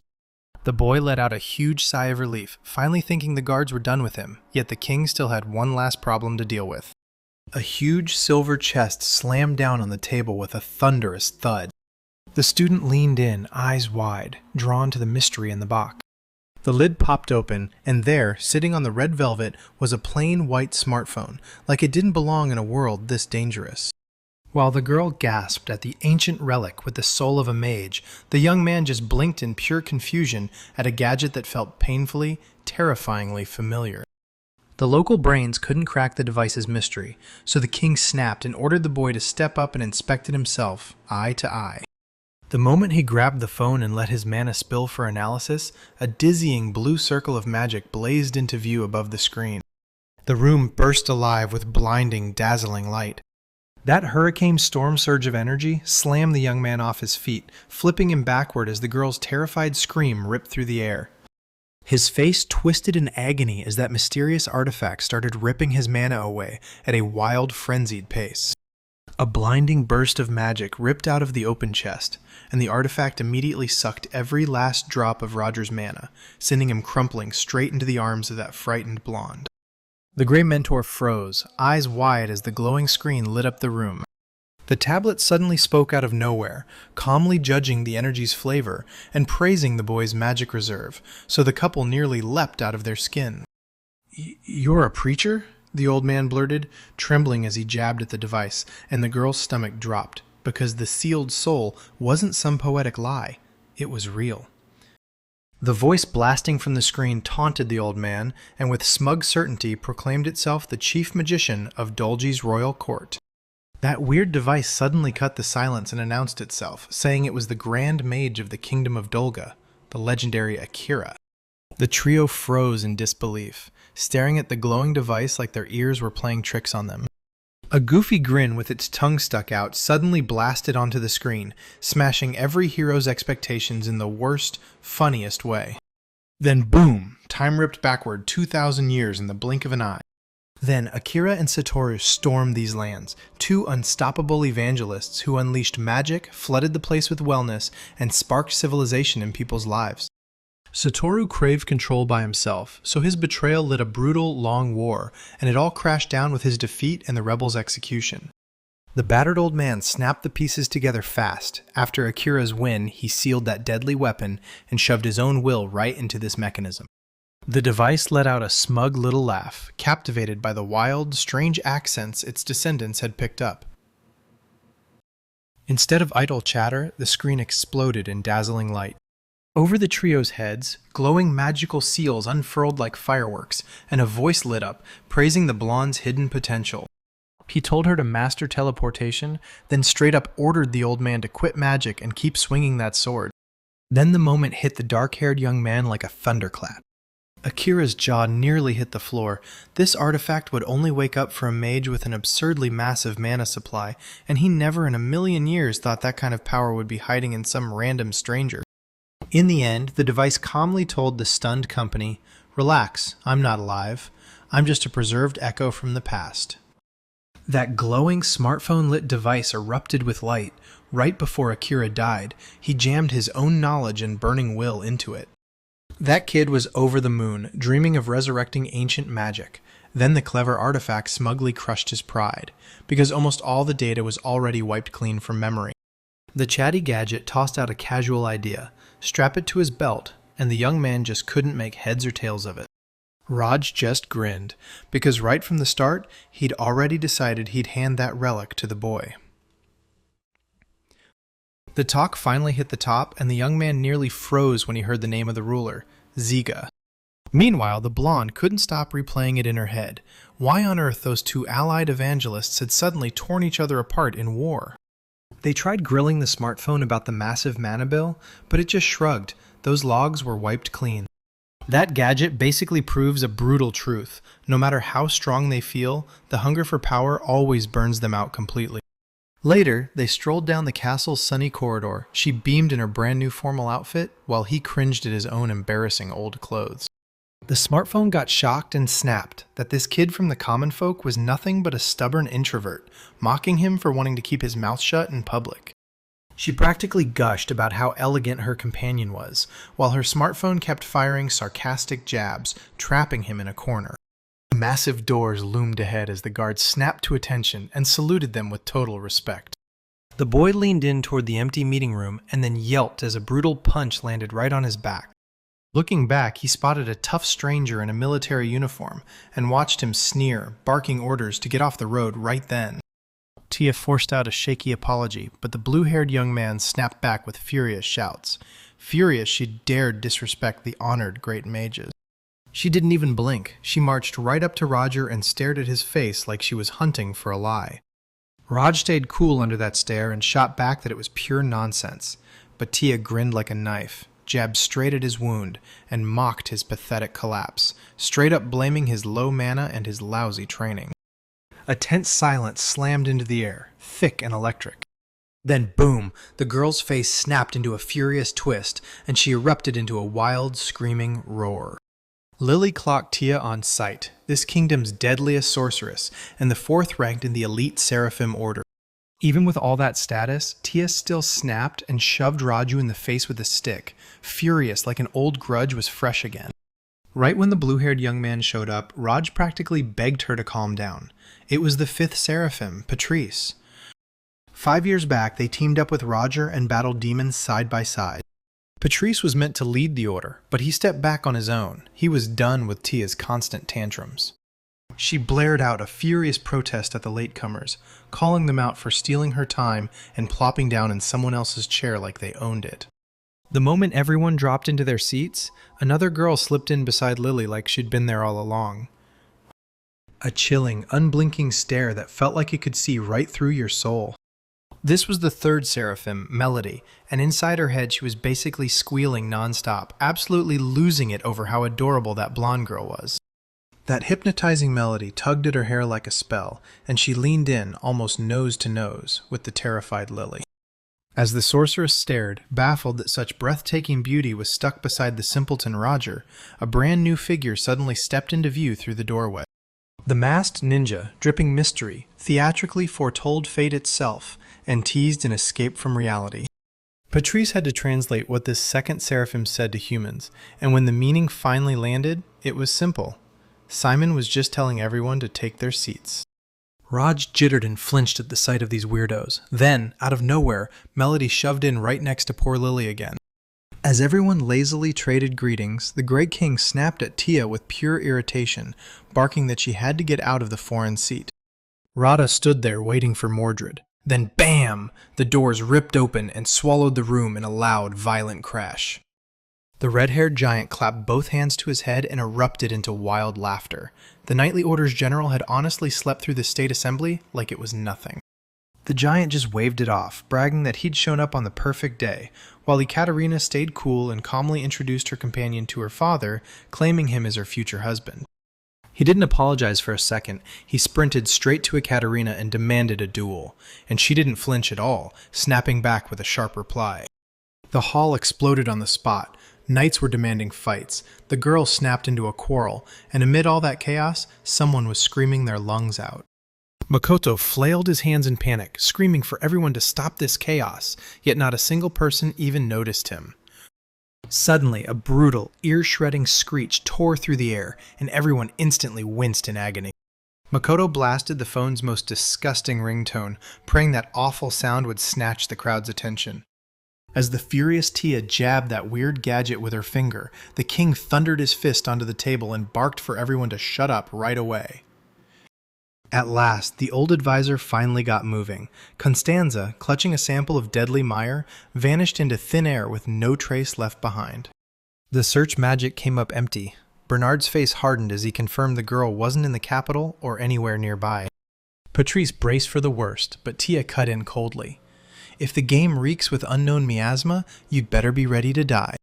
The young man snapped with rage as he fought for his friend, but the king only slumped his head wearily and waved the medics off like it was no big deal, telling them to go find the missing one on their own. Taya snapped at the medics captain, warning him not to underestimate the core of mages. While he's gone, they'll push the miasma research forward on their own. That muscular giant erupted in laughter at her rudeness, and the girl snapped back in irritation, muttering that the doctor should hurry up. The Great Commander handed Taya the task of pushing the research forward, but admitted the threat couldn't be predicted, so no matter what, they'd still have to keep trusting Roger. He flat out barred the fighters from making their own calls, and snapped at them to shout for help the second anything felt off. With the capital's towering skyline looming behind them, Laude was suddenly told to stop, and the poor kid had no clue what was going on.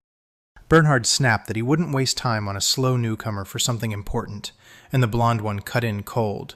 There's no room for obstacles. The master told Bernhard, just take the boy on a tour of the city and slip him a mysterious little object while you're at it. Turns out it's a magical talisman. Once it's torn, it blasts an instant alarm signal. The blonde shot the commander a worried look and begged him to stay safe. No more unnecessary risks. He flashed a warm smile, because as a medic, he knew exactly how far he could push himself in a real fight. The moment Bernhard stepped out, Laude spilled that he'd been stomping around in a dark mood all day, but the boy refused to turn it into a whole scene. The master cackled and told the commander, "You're not being cursed. You're just choking on guilt from those endless little chores you keep dumping on Laude." As night sprawled over the city, a blonde girl snapped her head up and dropped just one clear word. Desserts. Meat, Catherine snapped, and in the blink of an eye, pure venom sparked between the girls. Ekaterina snapped her hand away like Lauda's money rant was nothing, while the blonde dug in her heels and insisted she was still handling the master's diet. The girls exploded into a scream. One snarled that nothing but elite steaks would do, and the other fired back that sweets could actually heal them. As the blonde spun her sweet fairy tale parfait, the master's face went deathly white with nausea, and the fight instantly shot into a full-blown challenge. Right then, blam! A sharp shout cut through everything. The sorceress snapped at the group for their shameful fight in the street, saying it didn't match the Great Sage's squad at all. Rudy snapped and let out a gut-wrenching scream, right as Raj and Lily just pleaded for scraps. Then Tia the sorceress's face twisted with raw rage. Taya swung and cracked Roger on the head, yelling for him to stop acting so familiar, only for him to cluelessly ask, like an idiot, if she was hungry too. She clamped onto his collar with a death grip, yanked him close, and jabbed at the strange gadget on his belt, one that she'd never been able to figure out, even once. Taya screamed in rage, clawing for the activation secret, but when Raj just calmly said he'd poured a little mana into it, she nearly exploded. She felt the sting of one brutal truth. No matter what she did, this artifact would never bow to her. With her nerves back under control, the sorceress snapped an order. This ancient treasure had to be returned, right now. With his help, she was ready to track down Akira Evangelist's weapon, but Raj just rubbed the back of his head, because it had been handed to him by Ziga, and there was no way he could just give it away. As Raj kept refusing, the redhead leaned close to Lily and spilled a secret from 20 years ago, when Tia was the Academy's top graduate. She scoffed and offered Raj a spot as her student, but he flat out refused, because of little Lily, who stepped up just as boldly and vowed she wouldn't let her mentor go. When that trio started mocking her image out loud, Taya snapped. She raged with threats to seize the artifact back and steal the glory all for herself. She was already drunk on fantasies of her future victory when, out of nowhere, Lily stormed forward, furious to defend her mentor. The girl met the sorceress's gaze head-on, snapped that every word of hers was just pathetic jealousy, and demanded an apology on the spot. Taya narrowed her eyes with a sharp, condescending glare. When she clocked how shaky the opponent really was, she instantly spotted the bold blonde and realized it was the same girl who used to hang around Roger. Lily's cheeks burned with furious embarrassment as she snapped back that it was the brazen stranger who needed to apologize. Then the guy immediately panicked, begging them not to let it turn into a fight, while the woman with the pipe stayed icy and coldly insisted they move the argument somewhere else. The girl swore she'd prove her strength with action right now, and the rival only smirked back, like Lily was nothing more than some ordinary servant who'd started acting bigger just because she lucked into a title. Lily didn't ask. She slammed down a challenge, dragging everyone to a magical arena outside the capital, and the boy just kept gulping hard, terrified. That woman smirked and flashed 2 arrogant fingers, then she gave the fight exactly 2 minutes. The sorceress slammed King Ziga's relic onto the battlefield and dared Lily to go all out, so Lily snapped back, mocking the old woman for burning magic on rejuvenation, then crushed her opponent's arrogance in 1 instant. The crowd roared with laughter, begging the witches to start a brawl for their dinner show, while the boy begged them, please, don't add fuel to the fire. The boy stared at them, eyes locked in curiosity. Then his excitement shot through the roof when he realized the Royal Mage's captain, Tia, barely looked like she had any mana at all, so he couldn't wait to see what her spell could really do. Under the bruised evening sky, a shadowy figure in a dark cloak silently crouched on the roof, watching them like it had all the time in the world. The Academy's massive building towered over the gloomy sky, standing there like it was holding its breath before the night duel began. On the balcony, the crowd was buzzing, arguing tooth and nail about who would come out on top, when two ruthless sorceresses finally went head-to-head. The blonde Lily carried an absurdly thick aura, letting her toss around spells however she wanted, no strings tied to the elements. Meanwhile, Tia, the purple-haired commander, was running on a magically tiny reserve so small it bordered on catastrophic. But inside the arena, Tia stood her ground and coldly gave her opponent 2 minutes to live. For years, she sharpened her fighting skills until they were deadly, so she could shut down every single person who dared mock her weakness. That woman craved one thing above all else. She wanted to humiliate every gifted upstart who dared think they could shine.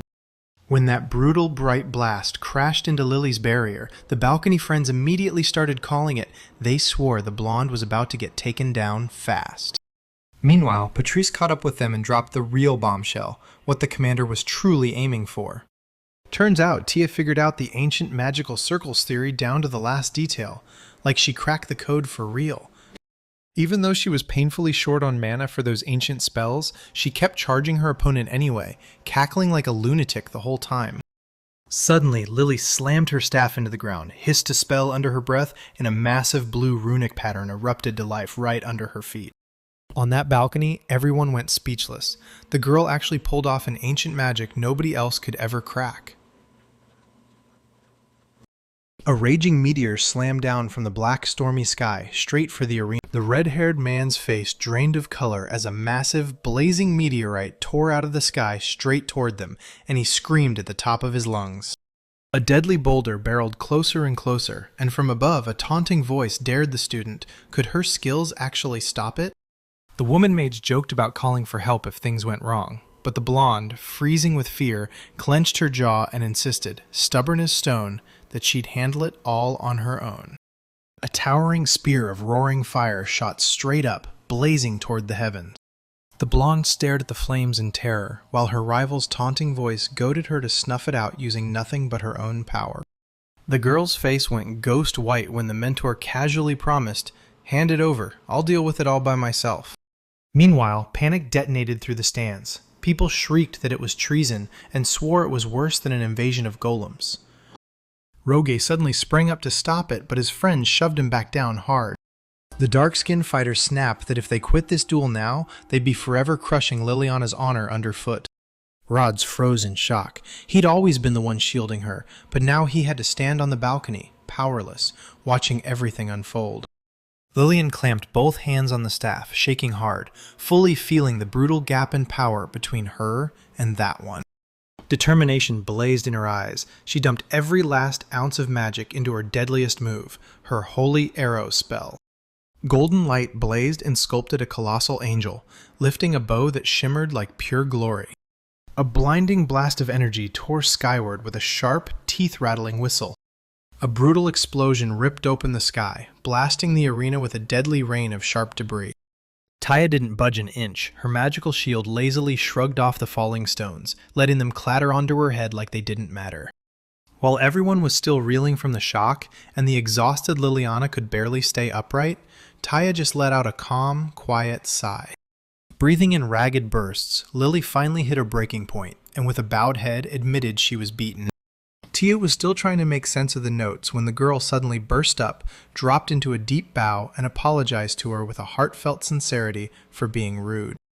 Lily admitted those words about her weakness hit her right in the heart, but now all she wants is one thing, to get stronger, no matter what it costs, for her master.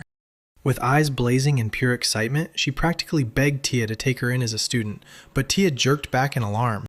The sorceress snapped, screamed the talk was over, and tried to shove the relentless girl back before she could keep pressing in. But she refused to back off. She bolted after them, begging for lessons, while the boys watched the hilarious chase from the sidelines, grinning the whole time. Up in the shadows, a mysterious figure in a dark cloak quietly stared down on their chaos, like they were waiting for the perfect moment to strike. A brand new day kicked off with a gutting, heavy sigh. The master stomped into the corridor, clutching his aching stomach after going way too hard on sweets the night before, and right away he collided with a cheerful redhead. The boy demanded, "Where's Lily?" And the master shot back, "She's at the mage's headquarters. She went to help crack the ghost investigation." Rudy begged the master to keep him company on his day off, and the master finally spilled his plan. He was going to the forbidden library to hunt down answers about nanomachines. They trudged to the city with heavy steps, rain-gray clouds hanging overhead like a threat. A crazy loud scandal erupted. An enraged aristocrat snapped and charged a street fortune-teller, accusing him of summoning ghosts. Bystanders whispered that the local nobleman was hunting for his next victim to torture. Then the master suddenly went stone still, alarm blazing. The mustached man snapped to attention because he just recognized Roger, the very guy King Zig had crowned at that ceremony a few days back. But it only killed his respect. Right away, the wealthy man brushed off the sage, snapped that the young man was just a commoner, and even admitted the detained woman was too weak to conjure any ghosts. She sighed and admitted she'd long given up her dreams without magic. Then the man snapped, blasting into a scream, accusing her of being a deceitful outsider and blaming her for the spirits showing up. As Raj kept his cool while the guy ranted about greed and the god's wrath, he cut in hard and demanded proof from the old man. Vusan had barely managed to simmer down from that sudden sting of familiarity when the red-haired kid beside him lit up and shouted his bloodline. Turns out he was Count Humberstone's heir. Vusan muttered that foreigners had no place in human trafficking, then stormed out, while the redhead calmly added that his father was a big name around the region. The moment they raised the high title, the whole problem melted away, so the fortune-teller they saved rushed in, grateful, and insisted the guys come have tea. At the table, she leaned in and declared that the local miasmas traced back to an insanely ancient origin.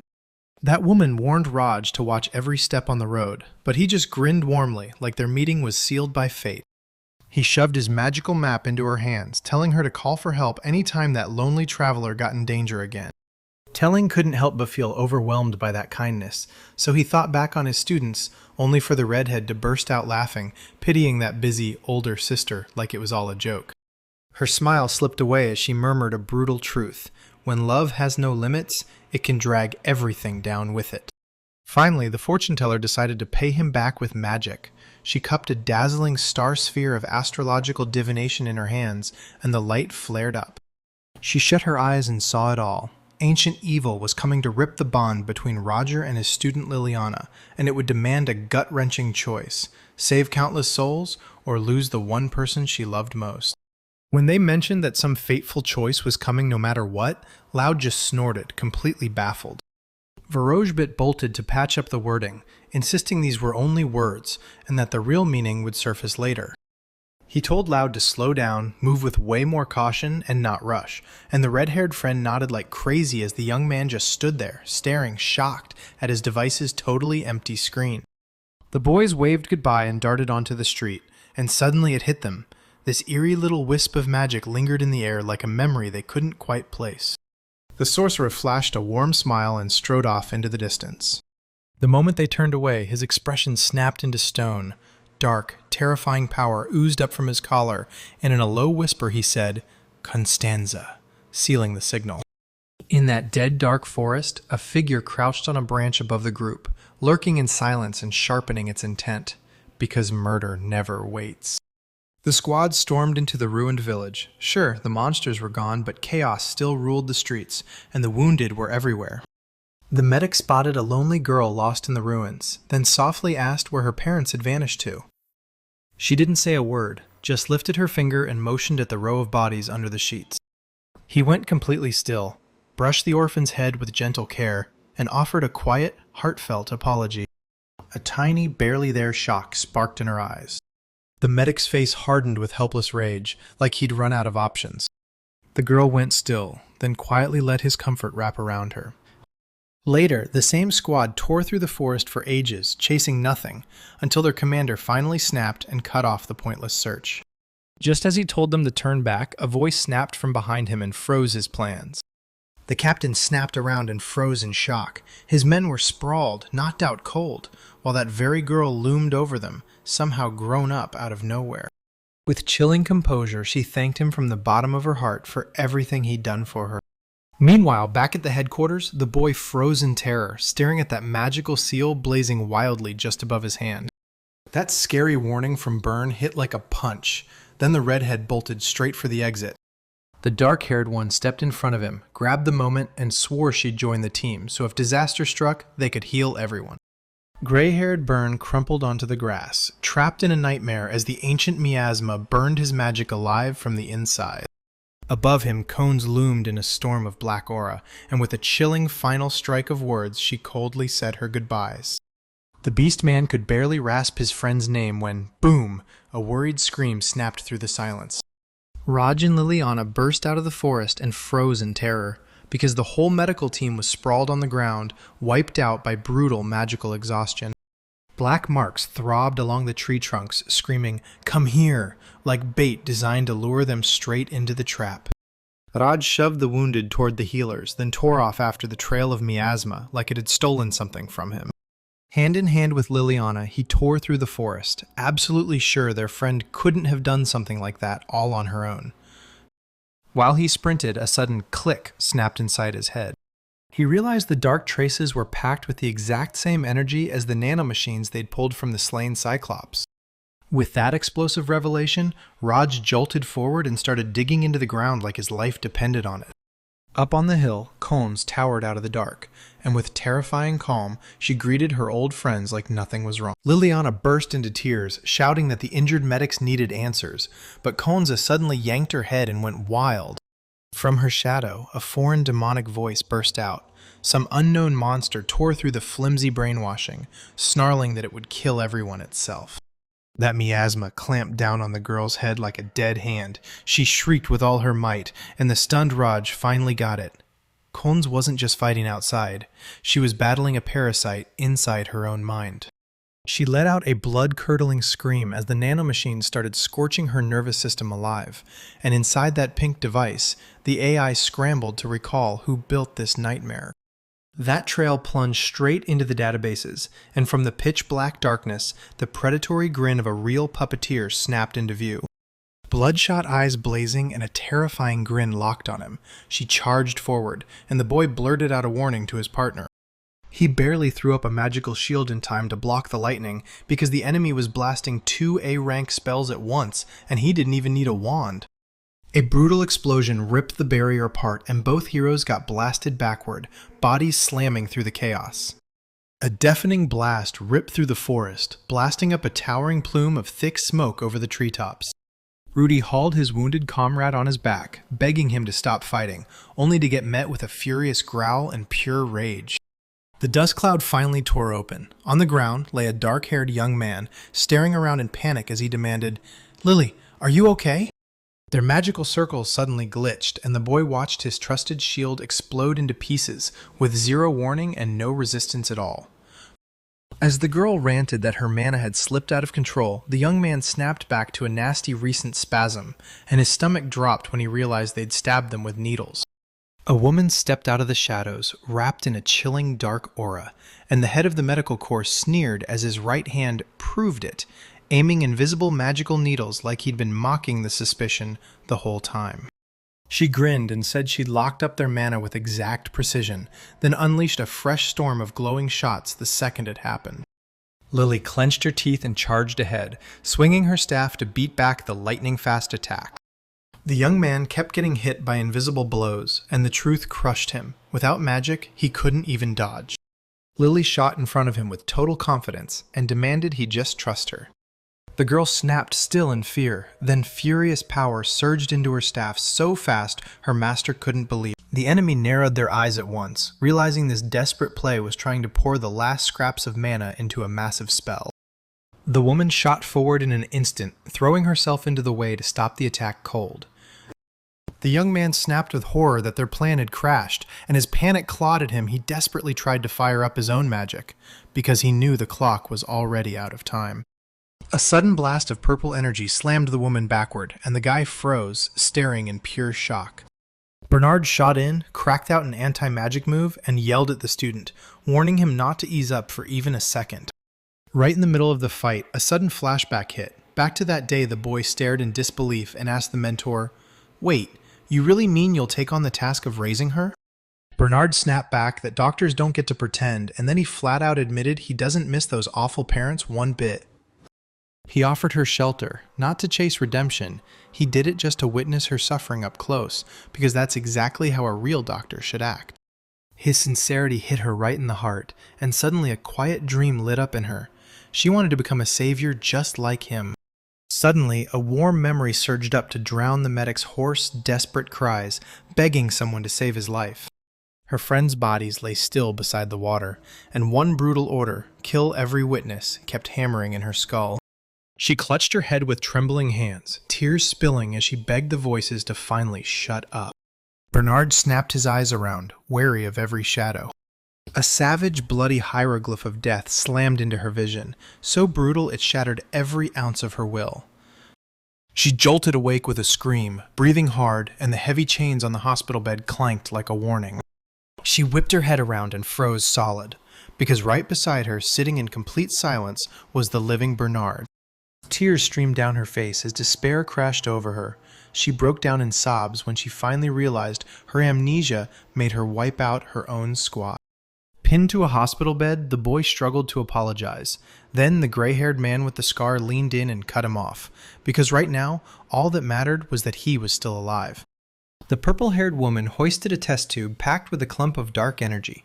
Sure, they couldn't nail the ghost, but now this trophy was finally theirs. The moment the energy hit, the mage snapped to attention. He recognized the exact same miasmas that had sickened the medical corps captive girl through nanomachines. The puppeteer bolted, and now, right behind the chaos at the capital, people are tearing through the streets hunting ancient weapons. With her patience snapping, the commander tapped her stick and marched off, clutching the report straight to the king. Meanwhile, the wizard strode up to Kanza's holding room, and the gray guard Byrne told him the girl had finally snapped out of it. He didn't feel anything but raw, sincere pity for her. The interrogation was a dead end. Her memories had been wiped clean, and the only thing that kept everyone else alive was the girl fighting tooth and nail against control. The wizard swore he'd plead for mercy to the king, because no ordinary magician could ever crush the human mind that deeply. A living relic ripped through the air, and suddenly the conversation dragged up the ancient evangelist Satoru, the name everyone swore they'd forgotten. Unlike Akira's clean-cut power, this cautious genius was the only one in history who could command nanomachines like they were his personal tools. That guess was downright terrifying. Satoru left a legacy behind, and now some mystery enemy has grabbed that knowledge and run with it. Byrne's mood sank into dread. If this is real, only Raj's Akira magic can stop what's coming. Suddenly the walls blasted with a brutal rumble, and a desperate scream tore through the air from outside. The door rattled from another brutal punch, and the mage snapped his head around, horror staring straight ahead. Black tendrils of miasma snapped tight around the girl, smothering her terrified screams before they could even get out. Akira shot back instantly. Light erupted from the ground under his feet, a blazing pillar of magic that blinded everything. A blazing ray tore through the darkness and shattered it into pieces. But that clump of shadow only chuckled ominously, then cracked open one single purple eye in the empty void. The cold finally spills the truth to Akira. It's the mastermind behind every ghost attack, the real soul trapped inside the miasmas. Her plan hit dead on. While the defenders were stuck fighting for their lives, miasma seeds burst open across the capital, and ancient beasts spilled into the streets in savage waves.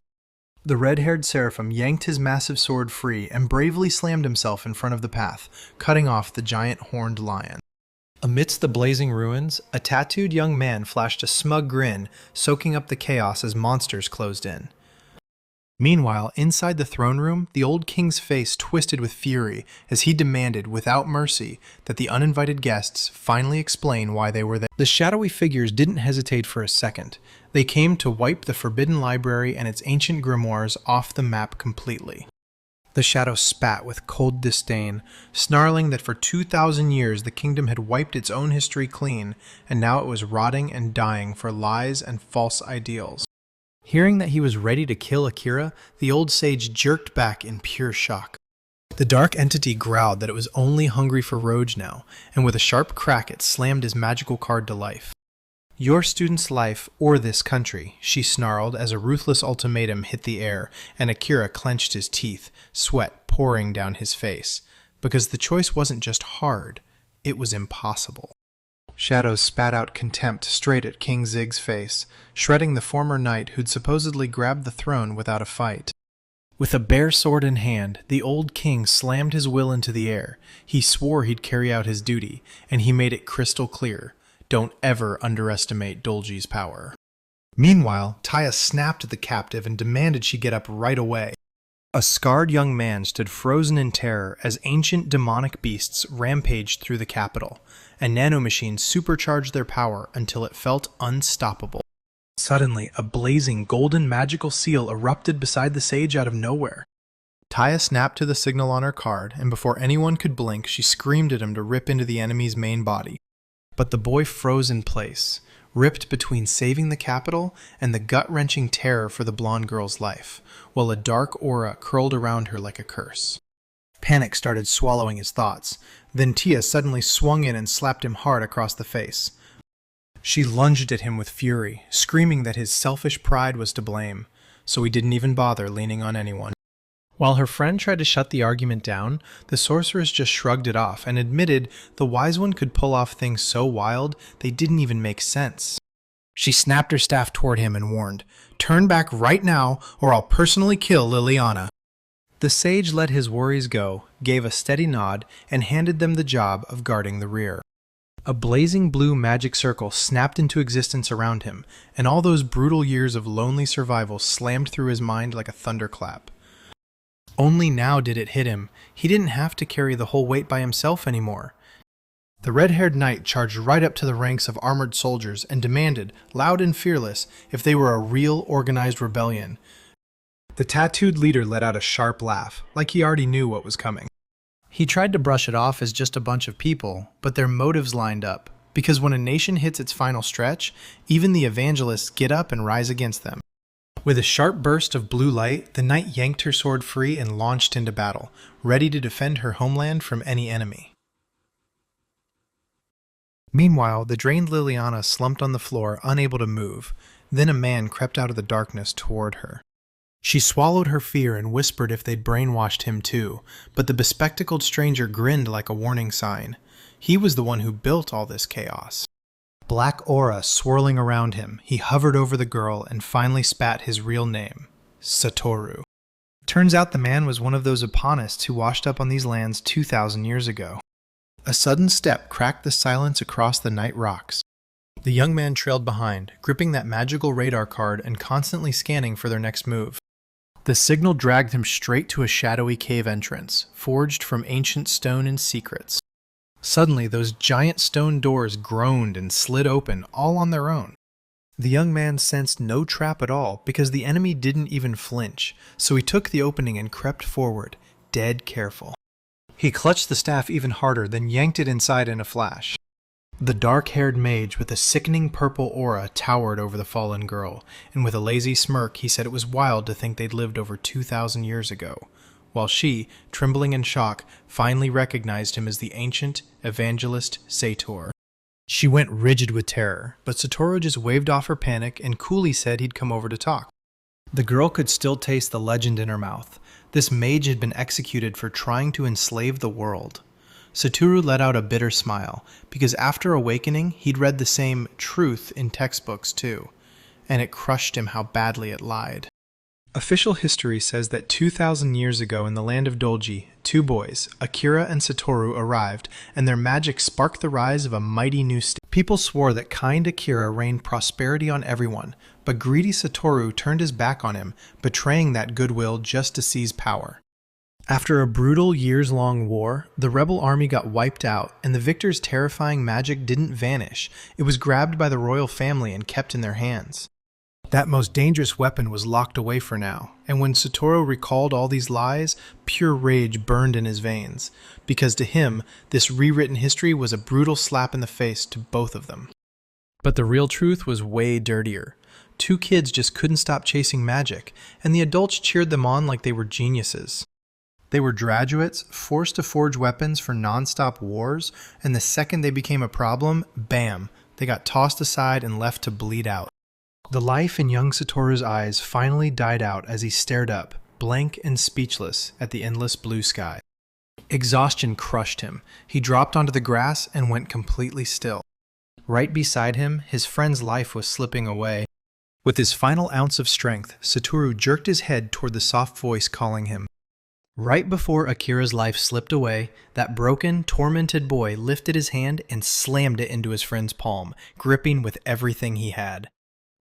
A beam of sunlight slipped between his fingers, and for the first time, he breathed. "We're alive."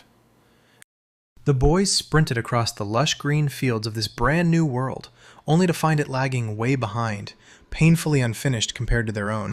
But right here, magic erupted.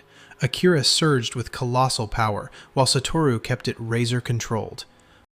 They started helping folks on the road, blew up with fame in no time, and before long, boom, they got an invite to the royal castle. Satoru was practically bouncing with joy, because the ruler just handed them a laboratory where they could use magic to rebuild the nanomachines from their past life. He dove straight into the sketches, determined to twist the miasma from those infected monsters into next-gen weaponry. Akira just gave a small, quiet smile, still clueless why his friend was once again going after military power and high status. He didn't want the same future anymore. He dreamed of becoming a legendary magician, blasting his way to save even more lives than his past inventions ever tore apart. Satoru nodded out loud for a second, but inside he fought back, because in his head he wasn't dreaming of what they had. He was dreaming of the brutal power they used to be missing.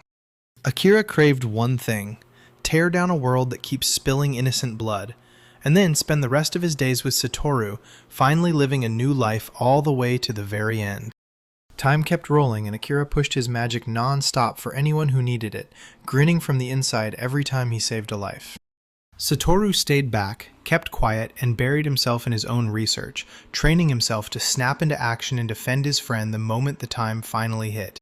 But the real threat was crawling from inside, right where it shouldn't be. Akira was running on fumes. He'd handed out way too much power, and the local doctors basically told him to shut everything down and crash into full, absolute rest. Satoru dropped to his knees before the throne, begging the king to let Akira go, and he kept hammering the point that all this brutal work was wiping out his friend's magical reserves, because mana exhaustion syndrome was crashing into the danger zone fast. The monarchy just waved him off, cold as ice, and snapped that the greatest mages must burn their power for the ruler, leaving Satoru standing there, shattered by the ruthless cynicism. The king finally pulled the mask off. He needed Akira's magic to seize control of the whole world. Then he humiliated Satoru in front of everyone, scraped his old failures across his face, and snapped that only his friend's genius was keeping them both stuck at court. When the ruthless order to get out hit him like a slap, a crushed Satoru trudged through the dark corridor in silent, heavy steps. He cracked the door open in silence, stepped inside, and froze when he saw it. Exhausted Akira sat up in bed, pen gripped in his hand. Spotted by his friend, the sick man brightened and greeted him with pure joy, while Satoru panicked, yelling for him to get back to bed, and Akira just waved it off, staying laid back as he stretched out to show off his work. The young man sat there scribbling in a grimoire, and he beamed as he told everyone the king himself asked him to safeguard these spells for future wizards. Satoru felt a gut-punching realization. Akira knew he was dying. That's why he was desperate to leave a legacy.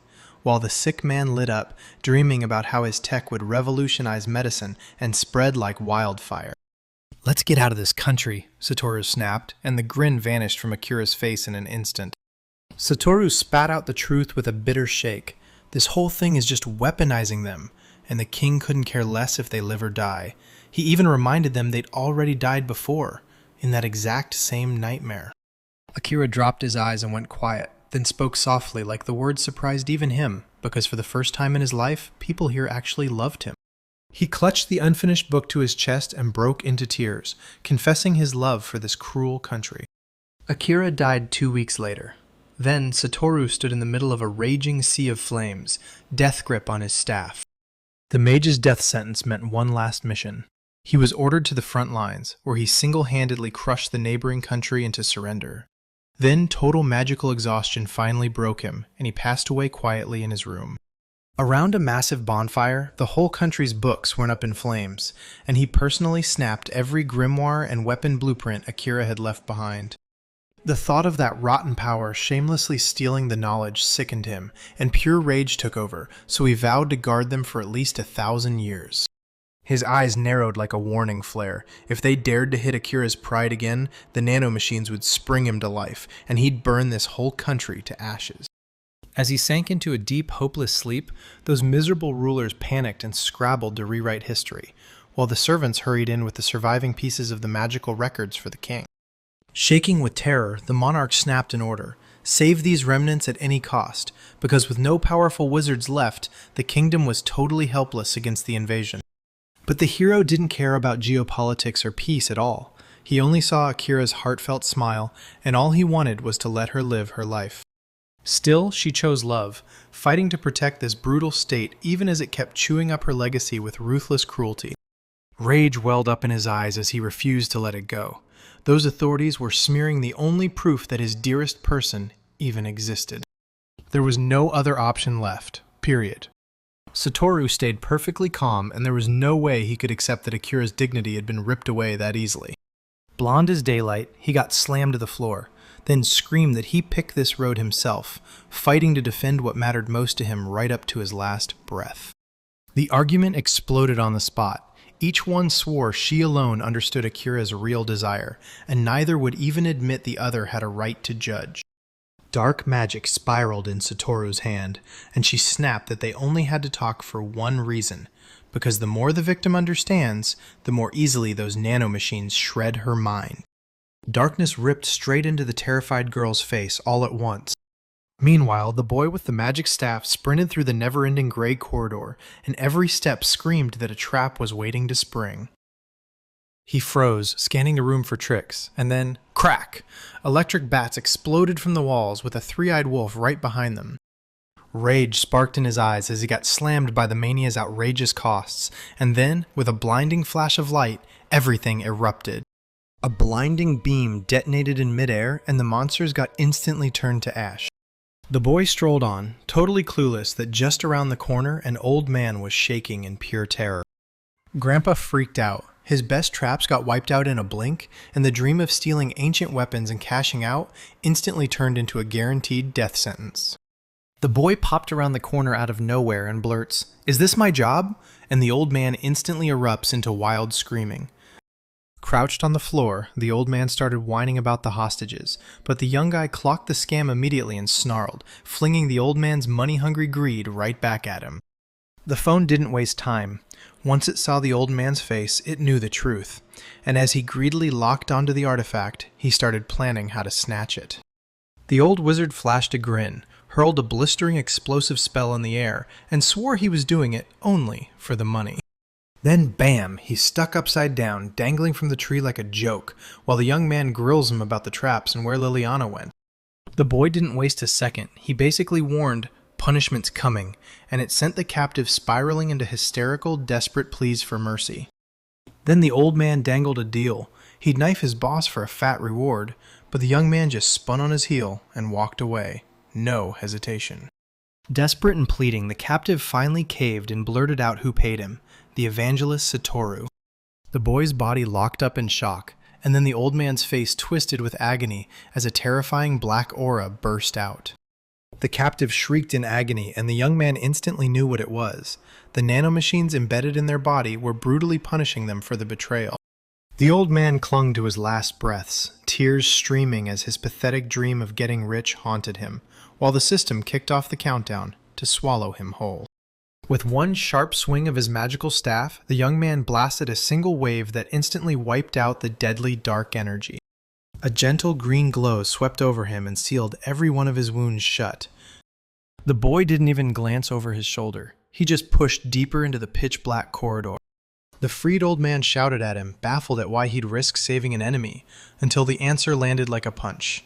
The young man didn't hate him at all. While the rescuer fretted over whether to use search magic the boring way, the old man just stood there, frozen in shock, no words, no movement. Their nobility hit him like a punch, knocking the breath out of him and yanking him straight back to his past, where beatings and humiliation drilled into him that he had to survive at any cost. A hulking man with a cleaver towered over the thief, ready to smash the urge to steal right out of him, while a bald old guy cowered nearby, shaking with pure terror. The young man spoke calmly, telling him the whole building was trapped in illusions, no escape, and the old student didn't belong here anyway. He handed over the teleportation coordinates and bolted because escape was about to happen instantly. Meanwhile, the whole city got swallowed by roaring infernos, and screams of pure terror tore through the air. Commander Taya barked for everyone to evacuate, and the terrified soldier stammered back, "The knights are still battling a horde of monsters, but the enemy just won't thin out!" When Taya heard the monsters were pouring in non-stop, she clenched her teeth and snapped an order, "Hold the line and fight to the very death." He dropped his head in bitter silence, and the familiar girl's gentle smile came crashing back like a memory he couldn't outrun. Beneath the magical circle's blazing light, he confessed to the old man, plain as day, that he didn't understand love at all. He just wanted to finally stop hating himself. Clutching his clothes to his chest, the boy choked out how every day felt vile, and how he was hanging on to one dream, finally finding peace. Meanwhile, the colossal ice bear lunged into action and smashed the knights with a brutal, unstoppable blow. The tattooed enemy sneered that chasing victory over a mage was pointless, then jabbed the knightess and told her to start looking at her own flaws. The tattooed tamer grinned while he rode the monster, bragging that he'd saved his strength and that he only fought using other people's fangs. The wounded red-haired commander erupted in a fierce blue aura, rage blazing as he snapped at the enemy's cruel mockery over how the order fell. Above the fire-scorched city, a sorceress in a purple cloak hovered in the air, stunned by the endless flood of ancient beasts. She snapped to the truth that the magic reserves were running dry, spun on her heels, and hunted for the trap before it caught her. Her sharp gaze locked onto the balcony of the burning clock tower. There, a girl bundled in warm clothes knit a blue seal, gearing up to breed monsters once more and crush the knights again. Suddenly, the space got ripped open by a massive pink blast. The witch dropped her magical rifle, clicked her tongue in frustration, then realized she'd blown it. The frightened girl in the tower crammed herself into the stone as the copy shield snapped into place and kept her from dying. But that jewel-precise strike, so clean it left the building untouched, flooded her with icy sweat. Up on the roof, the girl stared at the stranger streaking across the burning city, and couldn't shake the thought that his magical aura was way too weak. Suddenly her expression snapped into fury. She gripped her staff so hard it cracked, then exploded into a frenzied scream. Meanwhile, in that gloomy hall lined with towering stone columns, dead silence slammed the air. Raj slammed onto the floor, and his flying phone shot forward instantly, locking onto the lifeless body up ahead. The boy tore across the ground to Lily, shouting her name with shaking panic until she barely managed to groan. He let out a shaky breath of pure relief because not a single scratch marred her at all. The moon hanging over the empty hall shimmered as a strange, calm voice sliced through the silence and called Roger by name. The boy snapped around in a sharp pivot. A man with glasses stepped out of the shadows and said, ice cold, that hiding was pointless now. Zyle had already spilled everything. Black energy swallowed his body in an instant, his face twisted into something unrecognizable, and that predatory grin spread as he finally unveiled his real name, Satoru. Rogers went stone still as the phone buzzed, confirming the enemy's magic signature matched the archives perfectly.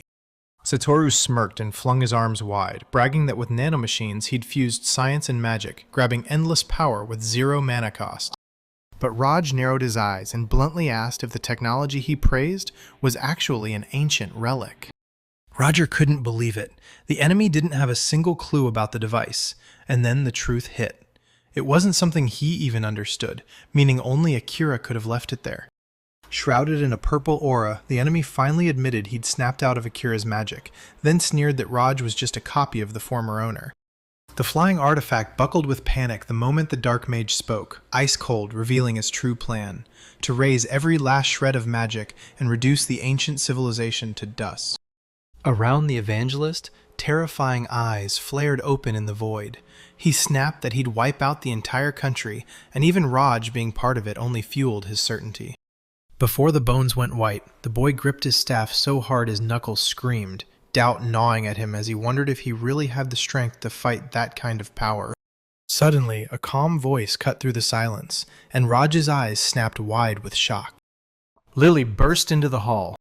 In the darkness, the evangelist flashed a sly grin. savoring the memory of a cure. Roger pleaded with the injured girl to teleport to safety at once, but the enemy cut in out of nowhere, demanding who Roger was willing to sacrifice. The boy's body locked up with pure shock. That blood-red seal snapped to life on Roger's chest. Then Lily lunged in at the last second and threw herself in front of him. In that pitch-black silence, one brutal question kept smashing through his mind. If he'd faced Akira sooner, would everything have turned out differently? It all kicked off when they unearthed a sorcerer's autobiography in the Magic Academy's backyard, and the guy hauled it home just to admire the beautiful illustrations. His hunger to figure out that text drove him to teach himself the letters, and once he cracked the code, a whole magical world exploded open in front of him. Meanwhile, in those rough neighborhoods, everyone waited and waited for him with bread, only to find out Raj slipped back to the academy again. He sprinted there with everything he had, even as the neighbors laughed at him, back in a country where almost nobody dared to dream of becoming a mage. People believed the magic didn't last. Power fizzled fast with age, and sorcerers had to hang it up before they hit 30. Raj crouched behind the classroom window, watching the elite get trained, because the moment they graduated, they'd march straight to serve the king. For commoners, especially the broke ones, the door to magic stayed locked, but this boy kept training in secret, and somehow that made him grin. Years later, that Royal Corps exam attempt turned into a total disaster. Those guards laughed in his face and humiliated the self-taught kid who didn't have a diploma. A metal grate slammed shut right in front of his face, and suddenly the only way to survive was clear as day: the guild. Magic was his one true gift and his whole heart, and he refused to chase any other road. But deep down, he still had to admit it. Some trash would always stay trash. He clenched his teeth in silence, fury boiling the whole time. Raj drifted off, expecting nothing but contempt. Yet somehow, against the odds, he forged real connections and even earned the kind of mage experience that actually changes you. And right when he hit 20, in the dead of night, he caught sight of her. Lily, tiny as a whisper, summoning a magical circle like it was nothing. Raj froze because this 5-year-old was tossing out magic with total confidence and pure joy, and he instantly knew he had to ship that kid off to a real academy, far from a mentor like himself. Roger seethed at how his pathetic earnings would trap Lily out of school. Then, out of nowhere, a sharp knock rattled the door. On the doorstep loomed a grim, gray-haired man with a scar, flanked by 2 cloaked figures, all staring like they came for trouble. The stranger tore right up, introduced himself as the captain of the Royal Knights, and straight up demanded to know if it was true that Raj had wiped out the whole horde of white vampires, by himself. The boy awkwardly waved it off, bragging that he'd just mastered the magic of darkness, while the captain shot back, reminding him that even the elite corps of mages had failed. Suddenly, the guest's smile vanished. He turned serious, begged for help, and spilled the truth about a corrupt king while the starving people were already sharpening their courage for a rebellion. The captain finally admitted it. He refused to crush the uprising because he'd made one choice: save the country. Roger jolted in shock because he finally saw it. Those royal knights were gearing up for a coup. That guest stood there like a thunderclap and announced, "I'm Zig Long, the rightful heir to the throne," then revealed how he'd been hiding among the knights for years, biding his time to snatch back the crown that was stolen. Zig lowered his head and begged Roger to join the revolution, because they were desperate for a wizard who could crush the entire royal court. The boy went completely still. Once Roger caught his breath, he nodded, but only if they played by his rules. No killings during the uprising, and if they won, Lily would be going back to school. Zig burned with passion as he described his dream world: no classes at all, where the strong protect the weak and the weak stand up for the strong. Zig immediately tumbled into a dream and started sketching his wild plan to rob the rich, feed the poor, and make education for everyone. Roger could only freeze in sheer disbelief, staring at that painfully naive emotion. Roger was left speechless. He couldn't wrap his head around why Lily vanished from the Royal Academy a full 5 years before graduation. The girl spoke coolly, basically calling those lessons a pathetic joke, because nothing there was worth a single second compared to his training. The mage tried to lecture her on why a diploma matters, but Lily snapped, "I'm not chasing certificates. I'm studying magic to become as powerful as my mentor." Her quiet confession, how she didn't want to let him go, hit Roger so hard he went utterly still, choked up with emotion. Staring at the smiling student, he clenched his teeth and realized just how much he was really leaning on this bright kid. Suddenly, Lily's face twisted into something inhuman, pure, jaw-dropping terror. A brutal, power-scorched magical blast slammed Roger straight into the stone floor. He coughed up blood the second he heard the enemy's mocking laugh, because that same enemy was already shouting about his victory. The dark sorcerer held a paralyzed Lily tight and mocked the great sage, sneering that he gambled the salvation of an entire capital away just to save one single girl.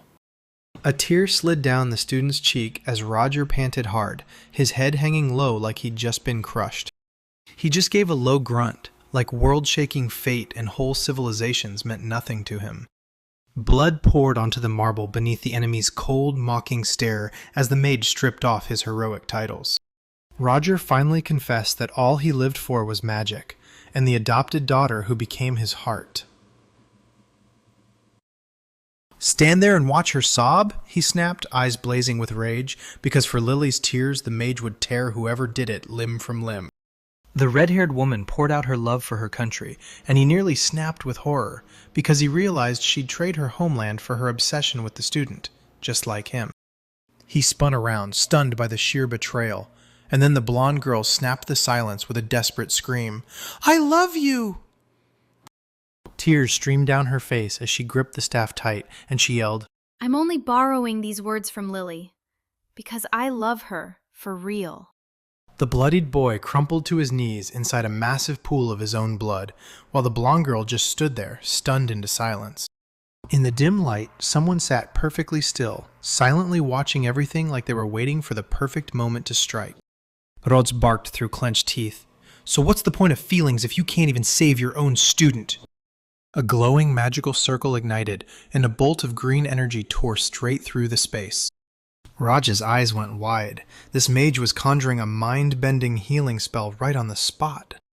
Right then, a spell snapped into action, and a vicious purple blast tore out of the ghostly dragon's jaws. The mage barely twisted out of the way in midair, while Liliana went all in, so close to collapsing but not quite there. As the girl charged her next attack, he hurled the command to his flying terminal, because it would need a moment of ancient magic to wipe the mind control off her. The device blared a warning. Hostile nanomachines had already slipped into Lily's magical core, unique the way her blood type was. That foreign energy would have crushed her, so he had just one play: copy the girl's native mana perfectly. "Buy me time," the mage barked, clenching his focus. He could feel his student's power in every tiny detail. Panicking hard, the terminal started ripping through its own memory, desperate to find anything at all, to distract itself. And just like that, he found it. While Roger stood there, totally stunned, the screen flickered and an ancient 3D recording started loading straight into his face. A blinding blue bolt slammed straight into the man's eyes. A password error exploded on the system screen, and Raj with his companion instantly froze, staring wide-eyed at the glowing hologram of that young man. He's shrieking in total hysteria, insisting he can't remember a single password, while a black hand claws its way out of the darkness and reaches for him. The possessed one erupted into a blood-curdling scream and snarled at Liliana to snatch the phone away. The girl lifted her glowing staff, and the boy burst into a scream of pure terror. Cornered with no way out, he snapped on the persona replica like a switch. Space ripped open under a blinding golden light, and out stepped a striking female silhouette. The phantom slammed downward like a meteor, dropping like it weighed 1,000 tons. A streak of blinding light tore across the front of Liliana's face, lighting up everything in an instant. One brutal strike sent the girl's body purging all that black filth, every last smear flying away. The smartphone blazed midair and flickered, then it fully took over, draining away her magical energy completely. Liliana's grip on the villain's control finally snapped, then the exhausted girl crumpled to the ground. He caught her just above the floor and screamed her name, panicking like crazy. Liliana sprinted over to apologize and blurted out that she hoped his wounds had healed, but the boy just waved her off like it was nothing. "I'm fine." Choked up with tears, she gasped that she'd understood everything from the start, yet still, her body kept moving like it had its own mind. He clutched the girl to his chest, and she finally let out a long, calm breath. A mocking foreign voice cut them off in an instant, blasting the truth that hugs were absolutely not the move right now. The cloak billowed and swirled through the air like it had a mind of its own. A hulking black shadow peeled open and a man stepped out, cold as ice, claiming that without Akira's magic, their world was doomed no matter what. From above, the enemy loomed over them, sneering that this battle was just a little game and a test. The young man roared that Dolga won't fall just because he's not there, while far away a dark-skinned rider spurred a giant white beast onward. The warrior sprinted toward the burning city, staring in disbelief as the army of magical monsters suddenly started to thin out. He wouldn't believe ordinary knights could ever shove back ancient monsters, until a blinding purple beam slammed straight into his beast. The monster yanked him backward, and the rider slammed to the ground with a thunderous roar, crashing straight into the stone rubble. Spitting curses, he snapped his eyes upward, and through the smoke, new enemies tore in. One of the women's bodies was sealed in magical ice armor. The warrior froze in shock, staring up at the silent opponents who loomed over him like living walls. A sneering voice sliced through the haze, taunting the enemy for how totally distracted he was. The tattooed mage froze in shock, right down to the last breath. The left half of his red-haired opponent's body had been sealed in solid ice, while the right side still moved flawlessly. With a rasp, the opponent snarled, "My right side is still moving perfectly," and sent out a frosty mist as he exhaled. The wizard yanked and twisted the green communication seals again and again, screaming for backup into the void, like reinforcements could still hear him. But the monster's source was already wiped out. She stood over a mountain of fluffy corpses with her staff held high, shouting for everyone to crush what was left. The young mage flashed a slight smirk and sprinted to wipe out the little monsters before they could cause any trouble. The warrior swung her blade without a care and carved through the winged demon, grumbling that the heat was unbearable, then pushed on toward the medics. All she could think about was finally getting a wash. The giant bearded brute boomed with laughter as he hacked straight through monsters, swinging a massive blade toward the royal castle. The masked warrior came down like lightning out of the heavens, striking with raw, unstoppable fury. Black blood erupted in a perfectly targeted slash, splattering the scene in one brutal, precise stroke. The enemy's shadowy leader shook with disbelief, staring as their whole army got crushed into the dirt like it was nothing. And then a gray-haired commander strode straight toward him. The commander snapped, "Our nation never banked on miracles or ancient magic. We carved out our strength every single day through ruthless training." A half-frozen red giant loomed over the beaten mage, pressing him hard. "So tell me, do you know the real secret behind Dolga's unstoppable resilience?" The real secret wasn't slick alliances or some big-shot patron's favor. It was the non-stop growth of every single fighter. Choking on memories of his fallen comrades, the redhead roared straight into the enemy's face. "You don't get to call yourselves knights if you can't smash even a strike this sudden." The tattooed giant went dead still, stunned to his core when he heard there was actually an exit. Eki's whole body flared with blue power the moment he shouted, "True Thunder Surge!" She launched forward with divine speed, crashing straight into the attack. The enemy barely found the strength to lift his gaze. The raised sword tore the air, and that blue eye blazed beneath it, fierce as lightning. The brutal impact slammed into the giant, ripping a raw, painful gasp straight out of his chest. A massive two-handed sword slammed into the ground with a thunderous roar, blasting up a huge cloud of dust. Eka let out a heavy breath, but before she could even settle, some young man sprinted up, cradling the rescued child in his arms. Rage exploded in him when he learned a medic had stormed straight into the heart of the battlefield. The boy screamed for help for her, but Eka roared back that he had to get treatment right now or he'd end up losing half his body. Eka demanded to know if the carnage hit only the capital, and they told her the mages had already shoved everyone underground and were rushing to heal the wounded. Suddenly, her strength snapped. She crumpled to the ground in a harsh cough, and the only thought she managed was, "How the hell is Rod holding up?" As she begged her body to move, somewhere far off, one of her subordinates was relaying the enemy's assault. Then his report got ripped apart by a scream of pure agony. Dark-haired Satoru just sat there, staring in ruthless silence as he took it all in. Cold, unshakable, and dead still. Akira sprinted to Lily, panic written all over his face.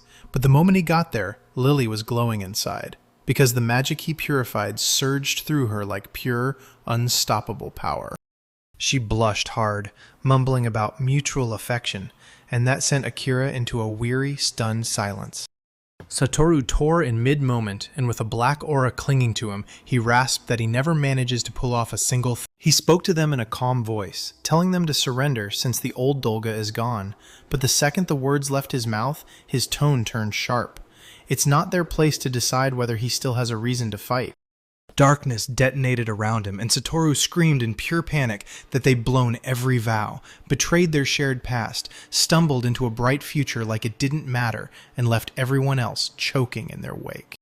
Breathless with fury, he spat that his old comrades were scum, blasted Liliana for refusing the truth, and swore the old plan was careening straight for disaster. Dark shadows clung to his staff, and when he spoke, his voice turned into a brutal, terrifying rasp, because deep down he wanted something else right now. Akira just froze, staring up at the purple-streaked sky, completely lost, like he had no clue how they'd landed here. Raj had barely brought up the plateau ruins when a stone block exploded up from beneath the gigantic, glowing seal. The moment they both acted, he blasted a magical rain, and she snapped open a protective dome. Dozens of blazing golden rays slammed into their barrier with a deafening roar. Right out of the thick mire, a massive horned golem suddenly erupted, towering over the mage cloaked in black and gold. Holy spear! The thunder ripped across the field, then that giant blade of light slammed into the monster. The demon let out a savage roar, and Akira and Raj's faces drained of color, like that brutal strike just bounced off nothing. The boy panicked, snatched his girlfriend in his arms, and bolted away just before disaster struck. A blinding explosion roared behind him, shaking the air with pure fury. The shockwave slammed them into the dirt, but Akira forced a scream through the chaos. Hold up! A poisonous darkness is charging right for us! Bloody lightning ripped through the air like the sky was being slaughtered. Teeth clenched, he braced the shield with the last scraps of strength, taking hit after brutal energy blast. A pale young man slipped out of the darkness, phone clenched in his hand, and with unsettling calm he admitted he'd always loved Akira, and he dreamed of saving people beside him. His desperate cries to be noticed got swallowed by the inferno's roaring flames. The dark mage gripped the cursed object with shaking despair, whispered, "I just want us together before death." And then the red-haired one crumbled away as the flames swallowed him. Purple blasts hammered down like a storm, and the blonde barely kept her defensive barrier intact while her master scrambled desperately for a way out of the trap. The truth hit like a shockwave. This enemy can't juggle multiple nanomachine types at once, so we just keep piling on the pressure and their defenses will crack. While the master was lost in thoughts of how to outplay his opponent with slick trajectories, the student suddenly blurted out, like it was a kid's game idea that completely changed the direction of his plan. When he heard about the magical control training, his body seized up with shock, because this ancient beginner trial had just handed them a real shot at victory. The man in the black cloak gave them a cold nod, then lifted his weapon with zero emotion, like their skill couldn't change a thing. With a grimace, the light-haired girl locked her eyes on the glowing magical circle, pushing in the tiniest trickle of mana to squeeze out maximum power. Her partner snapped a burst of magic and unleashed Prismatic Mirage, flashing the enemy blind on the spot. The sky erupted with dozens of shining crystals, sparkling like a battlefield of light. Satoru was stuck in place, staring in shock. He couldn't believe she had the power to unleash a whole ocean of prisms like that. The young man clenched the staff in his grip and poured raw energy into the joint's emergency magic. The spell's lines erupted in a blazing flare. The circuit snapped shut. With a wild shout of, "For everyone!" the boy snapped open the array of 7-colored mirrors right in front of a frozen Satoru. Photon ballistics tore through the crystals, then exploded into a blinding salvo that hammered the enemy. The attack crashed into Satoru's golden barrier, and he snapped into action, throwing himself in front of the girl as he felt that terrifying wave of foreign mana slam through the air. He frantically mapped out his partner's teleport move, but the clock was running out fast because that furious enemy was already coming in with deadly strikes. Space itself ripped open as a brutal burst of energy tore through everything.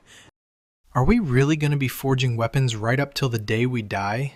The cold cell swallowed the words, bitter, loud, and hopeless. Satoru tried to calm his friend down, Tell me we do this right and they'll release us for sure. But Akira didn't believe a word of it, doubting his own skills and freaking out over what he'd even do the second he got his freedom. Satoru's mind burned with one goal: perfect his nanomachines for peace, while Akira, in a quiet confession, admitted the truth. What he wanted most was a real friend.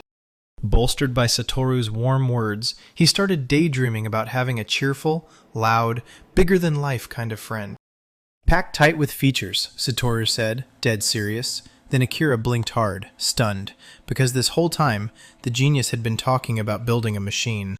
Satoru roared with laughter, and Akira just stared, because if it weren't for those shared dreams, Satoru's heart would have already given into the cage. Everything snapped into a whole new reality the moment they got whisked into another world, and Akira absolutely refused to tolerate weapon making. Then he stumbled into magic, pure, real wonder that lit up people's faces with honest smiles.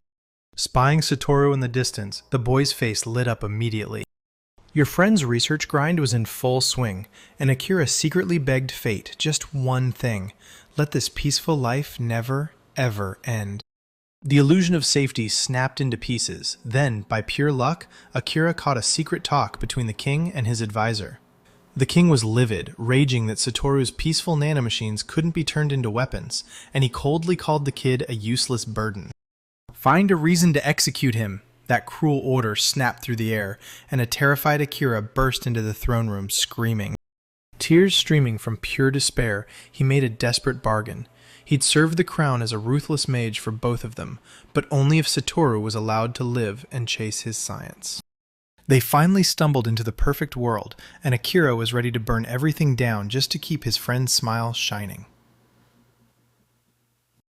Akira hunched over that letter like it weighed a ton, feeling his strength drain away day after day.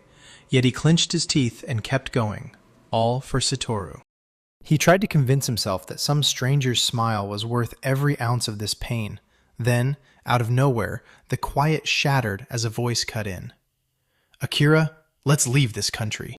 Right at the threshold, a worn-out Satoru clenched his teeth because the past was slamming back into place again. Akira froze. In his mind, the crowned ruler's words boomed again, demanding to know if Akira truly understood the meaning of life beside Satoru. Satoru finally admitted it.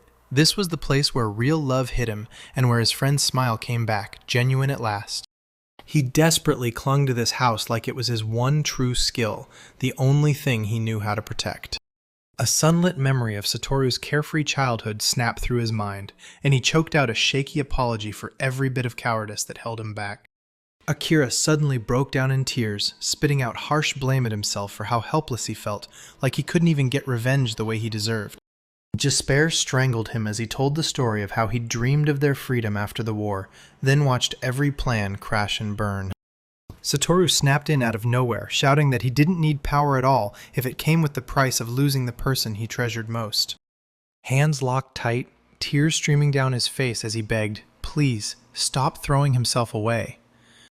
For 2,000 years they've been closing the gap, by the wildest, longest detour, until now. Satoru clung to him with shaking desperation, and the only thing that crushed him was one missed chance. He should have told him sooner how much he meant to him. A sickly purple glow throbbed across his chest, and hot tears streamed down his face as Akira's loss finally shattered him. "Who am I supposed to blame now?" he rasped out, gripping the mantle tight to his chest until his knuckles went bone white. His boot hit the cliff's edge, and the gray-haired man snapped still, staring in silence at the grass-choked ruins.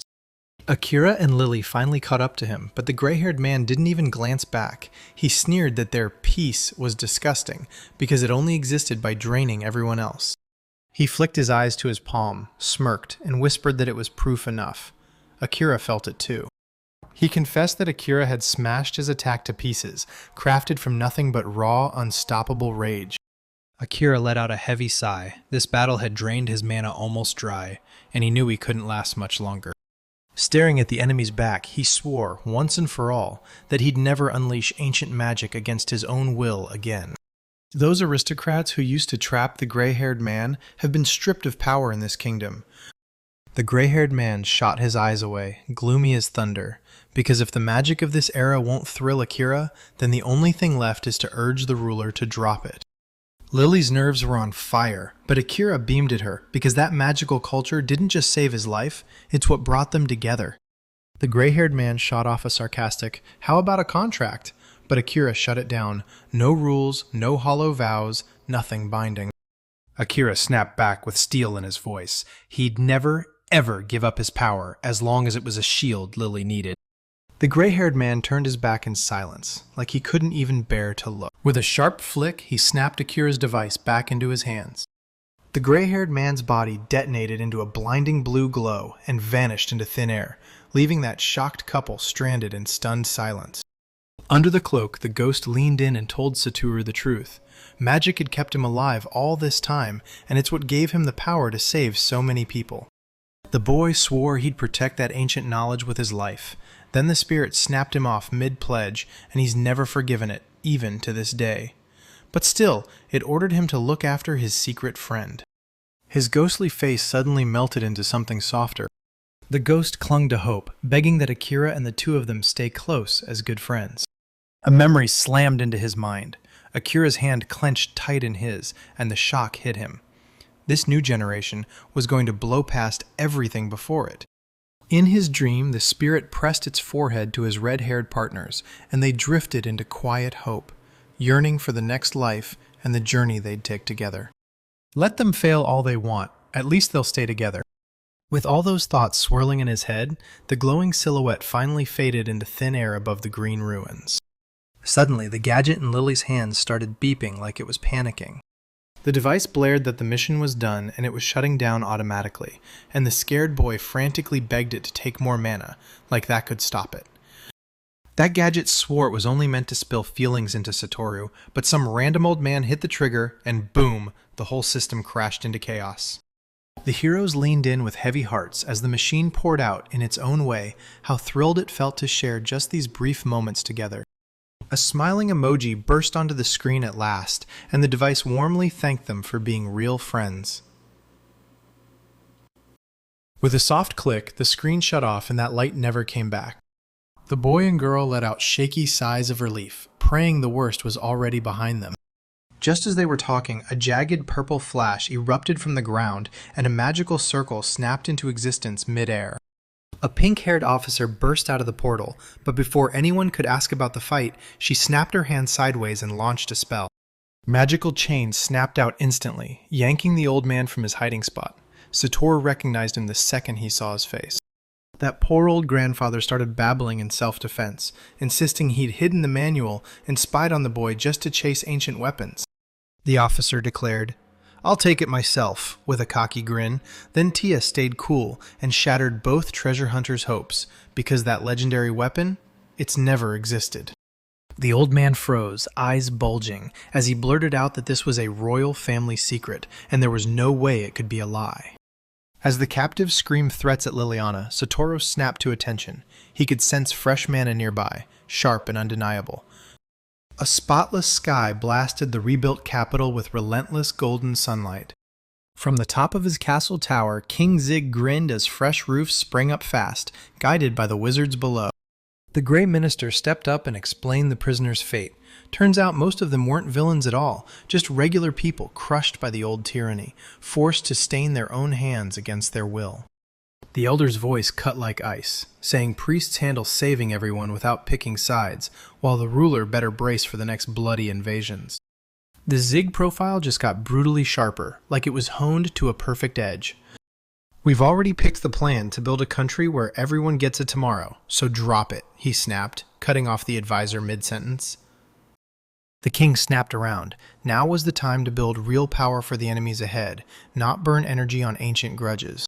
Far away, inside a cold medical institute lab, a dark-haired girl pressed her fingers to the huge collar strapped around her neck.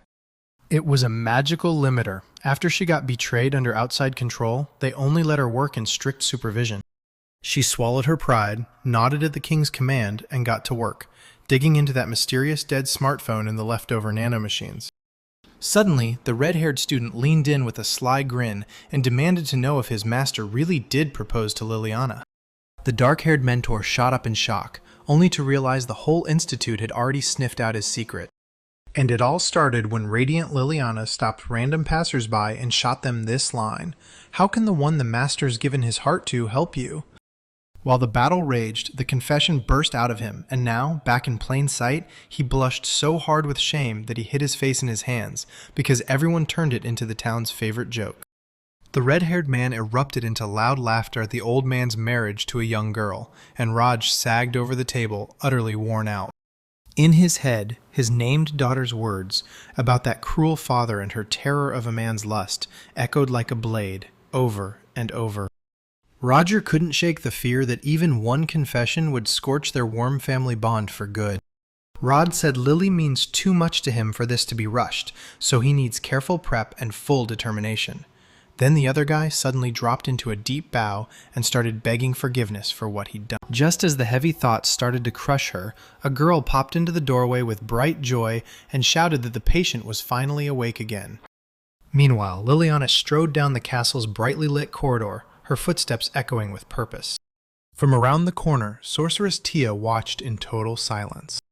Liliana sprinted up to say hi, but Tia snapped at her right away, telling her to get lost. The sorceress snapped that she has zero time to play around, then vowed she'd be back in her domain today. Liliana didn't get offended at all. She lit up and sincerely thanked them for the magic lessons that finally gave her the confidence to believe in herself. Tia cut her off and snapped that she needed to speak with a bright, positive attitude because the girl had real talent and the perfect setup to grow. She dared Liliana to outshine even Roger himself and claim the title of Dolga's greatest sorceress, and Liliana snapped at the chance, agreeing right away. Tia spun around, slipped down the empty corridor in total silence. A huge, satisfied grin exploded across her face. The elf threw her arms wide, beaming as she introduced herself as Telling, then poured out heartfelt gratitude to the great sage for pulling her out of the rubble, while Raj, straight-faced, admitted he couldn't remember the last few months at all. Rod only realized too late that Telling was real, because Satoru had swapped in for her, and panic crashed over him as he realized he was just one step from death. As a thank you, the girl offered her fortune-telling, then snapped a glowing blue magic sphere into existence, spinning in her palms like a living light. Raj jolted and flinched hard when that sudden question about his love life hit him out of nowhere. Telling smirked, and the difference between the real guy and the one who'd hijacked his body before hit like a punch. A blinding burst tore through the air like a flashbang, and even when Bernard started rambling about magic in the hospital, the seer just leaned in and warned about a storm of freak coincidences, one that would shatter the old bonds of love and claw back the memories everyone thought were gone. She leaned in close and said, right to the point, when it comes to relationships, you don't have to lock yourself into just one person. With a blood-curdling scream, a furious red-haired girl burst into the room, then charged straight at Roger, yelling that he'd been cooling off with a fortune-teller while she'd nearly frozen half her body solid. Bernard let out a heavy sigh and grabbed the troublemaker to yank him away, but the guy instantly bucked and wailed like he was fighting for his life. Just then, a blonde burst into the doorway, and even exhausted, Bernard only managed to mumble, "Please don't wreck the whole room." The girl softly called out to the master, slipped inside, and froze, because the room was pure chaos. The red-haired girl had just crumpled onto Roger and the seer was trapped under them, pinned from below. Seeing that insanely compromising scene on the bed, Lily went stone still, and a cold, eerie shadow slid across her face. Ekaterina pinned the boy to the bed with a brutal grip, then Lily slammed into the room screaming. The blonde dropped the bombshell that he wanted to marry her, and it stunned the young man, while the angry redhead went quiet in shock.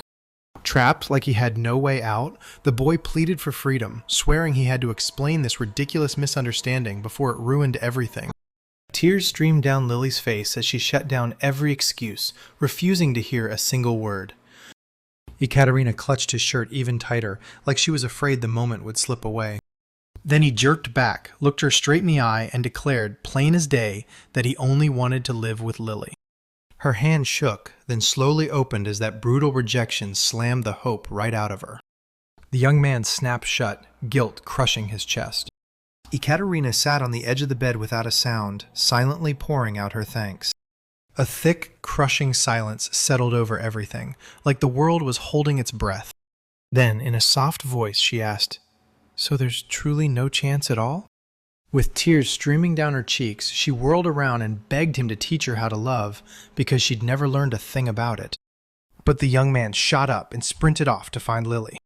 The blonde sprinted down the corridor, begging to be left alone, and he chased after her in panic, firing off desperate excuses.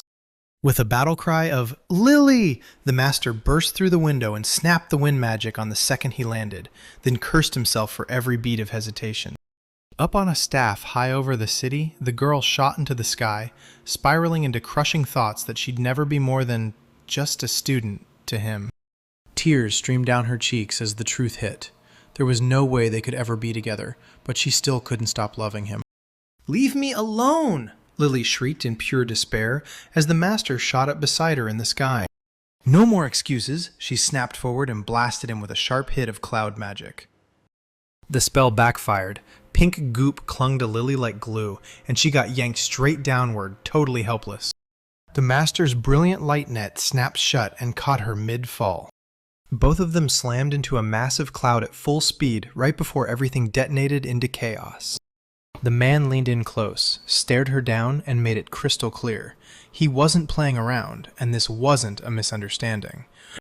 He yanked out the box holding her missing pin, praying this gift would finally make his story click. Yet, Lily still couldn't wrap her head around what he'd said. The master admitted he wanted her to get a better match, but he was also terrified of those sideways looks, because everyone knew they were teacher and student. Blushing with embarrassment, he finally spilled the truth. He'd been in love for ages, but the fear of getting rejected kept him locked up inside. With his face blazing in a pink haze, the man choked out that it was she who'd really made him happy. Lily's mind went blank as she heard him, straight from the heart, admit that his feelings for her had remade him, giving him the strength to finally move on. Other voices slammed through his mind, shouting, "Stop stalling! Answer her clearly!" Flashing back to Liliana's devotion, he went beet red and burst out at the top of his lungs. He'd finally made his choice. He liked her. "I love you! Be mine forever!" he roared, and she went totally still, tears of pure happiness instantly spilling down her face. A wild burst of magic exploded out of nowhere, yanking them both up into the sky above the city. Liliana latched onto him with a death grip, choking on sobs as she spilled how terrified she'd been this entire time.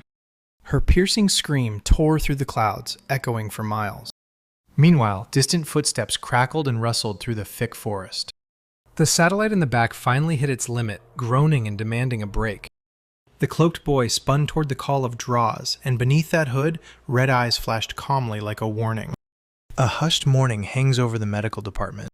Right outside the institute, the girl gave herself one final mirror check, then nodded like, "Yep, everything's perfect." Lily spun in front of the mirror, playing dress-up as a court magician, while dreaming up the perfect new dress to match the pin her master had gifted her. Right when her thoughts were about to take over, Zig and Tia burst in, cheerfully peeking into the room like they owned the place.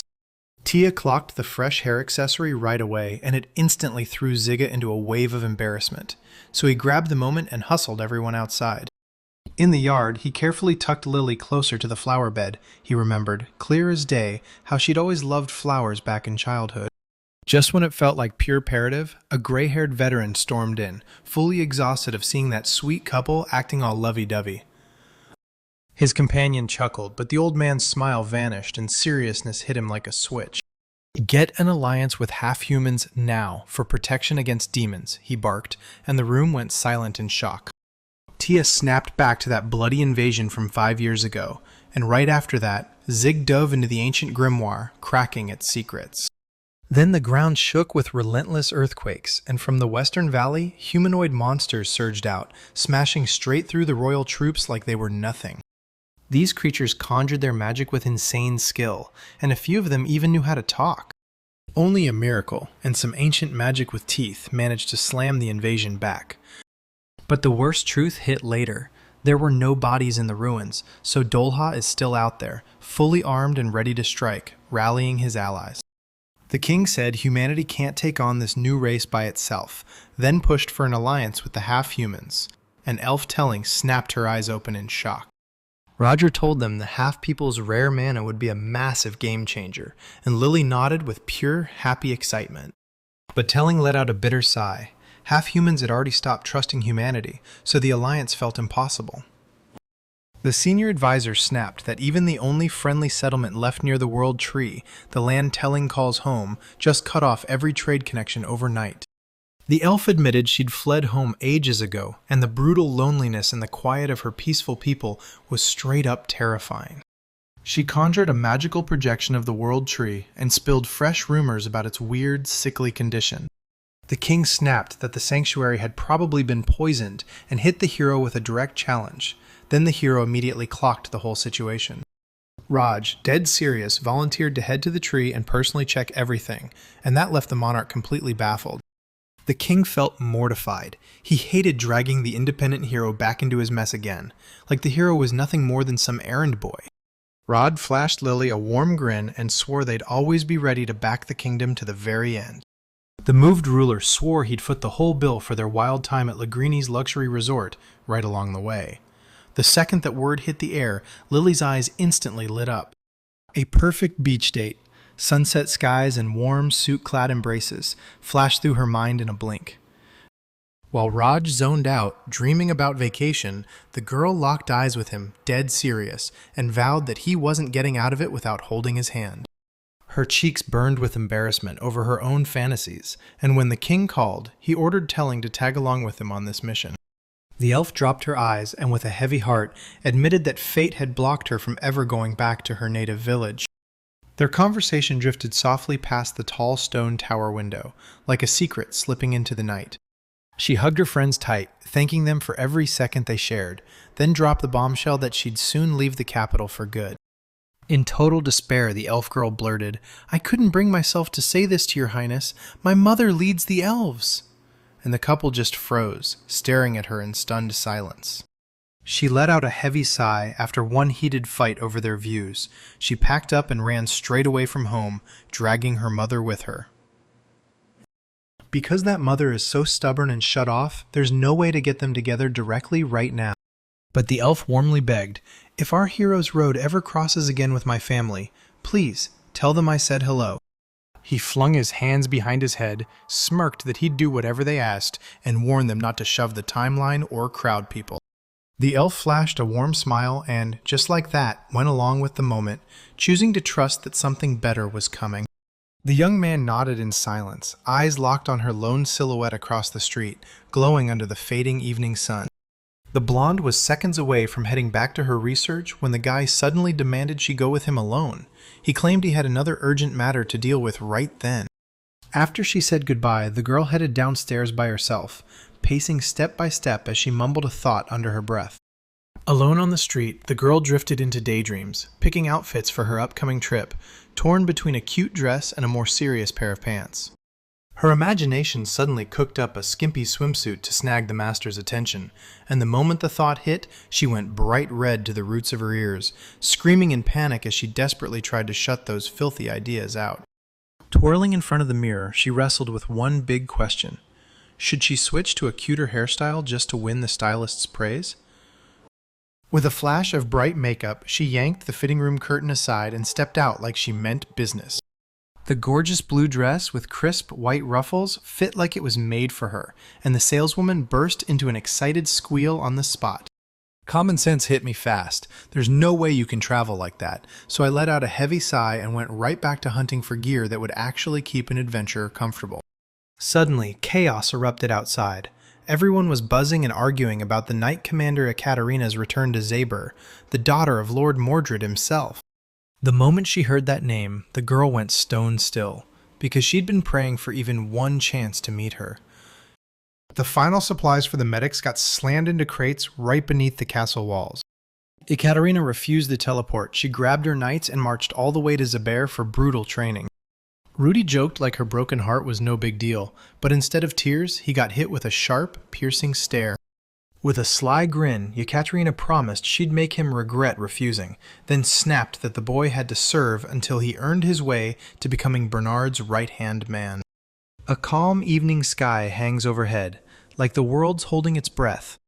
In the carriage, she snapped her subordinate's doubts right out of the air, then sagged back and shut her eyes like the trip had finally drained her. The guard's sudden shout snapped her back, and she yanked the curtain shut in one jolt. Up in the sky, magic flared, then Liliana dropped in a blur, furious that he'd vanished without so much as a goodbye. Ekaterina snapped back that regular wires made zero sense to them. With tears threatening to spill, the blonde thanked him from the bottom of her heart and swore she'd come back to Raj even stronger and even more stunning. She cooked up a wild plan to crush the duel and land that grand wedding, and Ekaterina snapped her number to call because she needed a mage worthy of her name.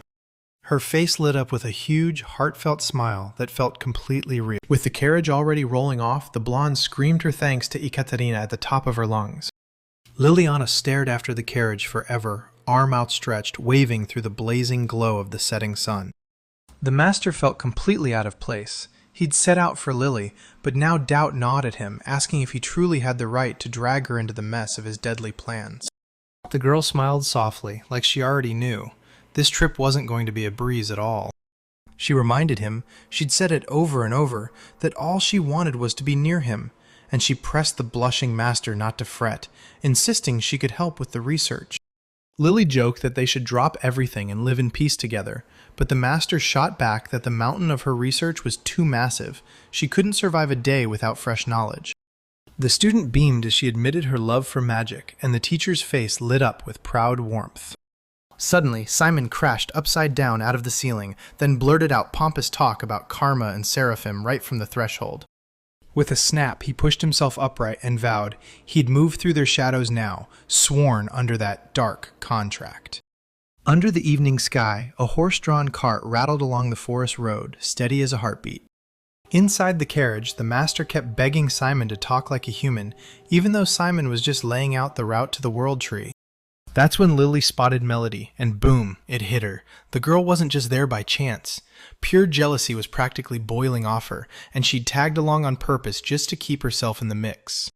Melody's razor-sharp eyes snapped to the student's outfit like it was stuck there by magic.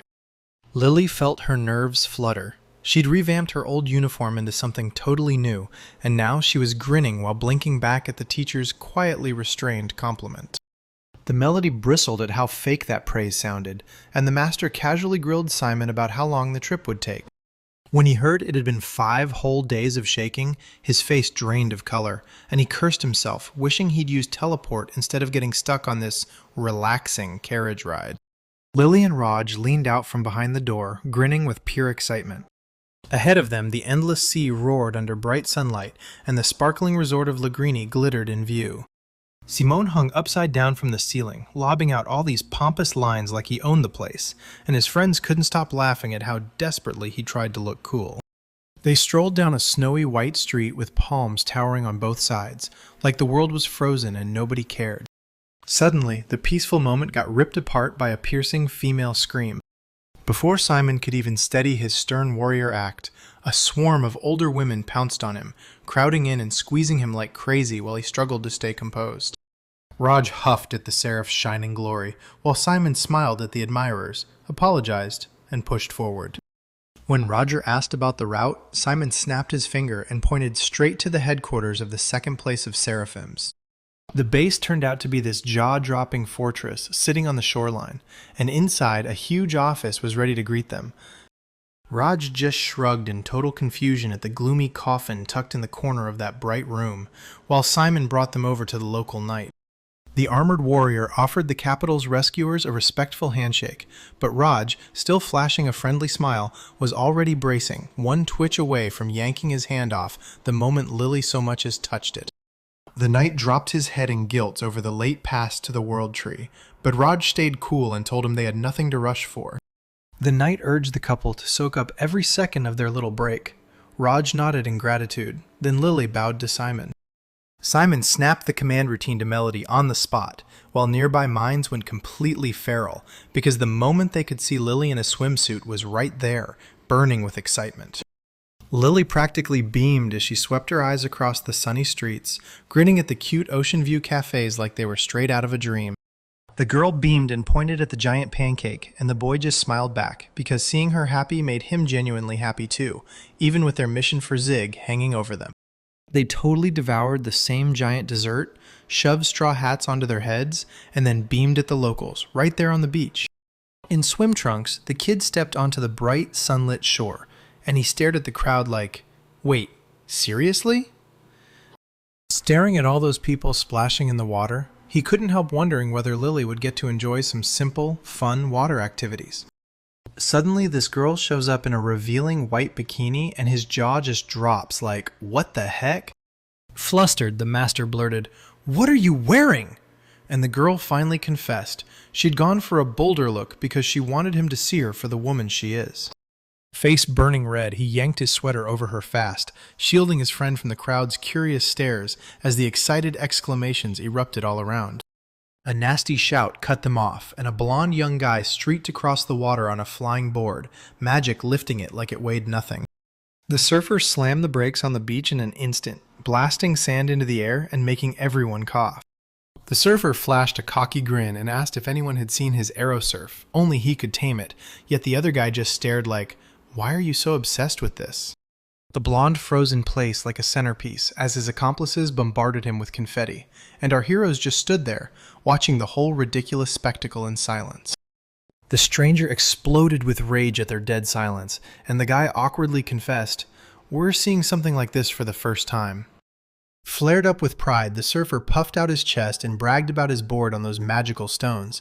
Then Lily, totally naive, asked about plane levitation, and the blonde snapped in, dead confident that real men love showy tricks like that. The boy plopped into the sand, slapped a magic stone onto his surfboard, and tested its magic, watching how the mana answered back. Suddenly, he cut through the noise and marched right up to the stubborn blonde, demanding what she wanted from them. Dudley jabbed a finger at Lily and announced he was taking her for himself, but Lily shot back with an ice-cold no on the spot. The blonde went straight into shock mode, blurting out if she was his wife, while the master completely ignored her and stared at the board rental shop. Then the bully dared him to a duel over the girl, but the guy only smirked, shut it down with, "Lily isn't something you gamble with," and strolled off like it was nothing. Rage flared in Dudley as he slammed his fists into the sand, furious that some fool had this much dignity, while his whole gang trailed behind the couple. When Dudley's accomplices fired him shocked questions, he snapped back hard. No way was he letting that old man be humiliated. He'd prove his worth. Meanwhile, both of them swept into the local shop and stared at the bright rows of brand new boards. The girl called out for the master, demanding he come see the Arrow Flag tournament poster. The shop owner warned, "These wizard air races are deadly, and rookies had better not jump in." The moment he remembered the grand prize, the ancient relic, his interest snapped to full focus. Raring to join in, he blurted in while the outraged Dudley crew secretly peered through the window, watching every word. An unsure voice cut through the night as the assistant tiptoed up and quietly asked the boss if they should finally start making moves. Dudley strode ahead with calm confidence, shutting out his people's panic because the former Seraph Roger, along with other crushing mages, had shown up for the tournament. Dudley barked for everyone to shut their mouths. His family was bankrolling the whole water sports industry here, and they damn well knew it the moment they walked up to him. The blonde flashed a confident grin and told Faniel the main prize was already his people's, then swore he'd handle everything from here. Pushing through an old memory, Dudley ground his teeth in irritation, then snapped into daydreams about gorgeous Lily, because he had to win that tournament, no matter what, just to show her he was cool. His stare hardened to the limit. Every last second of this fight was just a means to track down that girl. The very next day, the beach blew up with excitement. The legendary water sports tournament kicked off, and everyone was already lined up on the sand, boards in hand, ready to tear into the waves. The hype commentator Nanokana riled up the crowd, gripping a magical stone as he kicked off the game Arrow Flag. While the ordinary guys gawked at the organizers' over-the-top extravagance, Lily was warming up nearby. Then, out of nowhere, Dudley's team snagged the seats right next to her. Nanohana laid down the rules. Snatch those flying flags, stay steady on the board, and blast your way through the competition with nothing but basic water magic. Whoever snatches the most points from all 30 targets wins the victory. The start command hit the air, and with a thunderous blast, the flag shot straight up into the sky. No race happened. Right on the spot, a nasty brawl erupted as someone yelled, then snapped an old competitor across the face with magic. As the assistants coldly slammed the opponents with brutal water hits at point-blank range, a smug Dudley lifted a wave, flashed a predator's grin, and surged straight into the fight. The judge roared about a viability. and Raj on the surf froze in horror as he realized he was hopelessly falling behind. The announcer blurted out a sudden shakeup at the top, and the shock was real, because the tournament's only girl exploded into the lead. The blonde Lily snatched her third flag clean out of the air, and Roger's face lit up. He grinned and came sprinting after her. Water detonated into a solid geyser, blasting surfers everywhere, and he somehow slipped through the chaos anyway. Rogue snatched the target out of midair, and the crowd erupted into applause, while Lily squealed with pure excitement, leaving the opponent behind him staring in stunned disbelief. Meanwhile, a stone castle thrust itself above the shoreline like it was daring anyone to come closer. Inside, Kunoichi fumed as she tried to figure out why those half-humans flat-out refused to sit down for negotiation. Her thoughts got smashed to pieces when a guard rushed in with a grim update on the tournament and warned that the Dudley Company was up to something shady. The whole water race was exploding with energy. The commentator was practically screaming while Lily snatched the 8th flag and instantly tore the gap wide open. Raj lunged toward her, but she danced out of the way and teased that the master was slipping back into her hands again. Behind them, Dudley ground his teeth in pure fury.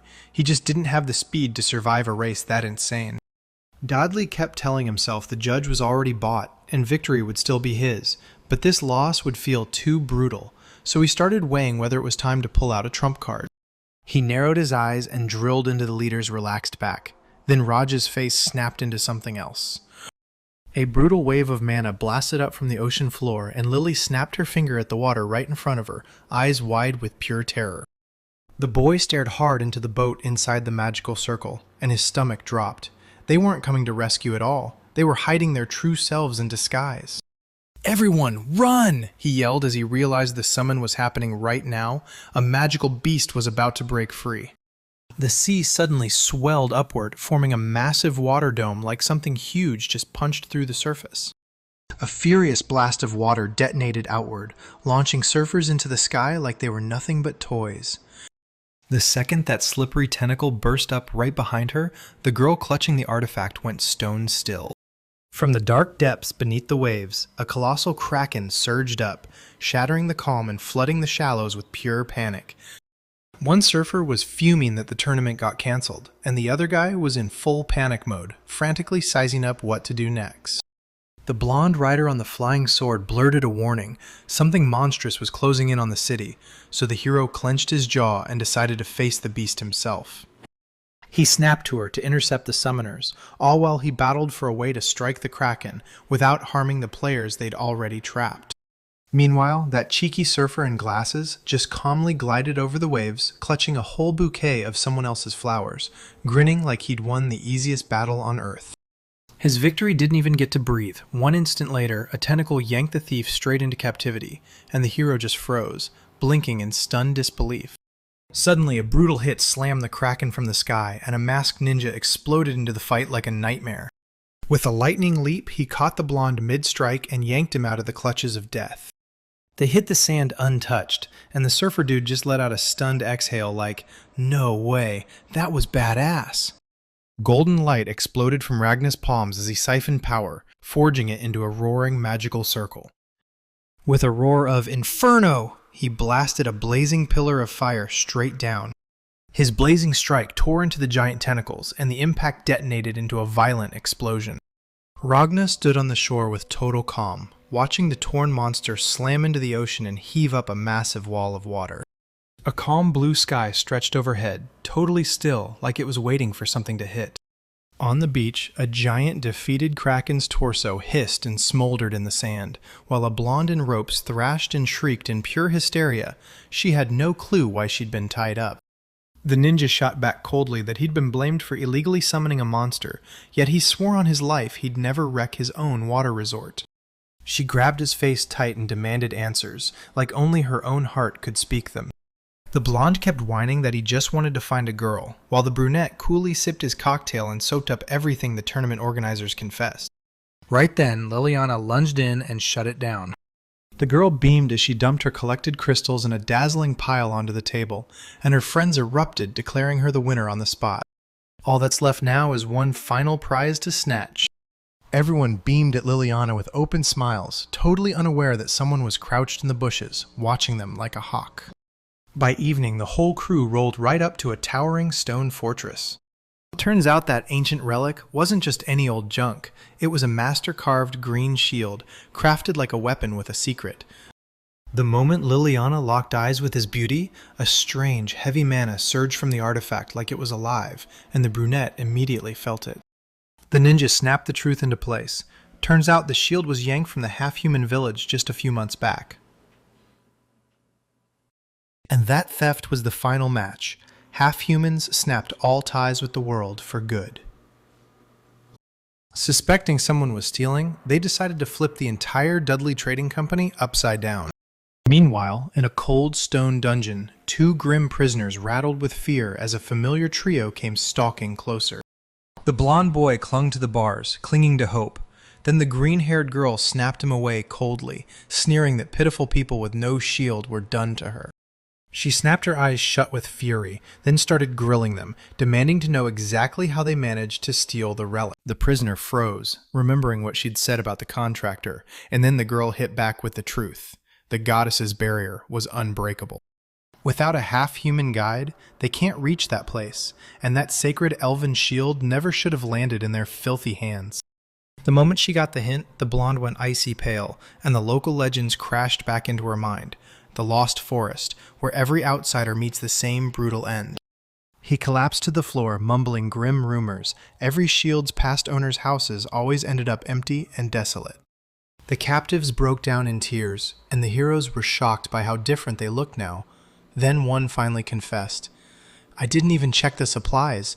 I just figured the relic was stolen."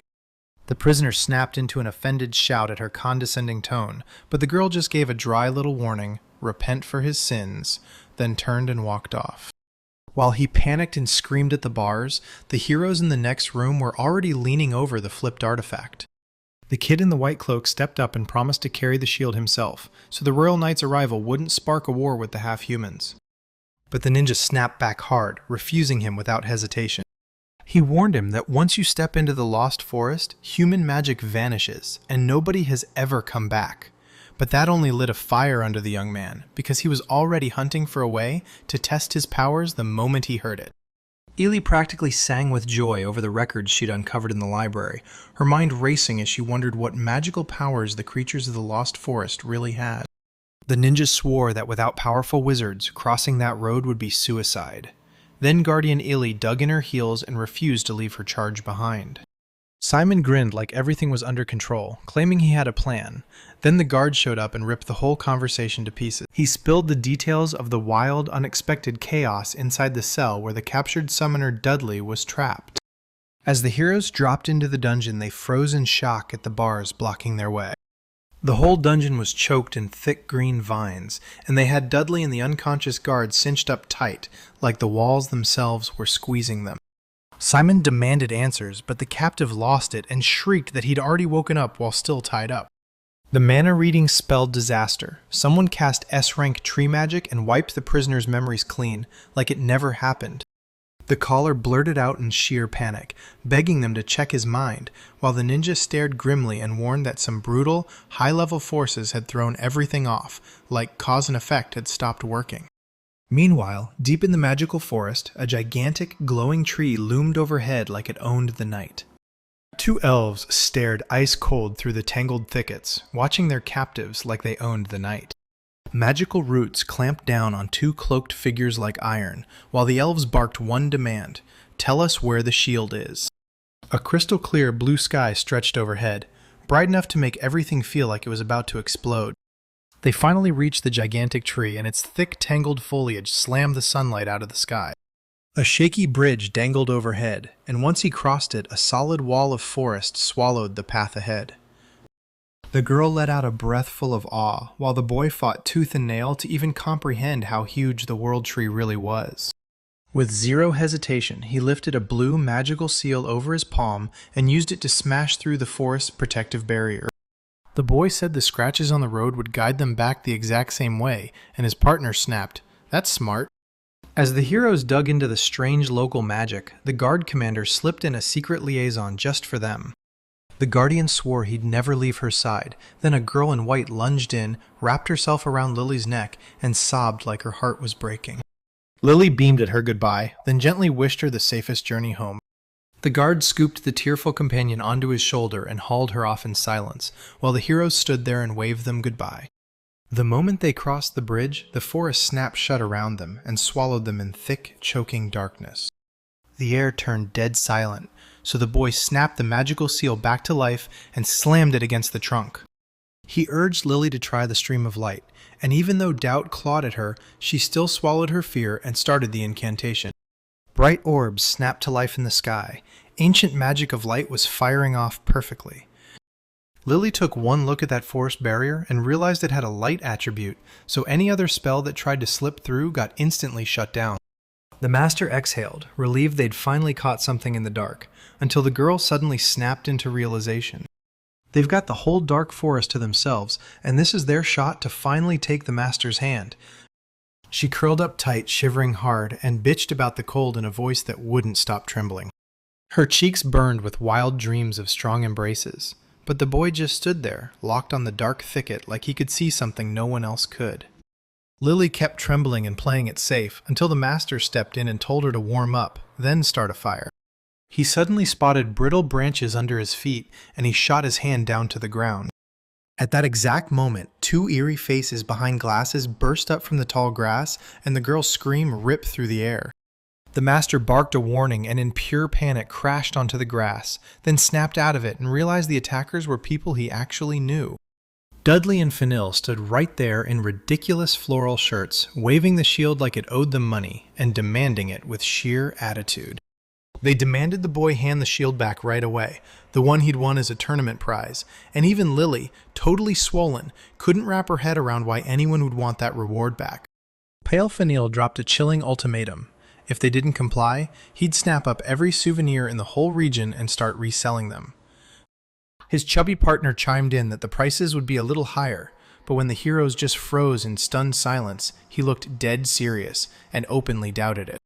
When the souvenir blackmail crumbled, Fennell threw up his hands and swore helplessly that he'd just start pelting them with stones. The bespectacled guy and his friends slammed into the night forest path, yelling at the strangers that something terrible could happen to them.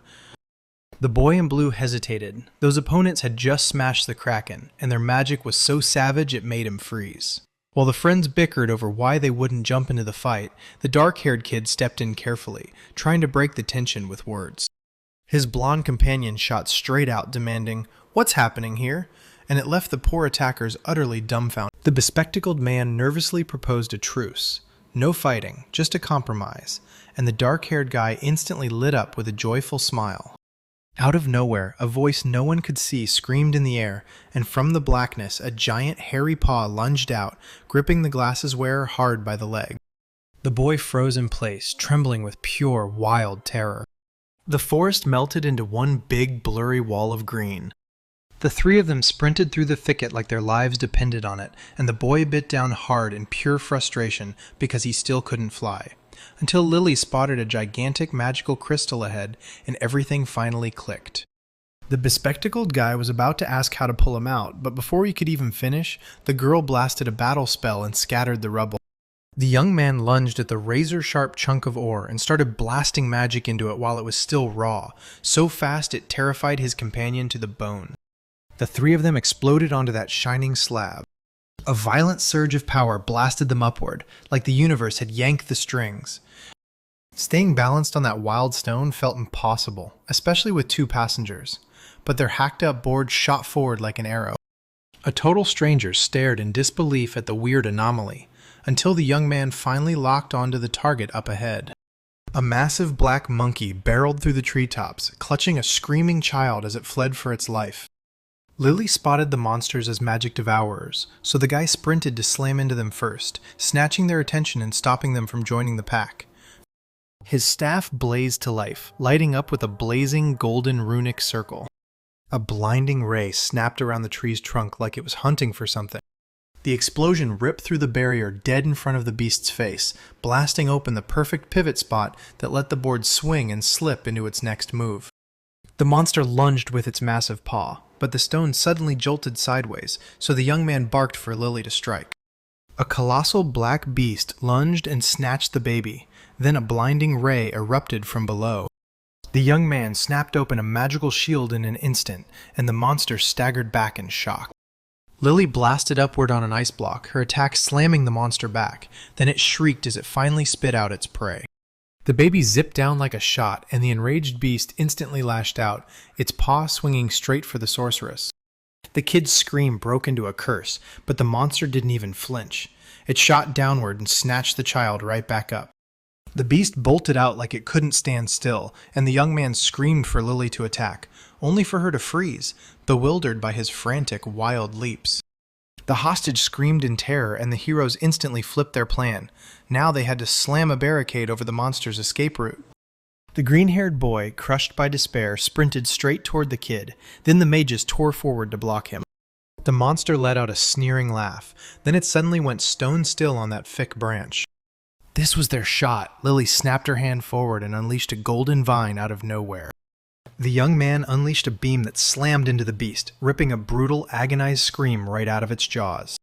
Shining shackles slammed down on the monster, pinning it hard to the trunk, while the baby dropped safely straight into the green-skinned one's hands. A total jerk. Then the mages yanked the ropes with everything they had and finally locked the monster down for good. The young man had already pumped up a magic blast for the finishing strike. Then the greenish one snapped, "Stop!" and flat out banned killing the beast they weren't even planning to eat, leaving the heroes stunned out of their minds. With a savage howl, the black monster launched itself into the thicket. After the fight, the blonde calmly shook the fight out of her hands, shocked that these beasts even tried a hostage trick, like they'd never hunted on their own before. She blamed the weird behavior on the World Tree, then out of nowhere called the monsters cute, and it nearly sent her partner into full-blown panic. The rescued burst out their gratitude, and the boy tiptoed forward, asking with nervous urgency who these two really were at last. Out of nowhere, a blinding light erupted behind them, so the heroes whipped around in shock and found two weird young guys standing there like they'd spawned out of thin air. The young man snapped, "I'll reveal the truth," and right after that, he and his chubby sidekick exploded into blinding light. The dark-haired swordsman froze when he finally realized. Those kids had been holding on to their disguise with top-tier light magic the whole time. The light blared brighter and brighter until it tore apart every fake illusion and sent them scattering. The light died out, and out of nowhere, real elf and a red-haired dwarf stepped in where those human kids should have been. The elf calmly told the stunned group that non-humans can live for ages, and the blonde blurted out an awkward apology for freaking out at their young-looking faces. He introduced himself as Fenil, from the Guardians of the World Tree, and the dwarf instantly flipped the whole story when it turned out she was Pom's sister, the chieftain. The swordsman snapped it all together in an instant. This wasn't random at all. They'd wreck the underground chambers to scare the thieves, then grab back the shield they stole. Fenil couldn't wrap his head around it. Why was everything getting so messy when this magic could have crushed the tournament from the start? He froze mid-breath and Pom leaned in, whispering for him to shut up. The elf cut into the conversation, pointed everyone to follow him, and warned them that monsters might strike again the moment they left the safe path. In the blazing rays of pure light up ahead, a colossal tree trunk glittered like it was alive. The company stepped out onto a bright, sunlit path, and the swordsman froze, because even with thick canopies overhead, the light poured through like it had punched a hole in the dark, and a cool breeze swept by. When they asked what darkness was left behind, Fenil snapped, "This forest runs on the goddess's blessing. Step off the true path, and she drags you straight into her gloom." Up in the branches, a savage beast lay calm as day, right there, harmless in the open. The elf said it plainly. They respect every life's right to exist, and that's when the blonde finally got it. So they only use pure light magic, never anything that would desecrate the forest. Fenil admitted he has no clue whether those writings hold up in real life, and Pom, shaking with fear, warned him he'd get scolded again for speaking like that. The squad finally clawed its way to the elf's secret hideout under the giant tree's roots, and the girls just stared, entranced by those eerie glowing fish swirling in the water. The young man blurted, asking how far the World Tree was from here. Then the elf just calmly shrugged and said, 2 days on foot, no breaks. While he was still swallowing that close, the girl leaned in and said the monsters outside had snapped from the forest disease, so talking was only safe right here. The talk swung straight to the World Tree, and the blonde dropped the bombshell that the only scraps left in human archives are the old notes from ancient missionaries. Once those travelers finally clawed their way to the very edge of it all and reached the non-humans to make contact, the young man scratched the back of his head in embarrassment. Turns out those genius notes were nothing but dull, barely readable scribbles. Then the elf jabbed a finger at the shield in the blonde's hands, and she broke it down. World tree roots don't just gulp nutrients from the whole continent, they drink in emotions too. The boy froze while the girl kept going, blasting joy, anger, and sadness into the air like living waves that fed the forest. Everything's simple. Love fuels the tree's strength, but pain and war drag it into darkness. The blonde just couldn't wrap her head around it, because right now there's no big raging war on the map, right? The elf snapped back, bitter and sharp. People don't need battle to choke on envy and greed every single day. For years, that endless darkness kept poisoning the tree's roots, yet the only thing that ever saved it was the goddess's shield. He'd been asleep in that trunk for centuries, scrubbing away the dirt, and when the blonde finally stared at the relic in pure horror, it clicked. This tree had been dying at an insane pace in the last few years. Stealing that shield was a death sentence. Soon, the villagers started dropping sick by the dozens, and the group immediately snatched their things, because that relic had to be returned to its place right now. The elf girl demanded to know why they'd even come to the forest, and when she heard they were chasing the shield's return, her face went blank with pure confusion, because it was them who'd warned the knights about the theft in the first place. The young man clocked the truth, that they had their own motives too, and urged the elf to keep talking, right on the move. Turns out the shield's return was just smoke, because really, he and the blonde were racing straight to the World Tree as King Daruga's direct envoys. Jumping into the tournament was pure luck, because their real mission was straight up getting face-to-face with the settlement's leader. The king chased down the forest people and forged an alliance, determined to team up before the demon invasion hit. The elf maiden's smile vanished as she admitted the shield stealing sparked a brutal feud between elves and dwarves, one that poisoned everything around them. He believed that mending the World Tree would win everyone's trust back, and it was her incredible light magic that might just pull them out of the mess. Those words crushed the last of her doubts, and she vowed, right there, that she'd take them straight to the village. Meanwhile, in the capital, the advisor and the Great Commander were locked in a fierce debate over the political meltdown. Trade had flatlined because they'd lost the relic. The interrogations wrung out nothing, no names, no secrets, so the king stepped in himself, deciding to mete out their punishment before this mess blew up into an international scandal. Things were spiraling fast, so the men bit the bullet and risked it, sending yet another messenger straight to the Empire. The commander let out a booming laugh, convinced their ambassadors were just thieves, but his joke cracked the thick, tense silence between the others. The elf abruptly slammed the brakes, snapped her voice to the boy, and forced them to freeze before they could move another step. Behind him, a masked knight snapped into view and blew a sharp whistle, and the young man nearly jumped out of his skin. The boy admitted he'd hidden a magic ally away, just in case, and the elf was stunned because even in the middle of that brutal battle, the ally stayed invisible the whole time. Because the knight's bright, open arrival would spark fury in the kingdom's elders, they swore he'd keep to the shadows and slip along unseen. Their journey plunged into a magical forest where colossal mossy roots clawed up from above the water. The company tore down the slippery tree like it was a giant slide, roaring the whole way. The elf and the little one gracefully leapt off the root, landing like they'd done it 1,000 times. And the blonde guy barreled straight into the giant bouncy jellyfish at full blast. With just a gentle tap, they got blasted straight up into the sky. When they finally stumbled onto the lakeshore, both wizards were hit with brutal nausea from all that rocking. As the young man could barely stay upright, the girl leaned in and told him, yeah, they knew all about these wild entertainments, because their older brother had been training them for it. The second the boy heard his name, he knew it wasn't random. It had to be that dark-haired guy with razor-narrow eyes, the kind you've seen before. He grinned and told the stunned girls, I met him in the capital. Tell everyone I'm doing great. That shocking news finally calmed the sisters down, and the moment they heard about his talents, pride and tenderness lit up their faces with a soft, proud smile. The forest erupted in a flash of blue light. Right as the moonlight hit, the moonflowers burst into bloom. While everyone stared in awe at the glowing petals, Pom's eyes snapped to a hairpin tucked into the blonde's hair. When they asked her about her master, her face lit up with a deep blush as she confessed it was a gift from her beloved. right as the guy behind her freaked out, mortified by what he'd just heard. Palm froze in awkward silence as the blonde's smile turned warm, then leaned in and practically invited her to study every precious jewel up close. Palm's cheeks flared red as she cut in, saying this wasn't about fashion at all. She just couldn't stop herself from wondering how that metal was made. The elf leaned in and told her she'd fallen head over heels for copper and all kinds of metals, then proudly slid over a brooch, a total masterpiece crafted by Palm. Just as the sky started to choke with darkness, she called everyone over and had them set up camp in the clearing right nearby. They burst into a massive glowshroom field, and the whole place lit up with a wild, magical neon glow. The elf guided them into a pitch-black cave and urged them to introduce themselves to the locals.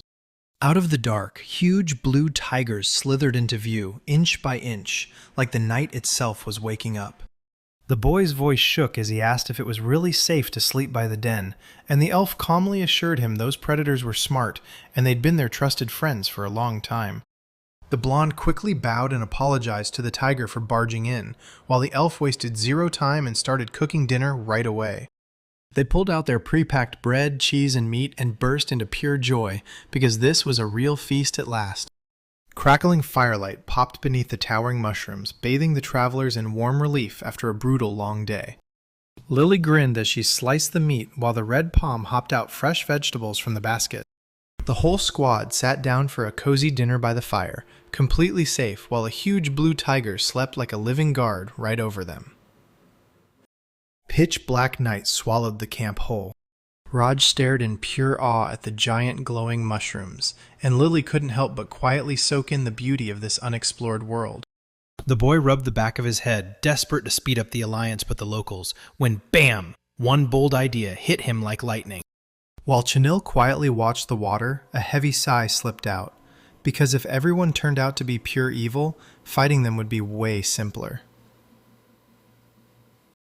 The elf leaned in and told Palm the truth. She simply couldn't turn ruthless, not even if it meant saving the world tree, because she'd seen real sincerity in people with her own eyes. Her voice shook with doubt. She just wanted to stay lost in magical stones forever, tucked away from the whole world. She gently pushed back, saying that kind of devotion to a cause she truly loved was a rare gift, not a weakness. She slipped her friend a handful of sparkling stones and reminded her, no matter what, that they'd always stay family, because being imperfect is more than okay. Fani squeezed her hand in pure relief, and the girls decided it was time to lay everything out, straight to Roger and Lily, about magic. The very next day, Raj gathered the elves and begged them to magic up new faces for Lily, because if any human look showed up in that village, panic would erupt instantly.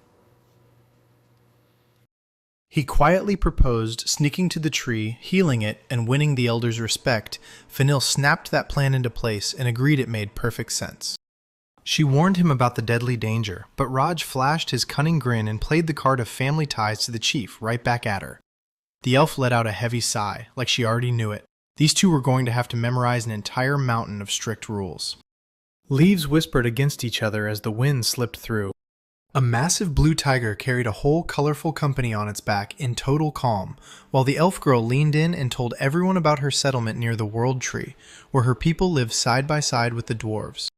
She told me the gnomes dodged diplomacy and stayed hidden from the outside world, yet they crushed everyone when it came to earth magic and flawless craftsmanship.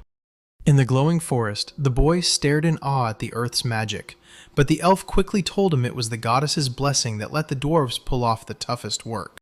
The elves seized control of the village's reins, and this win-win alliance ran like clockwork for years.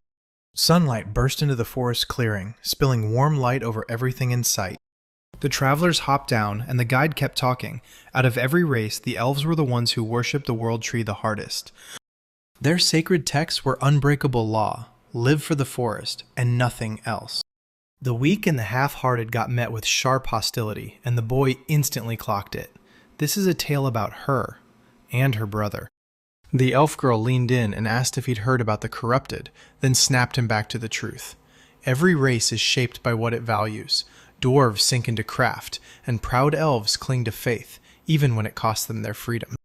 The girl gave a sad nod, because sometimes fate wove a cruel pull, snatching the ones who just couldn't resist, and dragging them out of the forest into the outside world. Her eyes weighed like stones, because anyone in that settlement who dared to call herself a renegade got sneered at and labeled a corrupted person. Just as the goddess's traitor's tragedy was about to sink in, a violent rumble tore through the air and a jolt rocked everything.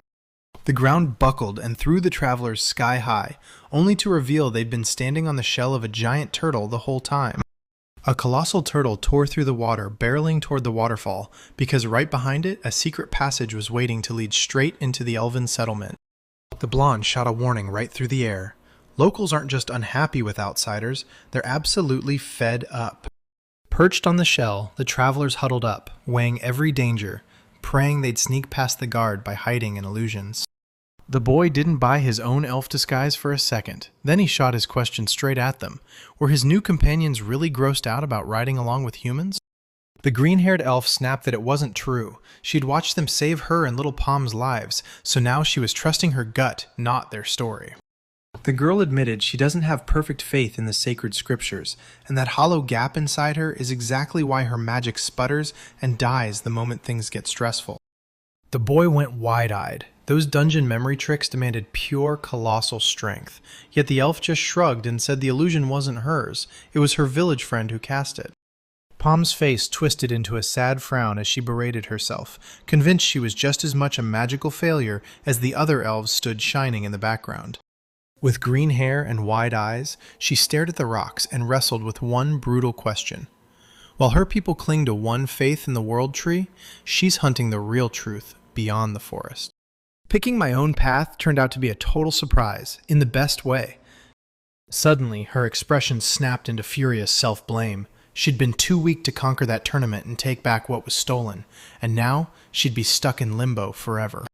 "Fanil," Palm whispered, her voice shaking with pure worry. The boy felt her pain without a word, while the elf girl dropped her gaze like she couldn't handle it.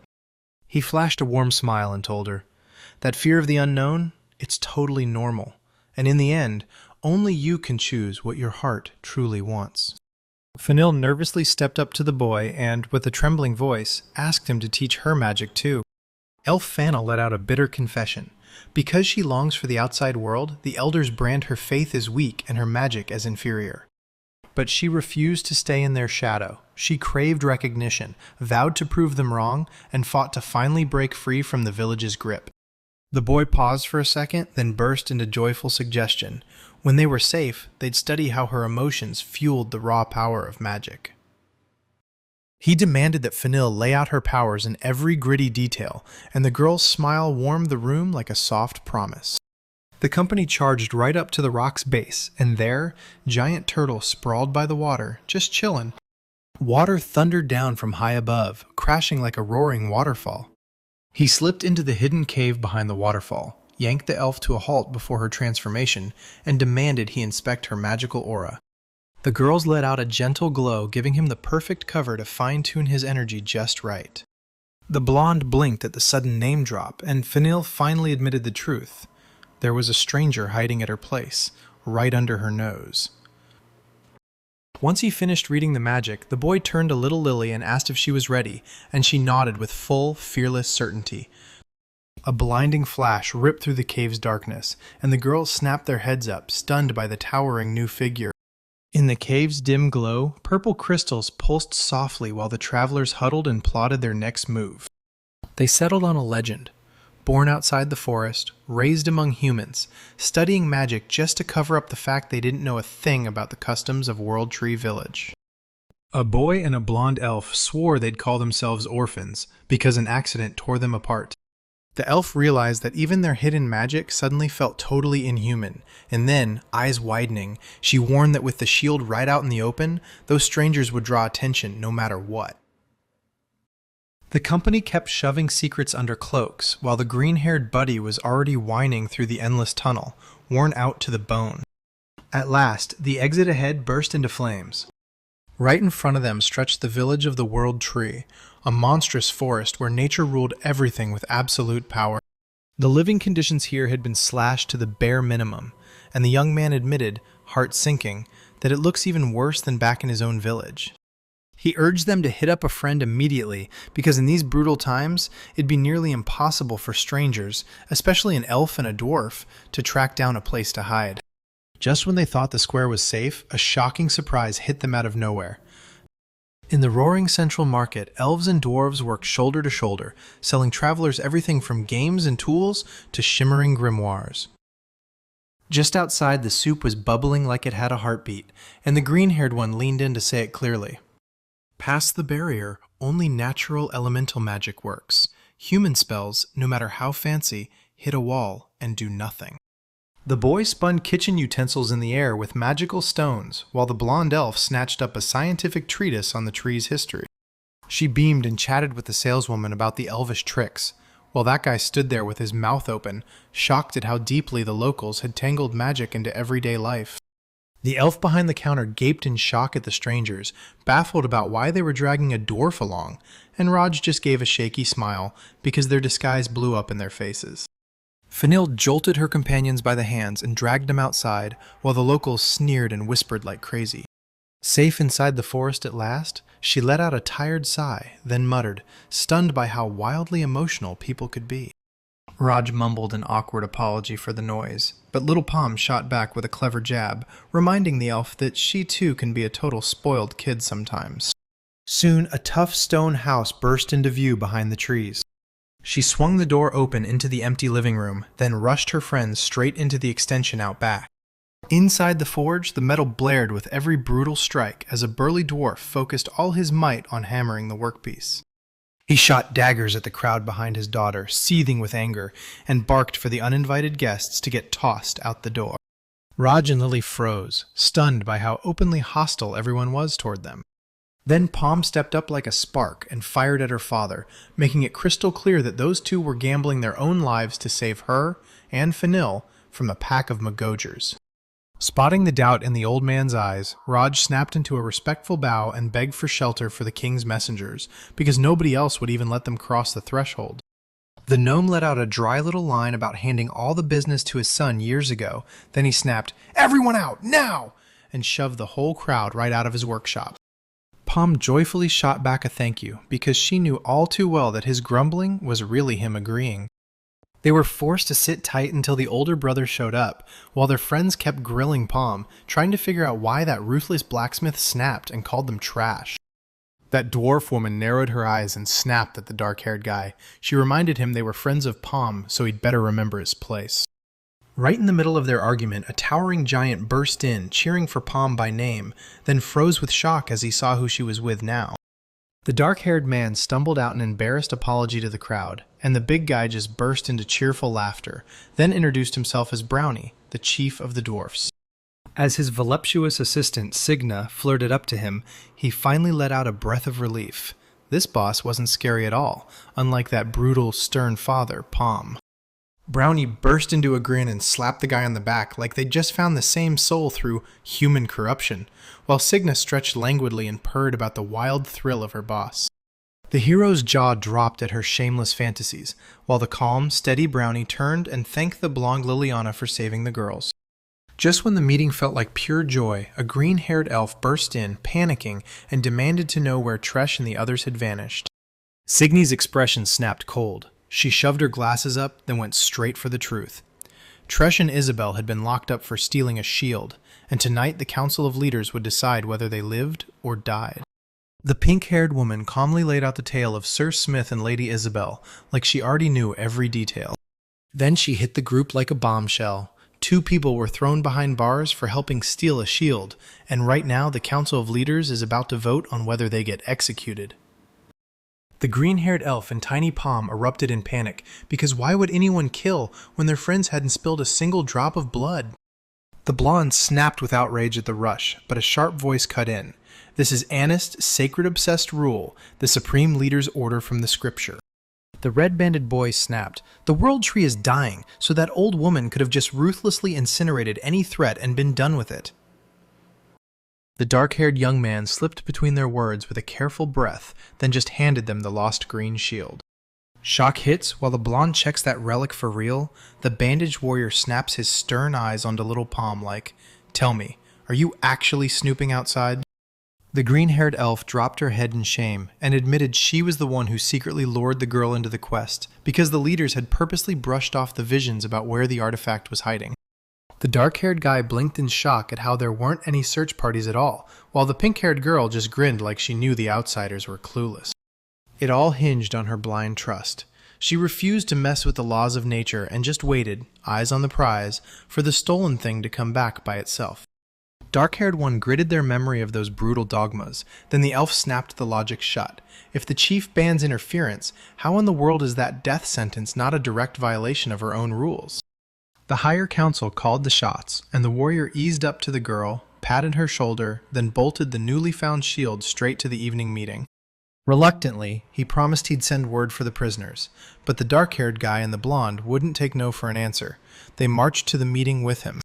Turns out the convicted guy was someone they all knew from way back, old acquaintances, and that shocking twist slammed the locals so hard they had to scrap every plan they had.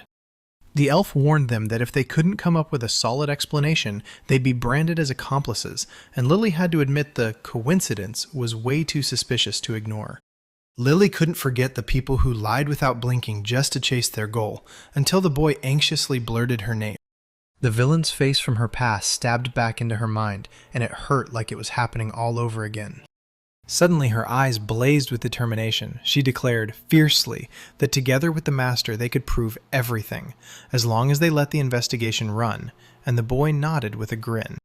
The red-haired warrior nodded, calm and steady, then warned me, any question you've got about the shield or the people, ask it all at the council. Before they left, Lily leaned down and softly begged little Palm to stay home with their father. She beamed at the little one and swore she'd be back before dinner. Deep in the evening forest, the boy begged, "Will we meet at the elf chief's estate?" But the answer came back in a sharp, quick no. With glasses perched on their face, the elf burst into eager explanations. This whole settlement was built in rings around the world tree, dwarves taking the outer circle while the elves clustered tighter and tighter near the trunk. The boy listened hard to every word about her people's thirst to survive, and to live and pray as close to their sacred roots as they possibly could. Right ahead, a towering white stone church gleamed like a beacon, built so believers from everywhere could rush in and gather together. The elf beamed and said this is where the big decisions get made, but the redhead immediately snapped that the trip from the dwarven mines was brutal and way too long. The girl clung to his arm without a shred of shame, savoring every second of their stroll, while the warrior fought tooth and nail to wrench her off. Staring at that scene, Lily sank into a gloomy spiral, wondering if she should move just as boldly, totally blind to the suspicious gaze the green-haired elf beside her wouldn't stop throwing. The boy and girl froze in the spot, jaws hanging, staring at the blazing splendor of the elven temple. The pink-haired companion yanked them down to the ground right away and snapped that they weren't allowed to touch a single thing in that sanctuary. A blue-haired elf stepped out to greet them, eyes wide at how soon the council had arrived. He narrowed his eyes at the strangers looming behind him, and the pink-haired girl with that sly smirk told him they were important witnesses.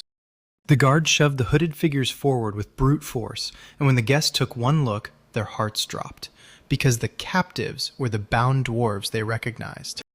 The blue-haired man flicked his eyes around, and boom, he spotted light-haired Fennel in the crowd, and he couldn't wrap his head around why she was there, surrounded by strangers. The stern priestess snapped at him for skipping the prayers, and when the warrior demanded answers about Chief Judge Anest, she brushed him off. Anest is getting replaced today. The leader's sudden illness hit like a punch, and rage exploded in the crowd because the captives' lives hung in the balance, and sentencing without a leader would be pure madness.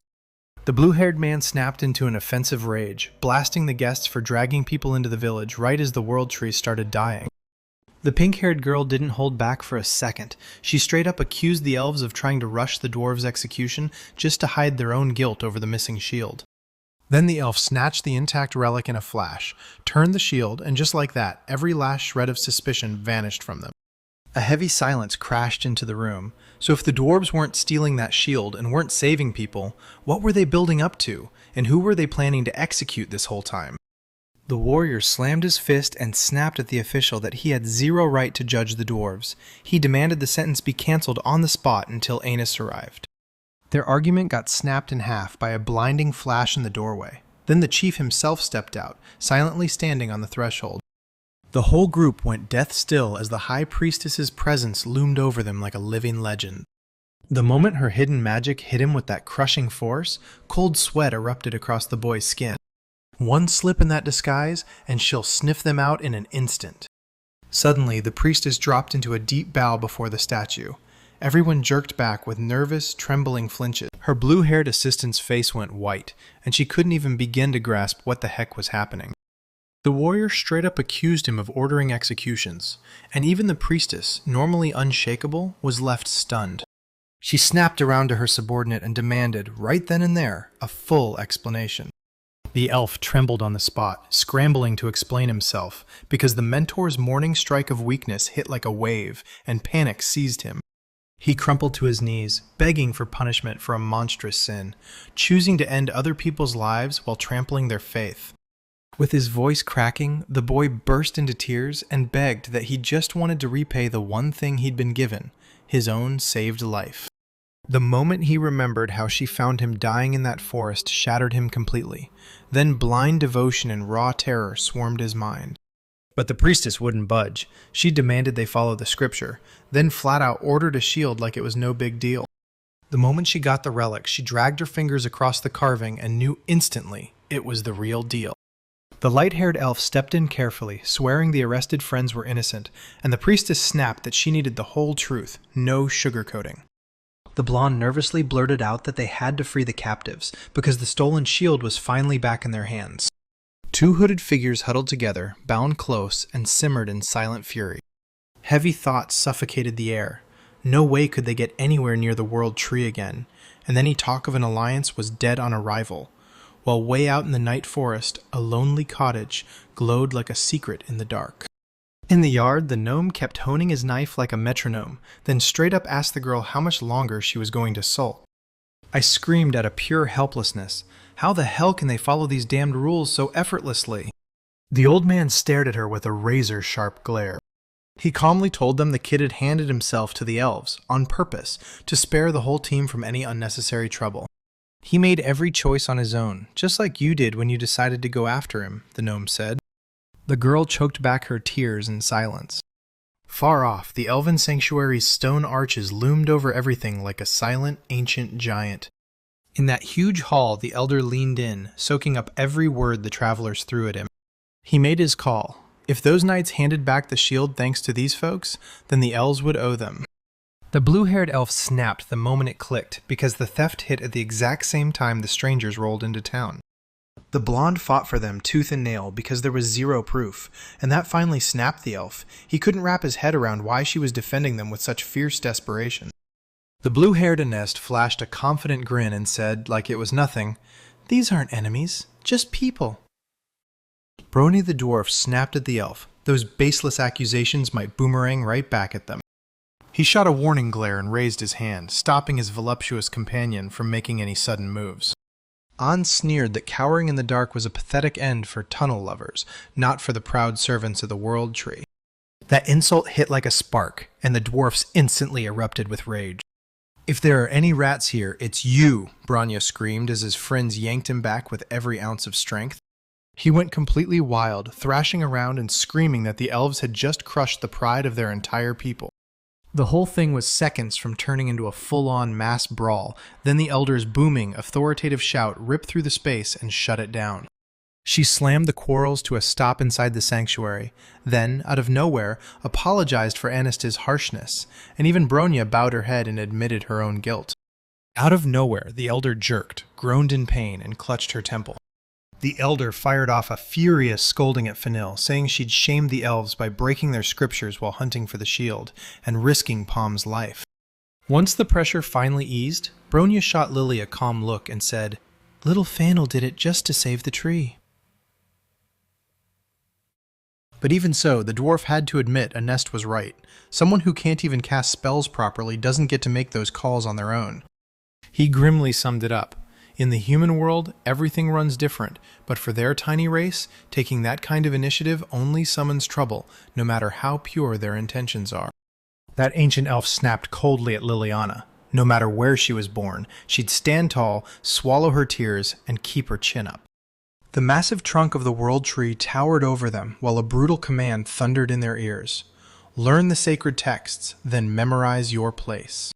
The old dwarf's mocking jab about the shield coming back froze the dwarf in place.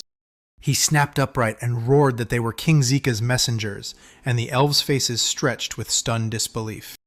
The second he brought up the alliance, the pink-haired elf exploded in a furious interruption, accusing the outsiders of every single trouble plaguing the forest. The gnome flung his arms wide and hurried to explain, "We're here to inspect the tree, crack the mystery, and get back the stolen artifact." The elder narrowed her icy eyes, glaring at the gnome's magic like it was nothing but trash.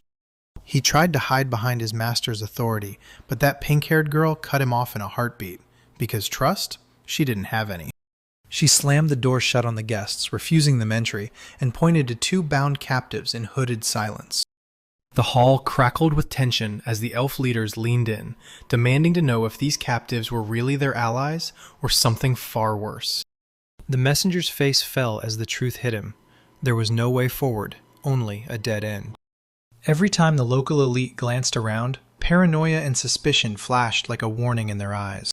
He couldn't hold it back. He straight up hurled the truth in their faces and snapped, "If pretty words fixed everything, then the elves wouldn't be suffering right now."